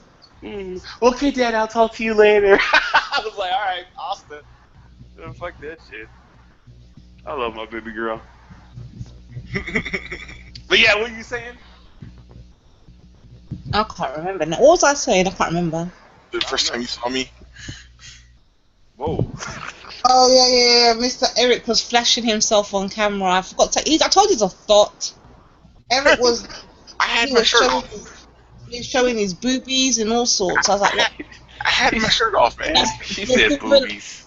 Well, I was supposed to say nipple. He's giving us nipple action and all sorts. Yeah. Wow.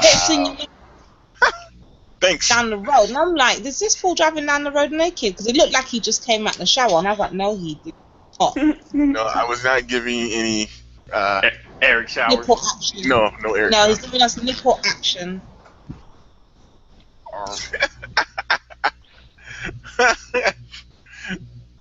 Man, I'm feeling so good right now. Oh my God. I don't know if anybody partakes in marijuana, but Mango OG is one of the best. Oh, I don't. Good vibe. And this is why I told you he's got mental issues. Yeah, I told you this, and this is part of the reason why. Who, me? Yep.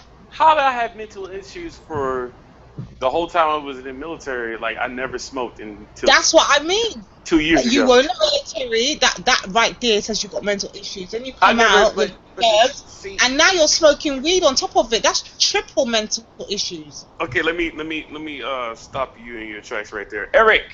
Yes, sir. How you doing, man? How's your brother over there? Don't try trolling me now. No. I'm not trolling you. This is Levi, and that's Eric. Okay. Yeah. I'm asking Eric. Yeah. How's the weather? Man, how's the weather? It's hot and humid. Okay. So, you've been up here longer than DQ has because she works and she has a career, and I chill or whatever. And me and you are usually up here around the same time because your routine and my routine actually works right? Yeah, I work from home. Okay, exactly. So with that being said, this is true or false? Have I said I had PTSD? I don't think you've ever directly said it. Mm-hmm. You said it today. Shut up. There you go. I have PTSD. Okay. Have you ever heard me say that I had insomnia? Yes. Okay, yeah. There you go. Have you ever heard me say I had paranoid personality disorder? Yeah. Okay, there you go. So, right now, you did not even agree. Hold on, let me finish. You did not even agree with half the shit that she already knows. So, who's trolling? Of course she knows I have mental issues. I've said it. I know you got mental issues. So she don't have to reinforce the issue. So wait, hold on. That's why every issue for bootstraps here, because Eric is just gonna co-sign anything he says. Hence why he didn't want to admit. No. Let me finish what I'm saying. See, I let you finish, and you're still talking. But let me finish my ninja move before you attack. Okay. So, with that being said, she literally agreed with 100% of all the diagnoses that I put out there. And Eric, who's up here majority of the time, literally agreed with 1. So that's 1/3 because I said 3. Yeah, there you go, 1/3. So, Eric, I asked you this question because all the questions were to you and she answered them, right? So this is the one question I'm gonna ask you. You don't know what side to be on. Go on. Eric, I'm gonna ask you this question. I know you can answer this one. All right. Who's trolling who? I'm trolling all of you.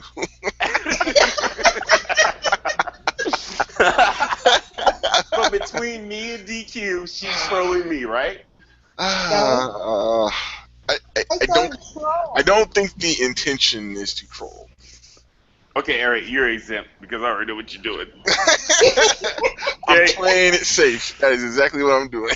These trolls ain't loyal. I'm trying to tell you. Oh, I never do.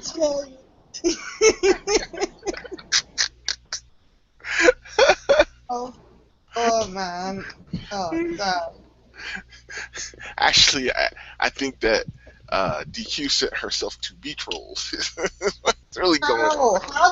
How do I do that? What do I do to do that? You make these little innocent setup comments, and it's like it's like the bunny rabbit out there on the plains with the wolf. And I see it, and I'm just like, oh, I could just hop on that. She trolls out there, but she let her accent she doesn't. We as people let her accent blind us. Because she could be saying some slick ass shit, but everybody will be like, man, I don't know what she's saying on her voice. That's true. Yeah, exactly. I don't honestly do that. I don't do that, I just speak the way I speak. Yeah, you don't do it on purpose. You don't do it on purpose, but I know it because I've seen and heard plenty of accents and dialect. Like, you know what I mean? I heard from the prettiest to the ugliest. But a lot of people haven't heard that shit. So unless it's on movies, so they're just like mesmerized by it. That's your style of trolling. Yeah, I told you I had that dream about your voice. Alright, if my voice is that bad, alright, listen to the other one that comes on Slapper's show from time to time, because it's been around for a while, the high-pitched voice, and you know who I'm talking about, right? Nobody's saying your voice is bad.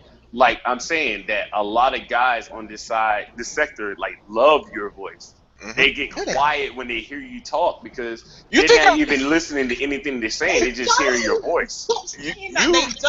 No, I haven't. This is the first time I ever said this. Levi say this. Yeah. Levi. And it's a lie. It's a lie. You are arguing against the delusion that women use when they don't want to believe it. I know. That's the best part. I'm not even trying to say it's delusional. Listen, seriously. You notice something, even when I'm speaking on Slapper, especially on Slapper's show, going crazy in the chat. Oh, I can't take this. Last night when I was going back and forth with them, did you not notice they were in the chat? Come on, Eric, you saw it. Like, oh, this bitch's voice, blah, blah, blah. It's because they know it's you. Yeah. Duh. Yeah. That's why they want you to get on the panel. For everyone that say that comment, there's 3 other ones going, oh my gosh, I can't believe her voice. I'm in love. Mm-hmm. Me, I'm saying it's just the voice, but you had, like you said, 3 people behind me. 3 people behind me are saying, like, yo, what the fuck are you talking about? I had a dream about your voice. So, I know. It's horrible. I know it's horrible. No, that's Eric. That's Eric talking about everyone on it is Eric talking. I ain't gonna deny it. I'm not gonna hide it. And I'll tell you why. Because I think I said it the other day when I was on Slapper's Hangout, and I had a dream, but I dreamt about everybody on the Hangout, and that was weird to me. I don't know none of you. Skull was in the dream. I think you need to take a vacation off this YouTube shit. That's what I said in the chat. I said I might need to leave this YouTube alone. If I'm dreaming about people I've never met, this is weird. Yeah, that's weird as fuck. That is weird. And that's one thing I agree with you on. It is weird as fuck. I think you know what it is? Often when I come on Slapper's Hangouts, I end up falling asleep listening to your on it. Yep. When I do that, obviously it's gone into another level. When I'm in my own world, sleeping off, I'm still probably dreaming about a hangout I'm no longer a part of. I'm still in the distance, so because my mic might be mute, but that doesn't mean that the hangouts ended. No, it's still playing. I'm just sleeping. I don't get how people can fall asleep on this motherfucker. Honestly, I'm on a different. I'm just saying. No. I understand that, but you be nice sound asleep because you know, it's probably a dead spot in the show or something, and all of a sudden motherfuckers come out there yelling. It's like, what the fuck? Yeah. You know what I'm about to say. You know what I'm talking about. I'm out for the count. It drives me crazy because I wake up at like 5 or 6 because I only have to get like 3 or 4 hours of sleep at night. I wake up at 5 or 6. I'm like, what the heck did I miss? What's going on? They're killing each other. Yo, fun fact: there's literally a groundhog out here just chilling, like in my yard right now. Yeah. Yeah. Sweet. That's the type of neighborhood I like. Fun fact: I got a park across the street. Well, Vic Damone got a park across the street too. Does it mean that his neighborhood is nice? Mine's a city park, though. It's got water. When it was water. It's got water and a water playground. That's hard. Yo, when they was killing him about his dilapidated neighborhood, I was like, yo, that's fucked up. I didn't even know that shit. Mm-hmm. Well, I didn't want you guys to fill me in because I just looked at the what's it called, the and I seen that must have done the same show that I was on last night. You said what now? But what? Nothing obviously happened because I'm seeing in the comment section they're saying Slapper. They say, is it Slapper? Who did Slapper go in on? I don't know. Slapper went on in Andre. Slapper went in on Stars. That was it. They said something about him bodying Stars. What happened? Oh, he just went on. He basically, yeah. He went on Styles' show to give Styles props for giving him a shout out, and I don't know if Tommy timed this because Tommy watches Styles' show, but basically when Slapper went in the chat room to conversate, a moment later Tommy jumped on, and that set Styles off because then Styles started thinking that Slapper brought Tommy over and started going in on Tommy instead of talking to Slapper. Mm-hmm. And whenever Styles starts talking about Tommy, he takes shots at Slapper. And Slapper finally was like, Slapper finally insulted him and told him, Slapper kept telling him, I'm not over here for this. I didn't bring you in, blah, blah, blah. Styles wasn't having it. Kept going in. And Slapper Dom finally let him have it. I hope Slapper does see what's. So. You said what? I hope Slapper sees what's going on. Well, that's the extra drama. Yeah. But yeah, that was a series of unfortunate events apparently over there. Yeah. Because from what I heard, it wasn't supposed to go down like that. It was like Slap was using some music that he got from him, and he gave him a shout out, and he gave him a shout out back. And then he went over there, and then next thing you know it, somebody else. But like you said, Tommy popped up over there, and then it was like, oh, y'all coming at me. Yep. Series of unfortunate events. Perfect storm. One of those shits. And well, here's the deal. Here's the deal. I am a conspiracy theorist, and I know that Tommy watches Styles shows. And there's a part of me that thinks that Tommy went in there on purpose after Slapper showed up. I said I hope Slapper sees what's going on. Yeah. Well, he can't. He don't have to see what's going on if he's innocent in the whole situation. You know what I'm saying? It affects one side of the party if there's going to be any kind of relationship. Because no. That's assumptions, though, man. That's bullshit. I'm basing it upon the reaction that happened at the time of the incident. Yeah, I know, but what I'm saying is, if I'm using what you gave me, and we got some bad blood, and I'm using what you gave me, and you realize that's like just straight, okay, he's showing love. And then you reply that, you return, show that love back, and then I come to your show. That's all positive right there, right? Mm-hmm. What the fuck does the next person have to do with me, even though me and him are cool? That just because he come at you in some way doesn't make me associated with that. It's a coincidence, yes, it's something to think about, but no. Levi, do you consider yourself to be a rational person? I know this is. I know this is coming from non-rational person. No. This is a serious question. Do you consider yourself a rational person? No, this is a troll setup. No, it's not. It's really not.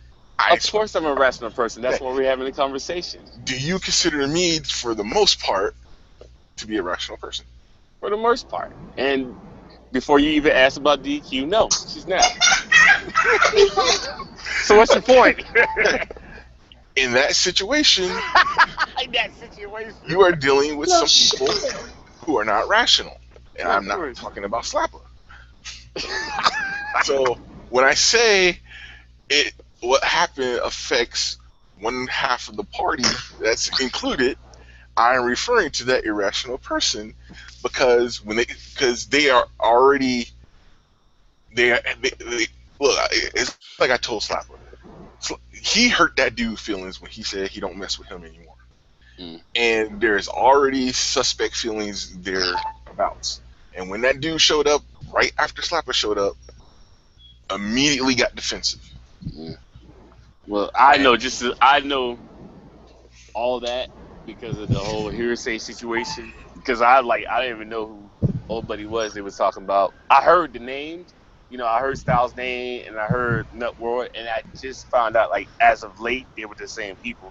So that shows how much I'm hooked up on the Matrix wise. But yeah, I don't know his side of the story. I don't know what's up with that. No, I'm not trying to accuse anybody. I'm just saying that that's the situation.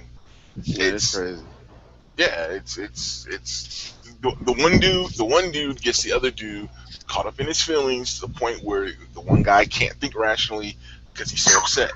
And we already know after seeing the interaction with DQ that the other dude is the exact same way. Yeah. Exactly. So, yeah, and I have my own personal thoughts on that whole situation as to why things are being done the way they're being done.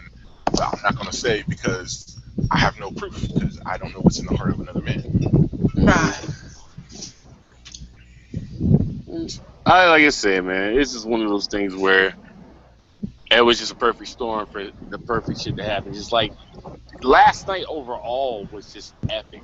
From everything I've heard to the joint, and that's why I said I'm so happy that I don't pop on everybody's shows and shit because Sonic was out there in the wind when he came up on that bitch, and I was like, the fuck.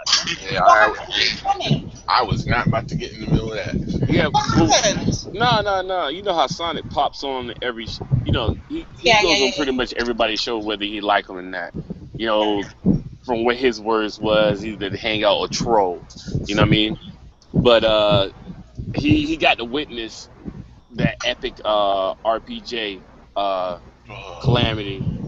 Wow. Oh yeah, he was the one that I heard it from. That's why I was trying to figure out what happened. Yeah, he said. Well, see, that's the thing because he said he only was on it for a certain amount of time. He saw a little bit and then he was like, "Oh hell no!" But it's just one of those things. I was like, if you don't stop jumping from fucking show to show, you wouldn't put yourself in that situation in the first place.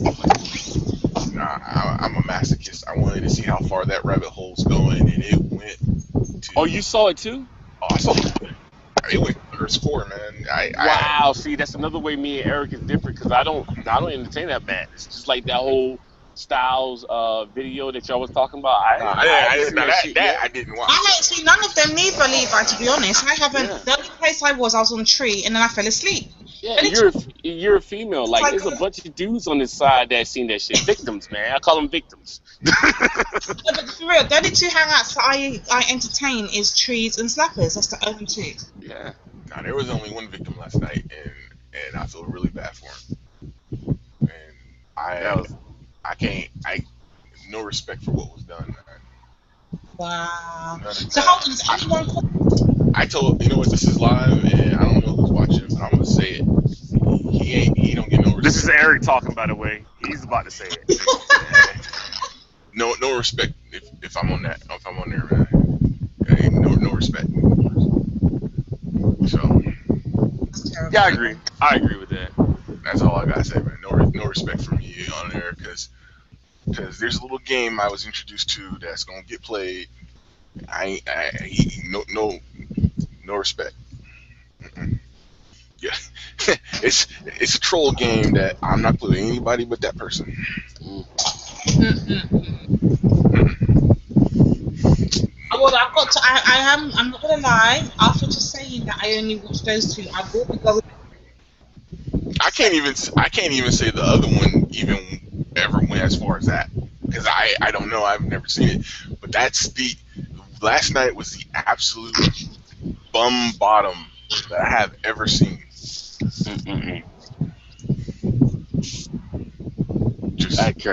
That's crazy, man. Yeah, it's. I don't give a shit how bad. You said what? I want to see RPJ's action, so I want to see his hangout when he has it, because I want to. Well, I just can't keep up with these late nights, man. It says 1 a.m. American time. So what time?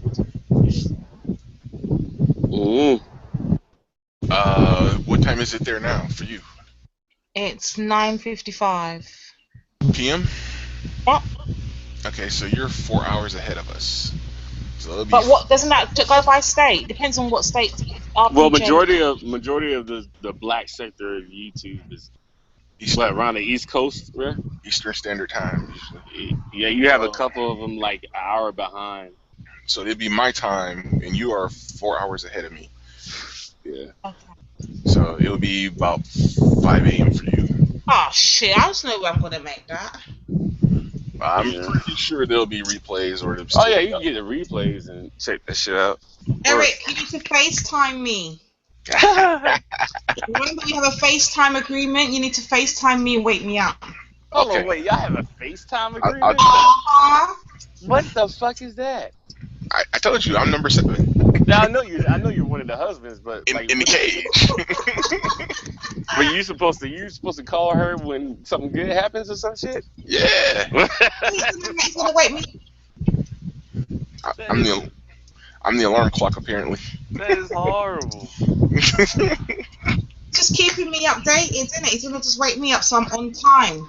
And you agree with this, Eric? See, this is another reason why me and Eric are so different. You know, big girls in slavery. I don't agree with. You know what I mean? Oh my slavery! Look at the he's saying. Oh my gosh! Big girls in slavery. I don't agree with none of those. You know what I'm saying? I'm not big, and he ain't no damn slave. I am slim, and he is. He's a slave. No, he's not. We're gonna keep that one off the air. It's live. That's why I just said nothing. Kanye West said it better. New slave. You know what I mean? I am in leaders, then as followers, but I'd rather be a dick than a swallower. That is deep. That is deep. Thanks, Levi. You my brother to the end.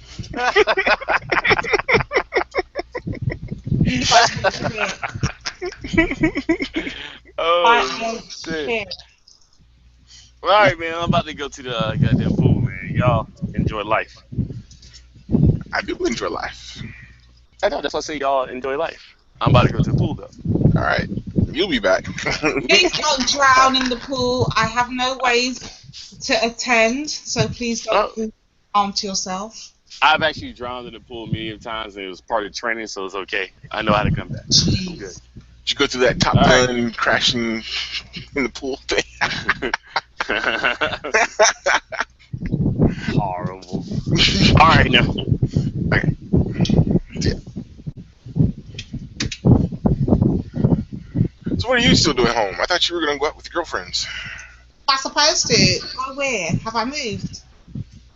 The time you saw me get off the phone. Yeah. Oh, you already went. I moved. I've literally been here. I've not moved. I thought you guys were going out to do girlfriends. You're supposed to. I've just blatantly ignored all the calls and I've not moved. That's what's happened. Levi. It's recorded as well. We need to keep quiet. Yeah, they're gonna know that I haven't moved and I've blatantly ignored their calls. Okay. Yeah, keep it on the D-low. So how have things been for you since the vote to leave the European Union? It's been fun. Nothing's changed. It hasn't affected us yet in any way, shape, or form. The only thing that has affected us is the new, what's it called, Prime Minister. That's what's affecting us. Oh, good or bad? Doesn't look good. Oh. Doesn't look good. Aren't you guys like still a part of them for the time being? And it's like there's like a date when you guys actually break off. Yeah, so there's an official date, but essentially we're out of it. Okay. Wow. Well, I really didn't think it would be that different for you guys. And you know what? I think it was just a lot of hype and a lot of oh, this has happened, big wow, just to make news stories or whatever. But it's not actually done. Okay, fell to its lowest hours. By the end of the day, it was back to normal. Ah, that's good. As long as your everyday life isn't disturbed, that's a good thing. If it's disturbed, I'm getting the hell up out of here so fast. It's ridiculous. On that way, I'm turning my barrels down. I'm packing up and I'm leaving. Every time. Go home. Every time we have a presidential election, people say they're moving to Canada. Oh, really? Yeah. So what would the difference be if people were to pack up from Canada? What would the difference be for them? You mean from here to Canada? Yeah. Well, it's people have actually looked it up. It's really not as easy as people think, because what's really going to happen is they're going to try and go there, and then they're going to get deported back. You can go there, but for only a limited amount of time, and to become a citizen of Canada, you have to prove to the Canadian government that you can be of value to Canada. Like, you have to have skills that can be of value to the country. So it's not like you can just walk in there and say, "Hey, I want to be a citizen." And I've got some family members in Toronto. I don't know these people, but I know I have some. Yeah, you can probably go visit, but you can't stay. Why can't I? Because you get a temporary a visitor's visa or something. You stay for. Hold on, ain't they still governed by the British? Ain't the Queen's money and everything still running Canada and all that? I'm not sure. It might. I don't think the same rules apply to me that apply to you guys in the States. It could be possible. Very doubtful. Well, I know they are respectful to the crown. Yeah, they are. I know the Queen's head is still on their money, so I doubt that there'll be much blockage for me to go over there, but they might. Well, remember, they're not part of the EU, though, so I have no idea if anything changed in that regard. No, but remember, the Queen, if the Queen, who's England, is still over them, then essentially they're still part of the British. I guess, unless you're talking about French Canada. I have no idea what I'm talking about. The French Canadians in Quebec. I have no idea. I have no idea what I'm talking about. But I'm sure, if I remember, if I was dealing with some money the other day at work, and I remember I had some Canadian money, and the Queen's head was slap bang on them money. So I know that. I know they're still affiliated in some. They have some. But I also know that Quebec wants to secede and form their own country. Oh. Because they're the French. They are French Canadians. Oh. Yeah. Yeah, and French Canadians are not well liked. They don't like. Oh, aren't they? No. Well, have you ever been to France? Of course. I go all the time. Do you speak French? Yeah, broken French. Okay, well then they probably treat you better than most tourists that can't speak French. But the French have a reputation of being nasty and foul. It could just be towards Americans, or it could just be towards those that don't know French. And the French Canadians, they exhibit that characteristic very well, as being rude and nasty. Yeah, and so they're not liked. They're not liked by fellow Canadians either. Yeah. Yeah, see, that dislike stuff, it runs everywhere, man. Yeah.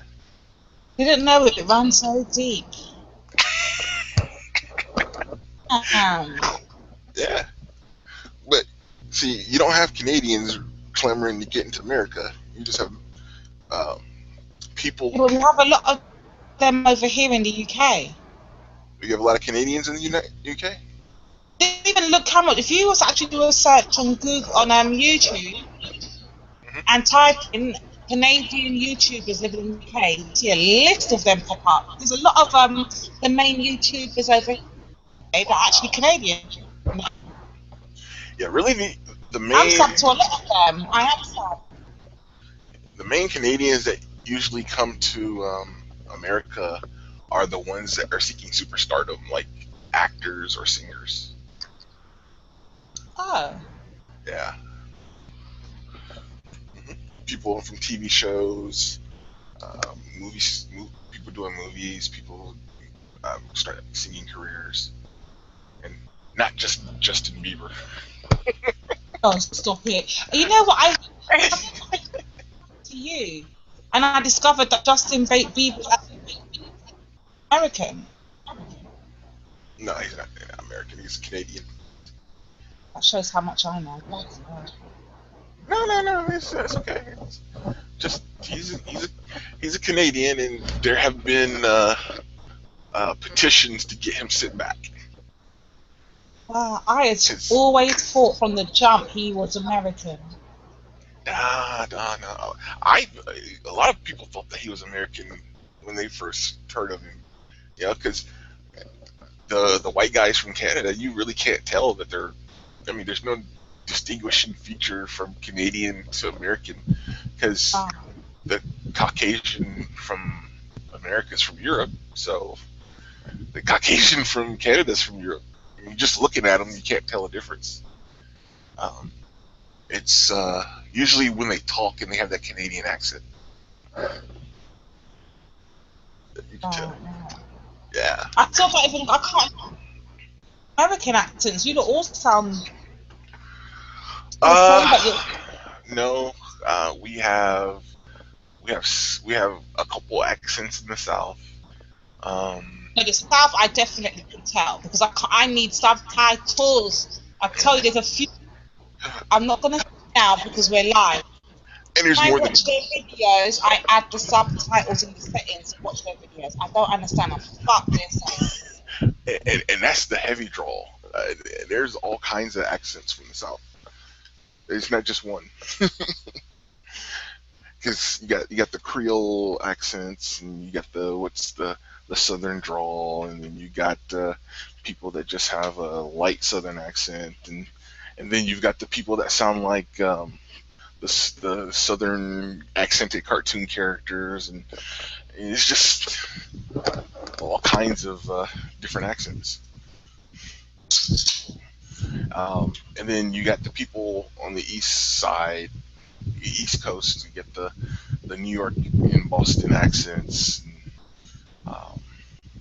and those kind of things. I think the best American female accent I've heard fairly on YouTube and messing with social was this lady before that used to be on there was this lady that used to be on TRS. I don't know if she's still there, but her name was Carla. For some reason, I love the way she speaks. I had everything will be her. I love her accent. I actually love it. There's something about the way she speaks compared to all the other Americans I've come across. Her accent is just I love it. I'd have to hear how she talks in order to say where she came from. Oh man, just go back to some old TRS shows and just listen to Carla speak. Her accent is soothing. It's just so lovely. Let's see. They say that people from my area, which is like the Midwest, have an accent. I can't tell because I think everybody else has a weird accent and we talk normal, but I guess we have an accent as well. And then they say people in the West Coast have an accent. We've all got a bloody accent as far as I'm concerned. I can hear it because obviously not being an American, I have an accent. Of course you do. Okay. Well, I don't know. I can't tell. Of course you do. Like, if you opened your mouth over here, you know you're not a bloody British, isn't it? Well, yes. Because I do not talk like you guys. Right. So to us, you've got a blatant accent, but maybe to you guys who hear it every day, your accent. Exactly. Sounds normal to me. Like for us, like we would say you would have a heavy British accent. Why? Definitely not. Definitely not. Hell no. Well, and that's funny because where I come from, everyone speaks like me. I'm not the only person that speaks like this. As you heard earlier, I'm sure you heard my friend on the phone earlier, right? I heard your friend and I heard your daughter. Yeah. Right, and you hear how we speak. You see, I'm not the only one that speaks like this, right? Right. No, so I hear this all the time. Everyone's. I guess to you guys. Yeah, that's why we need to ship more of you guys over here.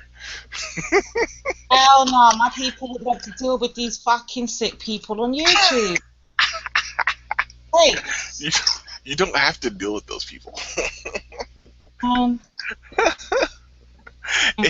I will say, it has made for more entertainment than on television.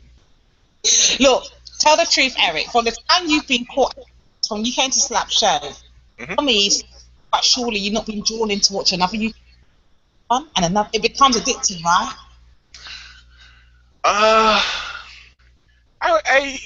would say at first. Right. Yeah, but it's an addiction from an addiction of wanting to be entertained. So it's like, right.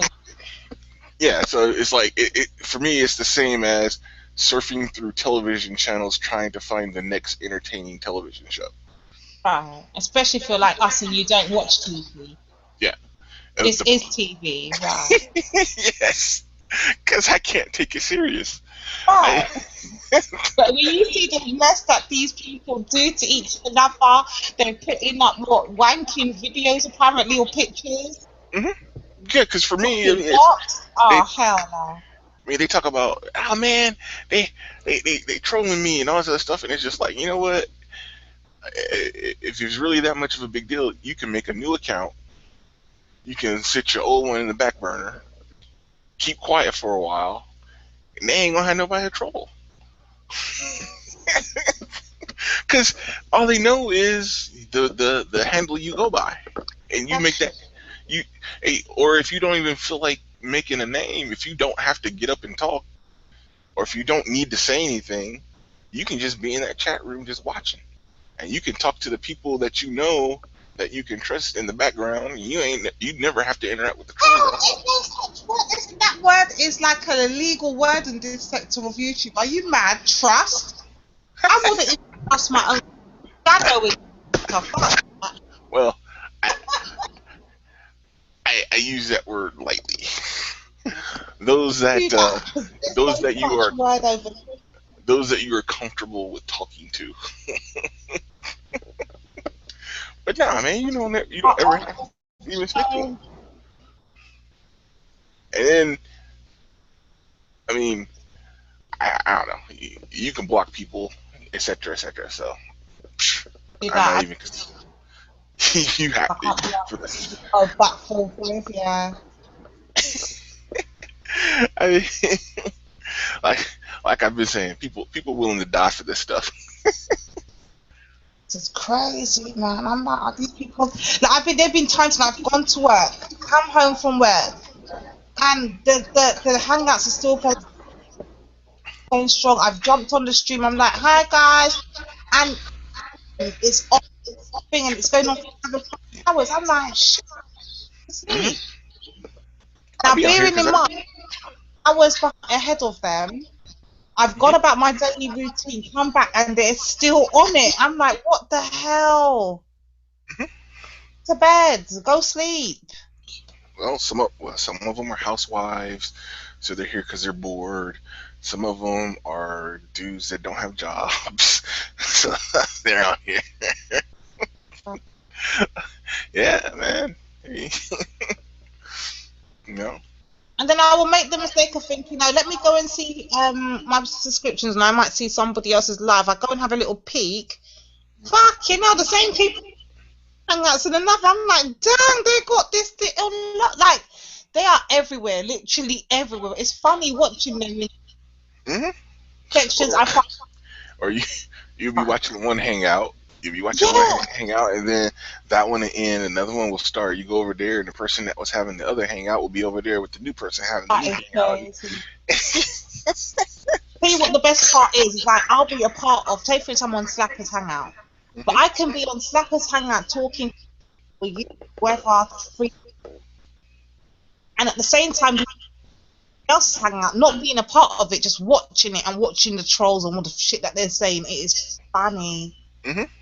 I'm like, are these people? Yeah, and with trolls, if you wait long enough, there's a new victim. You don't even have to talk to them. You just ignore them, and then somebody else come along, and they'll be like, "Oh, he easier. Troll him." No, but some of these trolls are off the check. Let me tell you, I have to give some of these trolls some ratings because a lot of them, they have some. They might be sick in their head, but they have some bloody good imaginations. I tell you that. Trolling can come out with. You see the shit that they say. Like you have to go into your deepest memory banks and deepest imagination banks to come up with some of that shit that they come out with. Yep. Oh, funny. That's those folks need to be putting that energy towards becoming comedians. No, they should. And you know what? That's a shameful thing because if they was actually put that into actually earning some money, these fuckers, they have entertained me.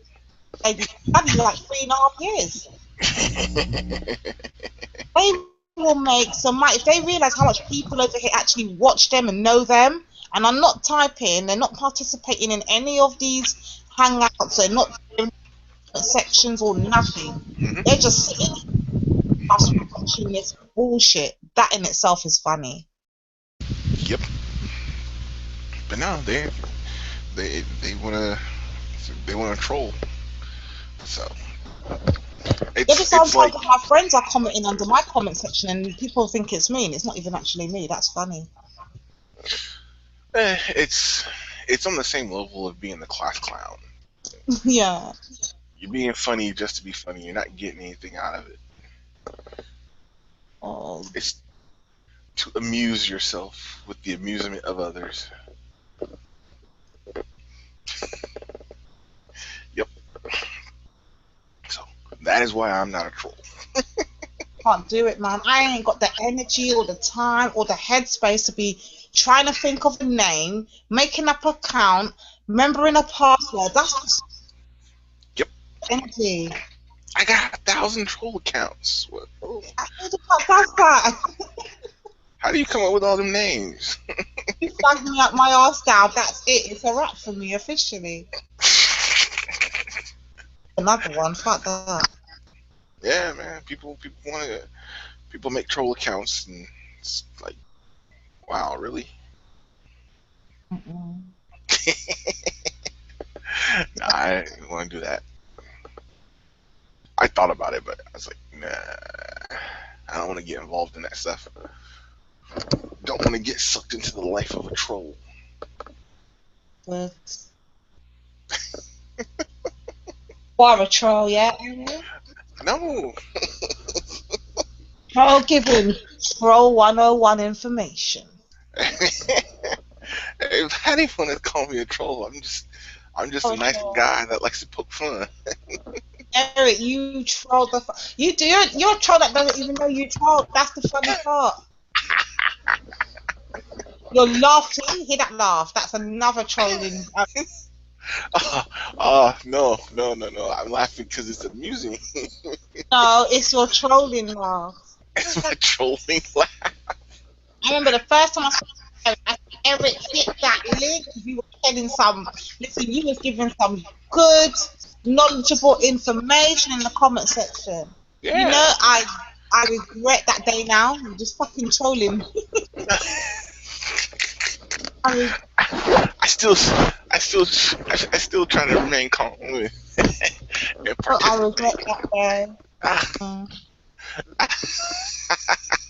There is no need for your trolling activities in these streets. Oh. I haven't trolled anyone. I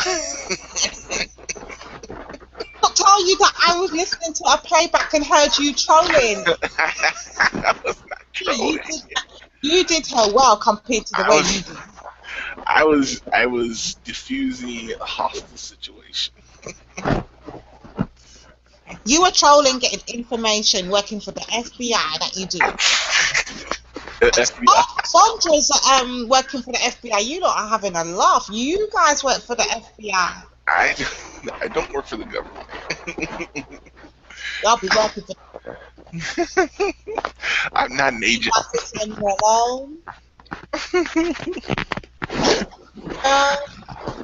See, even Levi told you I wasn't trolling. A troll's gonna tell another troll. Are you having a laugh? You can trust Levi. Levi's gonna shit. You said it live. Don't let him play it back. Whatever you do. Levi's gonna shit. And I want that own, but just don't tell Levi. He's probably listening. While he's at the pool, he's listening. He probably is in the underwater. He's trolling us. See? He's the troll, not me. Dude, you had us all confused. You had me confused. You had Cybertron confused. You had what's his name? Sonic confused. Us all confused. He's like, what the fuck? That's because you guys think we sound alike, and we don't. We have I was all trying to argue with sis Nubian. I was saying to her, no, that wasn't Levi, that was Eric. This time I'm wrong. We're all. It's always him. That's him, and I'm like, hold on, no, actually I'm wrong. It's always best when you guys are on your cell phones, because then you really can't tell because the pictures don't always match up. True, but what the thing with the cell phone is I definitely fall asleep. Problem with that. Oh gosh, I fall asleep anyway, but I stay a bit longer with the laptop. With the cell phone, it's a wrap. Well, I'm laying down, talking, trying to type, and all sorts of for the count. Well, it's like 4 or 5 o'clock for you, isn't it? When Slapper shows on, it's like 4. That's why I'm never on. No, it's when I come on in the morning after I've had my coffee, which is normally about my time. I wake up at 7. Okay, so it'd be about. I normally jump on about 8 hour after I've woken up. Okay, so that's usually about 4 in the morning here. Right, and it's live and kicking when you lot jump on, when I jump on. Yeah, usually some idiots hopped on there and started to mess. Yeah, and I've normally missed all the good juicy parts. By the time I get on, it's still live, but it's like more died down. Mm-hmm. And I'm getting the residue of what happened previously. like 2 women yelling about. Oh God, no, that gave me a headache. I told you I went into work that day, my head was pounding. I took 2 ibuprofen and it's still done shit.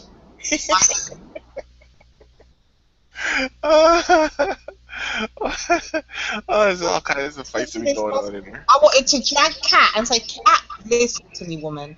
I'm tired of talking to you. Stop doing this. I really wanted to snatch her up, but I couldn't. We're on the different sides of the world. Mm-hmm.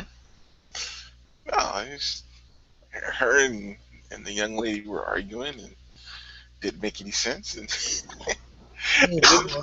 the arguments that people get into are ridiculous. Crazy. Somebody arguing about being happy they don't have a job. Somebody arguing about being man enough to be their man and their 4 kids. And the worst one for me so far today is doing, I think it was a 9-hour marathon with Jet Set and Big J. That gave me I don't think I came on YouTube the day after that. I had to do a whole came 2 days later. That's when I ventured back on. I had to That was funny. That was it wasn't even 9 hours. I think it was 10 hours straight. Because remember, it started in the night before.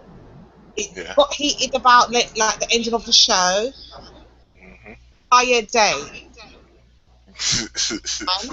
By the time I went to my bed that night, it would have been about. I remember Arch was off air, and it's when Big J came back and he went, "Set up. I got something else to say that." I was like, Big J's going off again. Damn. That went on for another 8 to 9 hours. And then I finally went to my bed about 11 o'clock that next night. The next day when I woke up, I was like, fuck this shit. I'm not even near YouTube. I'm not looking at Hangout. I left that shit alone for 2 days. I couldn't do it. I had to admit, he recovered. I was like, fuck this shit. YouTube. So I'm gonna send you a message. I want to know if you've heard about this yet. Okay. Let's see here. Are you FaceTiming me? Yes. Oh God.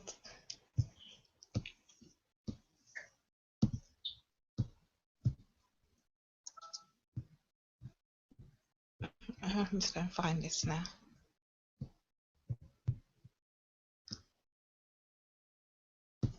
Dang.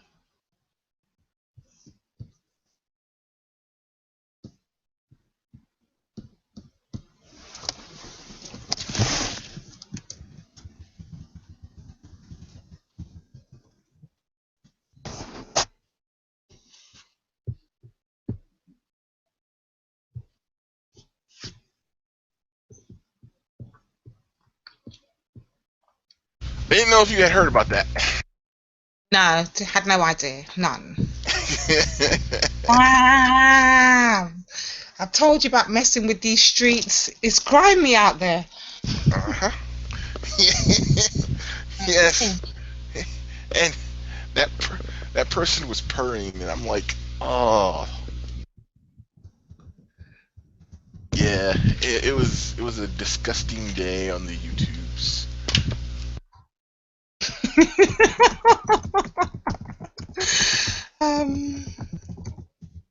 Yep. This is too much for my. Check your messages. This is too much for one humble girl in the UK to handle. Oh my God. Talking about that, where's Andre? I think I'm asking. Which Andre are you talking about? Andre from Tree. Okay. I don't know. Wait. When you say Andre from Tree, are you talking about the Cleveland Andre? Oh, hell to the no. Okay. Andre from the other one. Okay. Because both of them were going there. That's why I asked. Oh, were they? Okay. Yeah, because Andre from Cleveland likes big girls. Also. Okay. Yeah. So I've seen him there once in a while. Ever since he took over Tommy's Hangout, Andre hasn't been on Tree TV for a while. So I didn't know if you were talking about him or if you were talking about the other one. No. I wasn't even there when that all bloody happened. I came back and watched the replay and I was like, oh shit. Remember, I was at work. See, a lot of this shit when it's happening, I'm not seeing it. I'm seeing the replays. Yeah. People might think I'm actually a part of this, but I'm actually not in half of the things that go down. Like, Yeah, they want to make sure you feel like you aren't left out. No, because Papa does it deliberately. Fucking shit. He does it. I can't hang.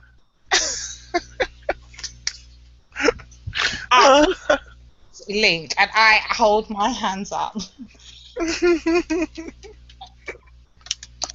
Yeah, but if you in there, people just gonna be trying to get your attention.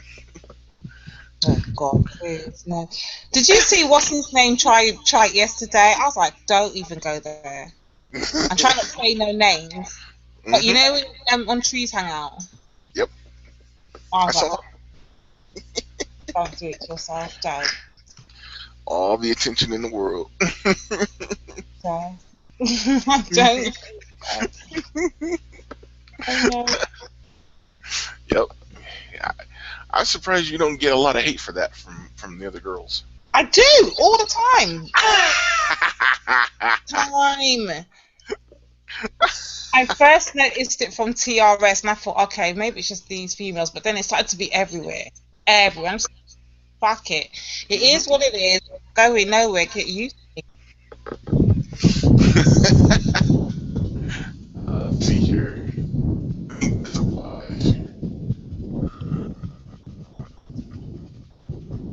If you don't know what this means, you gotta look it up.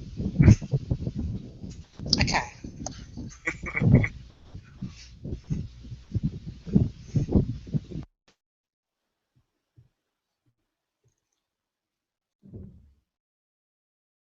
Oh.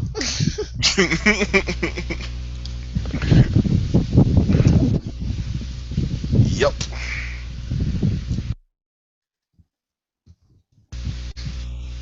And that's pretty easy to say, considering you don't carry yourself like them.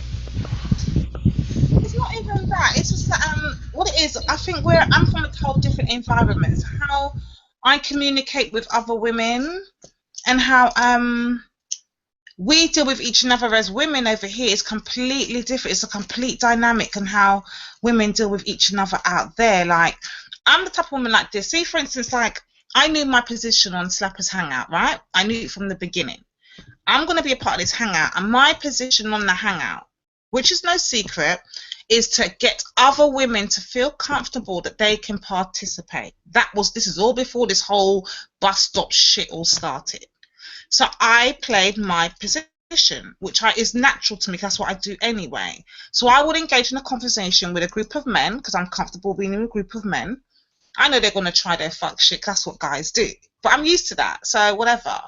So I'm in a conversation with a group of men, and I will make women feel comfortable. I'll say, oh, come on, click the link and join in. I want to hear your opinion. And the whole point is just not to make other women feel like they can't join or they can't participate or their opinions don't matter. Now, there's plenty of women where I can't stand and I don't like their opinions, but I ignore them. Some women have a problem with that. They do have a problem with that, and they don't like to be ignored, or they don't like to feel like you're not listening to their point. And I'm just like, shut the fuck up. You make no sense. I'm not trying to hear you. So I guess that's it. But there's other women that are cool. Like, they're cool. They don't care. They just come on, share their opinions, and whether we agree or disagree, the point is to make them feel welcome enough. Now, there's some women that I can't stand, and you'll never see me greet them. Fuck that shit. I ain't greeting them. I'm not acknowledging them. You'll never get a howdy, hi, how you doing, how's your day been? Never from me. It's just not happening. I don't have no respect for you. It is what it is, Eric.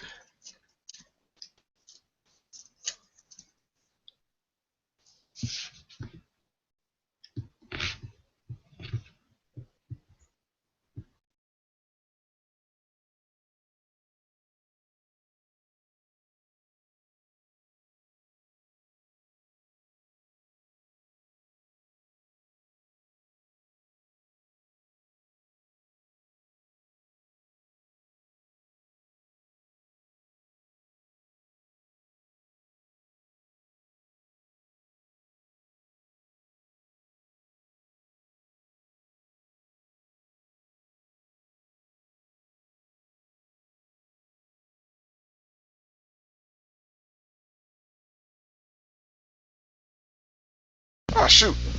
I've been talking and my thing's been muted. Sorry. I said, wow, that's pretty bad. And some people got beef, and they just like the beef. Some just hate. It's just like to. Yeah, and then some just feel like you get more attention than them. Some feel like they don't get enough attention at all. Some just hate because you've got an accent. Some hate because you're not American. It's just all different dynamics. I'm just trying to figure out what kind of attention they're trying to get. I don't know, because I don't bloody want it. You can have it, mate. Have it by all means.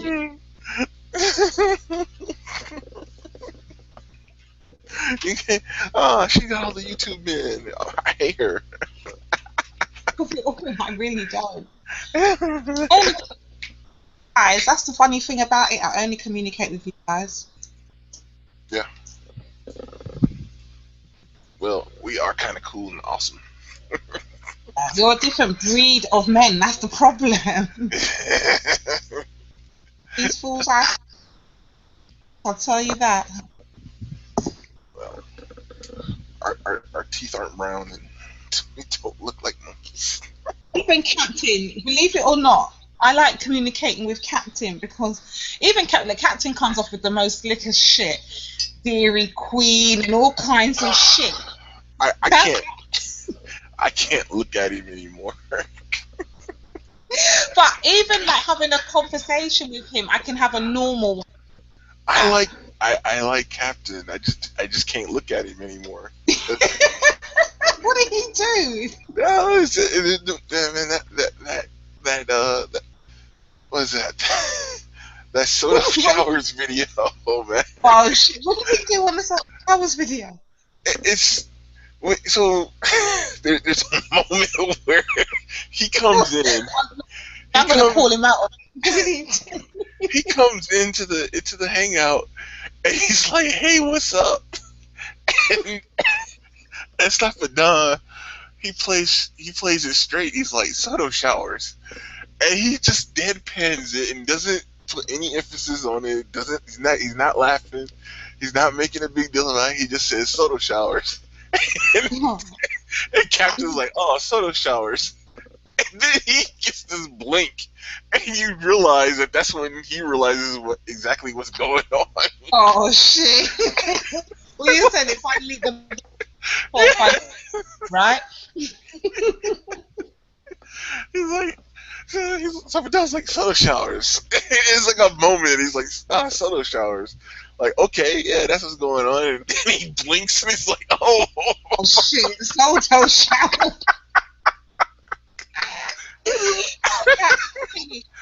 To come with some shit. He'd be like, yes.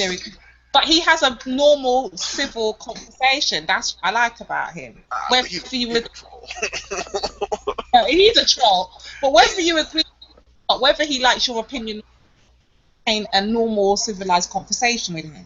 Right. That's why. Yeah, if he doesn't respect your position, he will troll that guy. No, you have to see it. It's on Slap with Don's hangout site. I've got to watch that. Soda showers. Like bizarre happenings or something like that. Oh my gosh, he had it up there.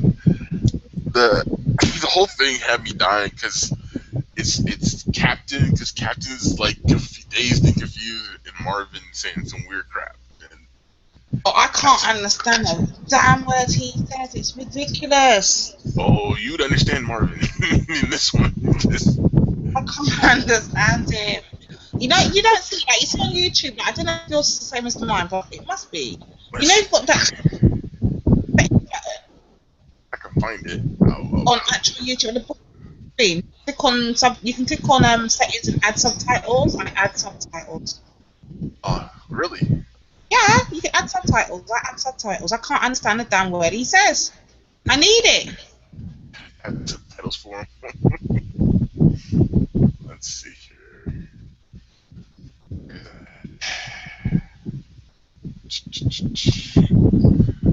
I know. Even even sometimes when I was listening, like back in the day, and I would listen to like some of Alexis K. Tyler videos, I'd have to add subtitles to her sometimes because she's got a deep accent sometimes, and I don't even understand what the hell it is she's saying. Really? Yeah, to me, I don't know, maybe to you guys it's normal, but to me, it's like that's really thick that I can't understand. Okay. No, I've not listened to her. Have you heard her go on any of her rants, like her vagina power rants? She's just going. No, I still a bunch of them that I don't listen to. Alright, well, if you ever go back to any of her old shows, her old vagina power videos, damn, maybe you might understand what I'm saying. Like, a lot of it, I need to add the subtitles, I can't understand everything. And even sometimes Google can't even type what she's saying, that's terrible. Wow. I've heard her on her son's music videos, but I've not heard her actually just talking. No, you got to hear her own videos, like she's going on her hours of the women and men and blah blah blah and. Let's see here. Dang it. There's the one with you and MJ going at it. Where's that at?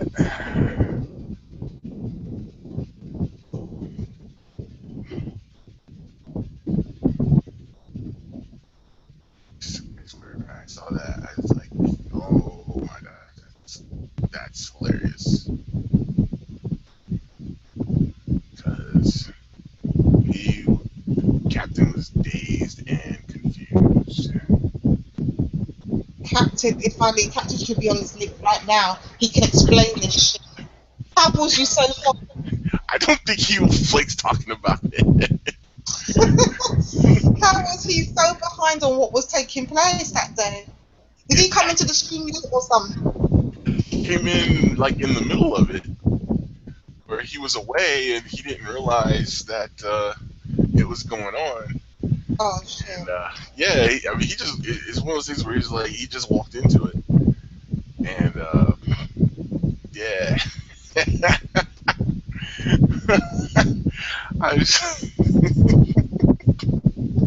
This is hilarious.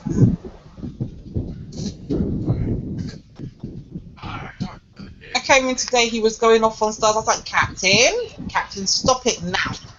It was just, I don't know what took place, but he was going off. I was like, damn. Why was he going on them?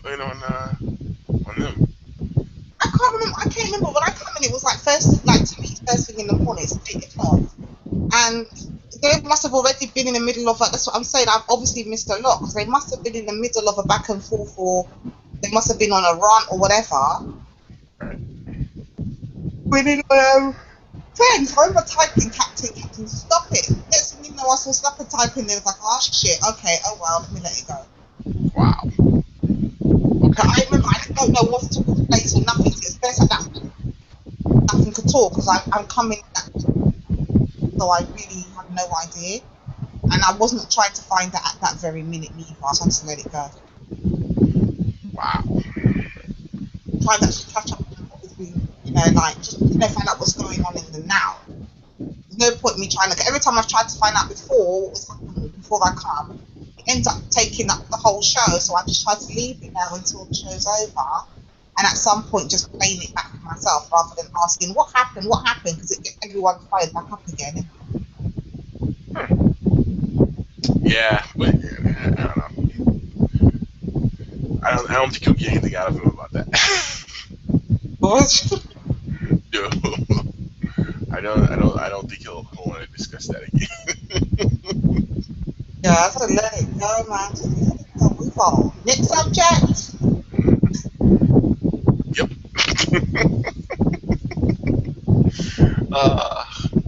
So how long no, and I came in as well, and Sonic was talking. No, this is what killed me. Sonic cracked me up. Sonic was banging on about how these men on the black sector are all faggots. I had to remind him. I was like, Sonic, is this coming from you, the guy that made the video about small dicks? Right there. was trolling him and calling him out. I wasn't. I was just reminding him, like, you have no room to be talking about no one. Stop it, my God. Hey, he does what he does. Sonic is crazy. I want to see him without that hat on. Why are you not giving him headache about that hat? You and Nubia. I do be giving him every time I'm in the chat room. I tell him to take it off. Leave his hat alone. It's a part of his identity. No. Leave his hat alone. You're not a bully. I am a bully. I'm a cyber That's a bullying right there. That's discrimination against the hat. Oh, here it is. Okay, I found it. Okay. It lasts. It's worth watching. It's 3 minutes. 3 minutes of your time. Here you go.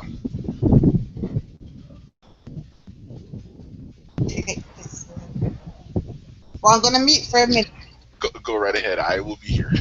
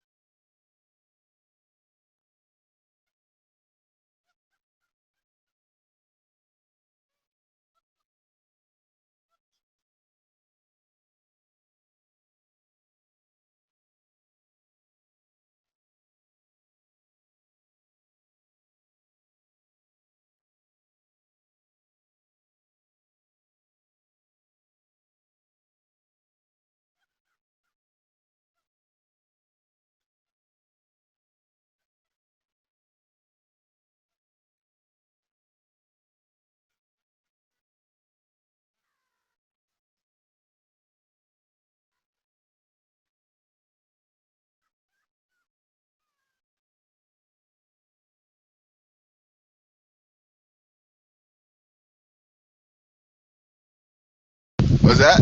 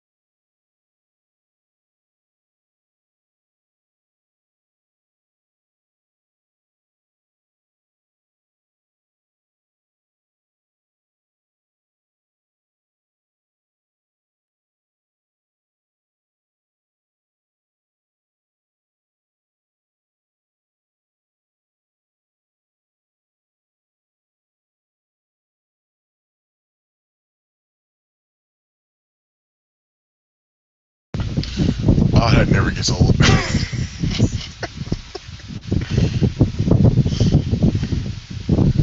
Shoot, I supposed to unmute myself. I forgot. Imagine we did this at the same time. All I could hear was "hey, hey, hey, hey, hey, hey." I don't know what he's saying. All I hear is "hey, hey." In the middle of those A's, he said that Tommy is a great entertainer. Oh shit! And I heard Catherine said I tried to help him, man. I seen put the subtitles. I'm like, what the fuck? He kept asking about if he was doing it with his having a shower with his cat. Oh my god! Yes. These men are no hope on YouTube. But do you see what I mean about Captain? Captain was staring like, what the fuck? Soto showers. Oh, Soto showers. That's what's up. He blinked. Captain was like, what the fuck have I walked up into? I'm going to remind him about that. I'm like, Captain, how do you know for Soto showers, hot or cold? P-Fudge was like, I'm out. That was like, I'm turning my back to this shit. I even saw Archie in the chat room saying, I'm not looking. V-Dub was like, see, I told you. V-Dub's full of shit, trust me. He's passed out, man. V-Dub passed out time ago.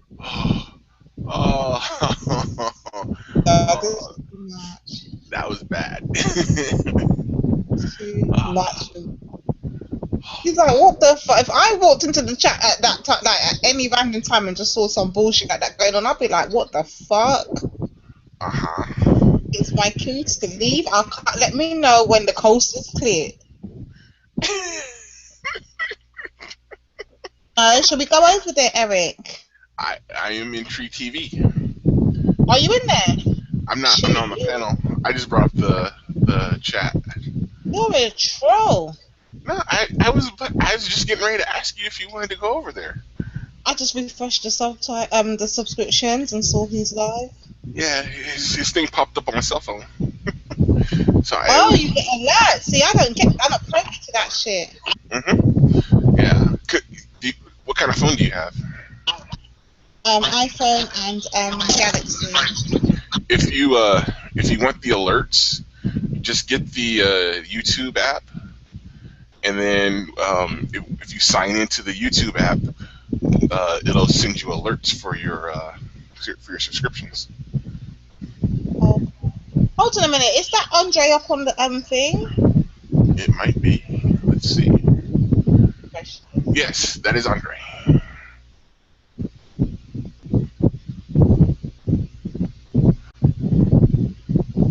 It's Andre, Patricia, Tree, and Patrick.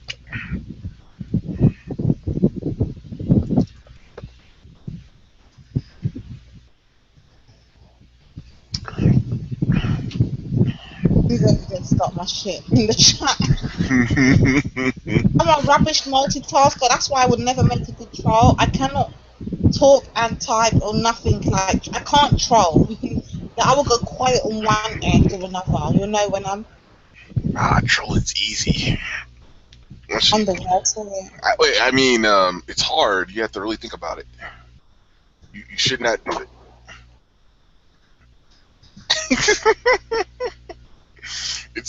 It's not a good thing to get into. And I'm a light troll. I'm not heavy into it. Only light tabs. Yeah, I'm the worst.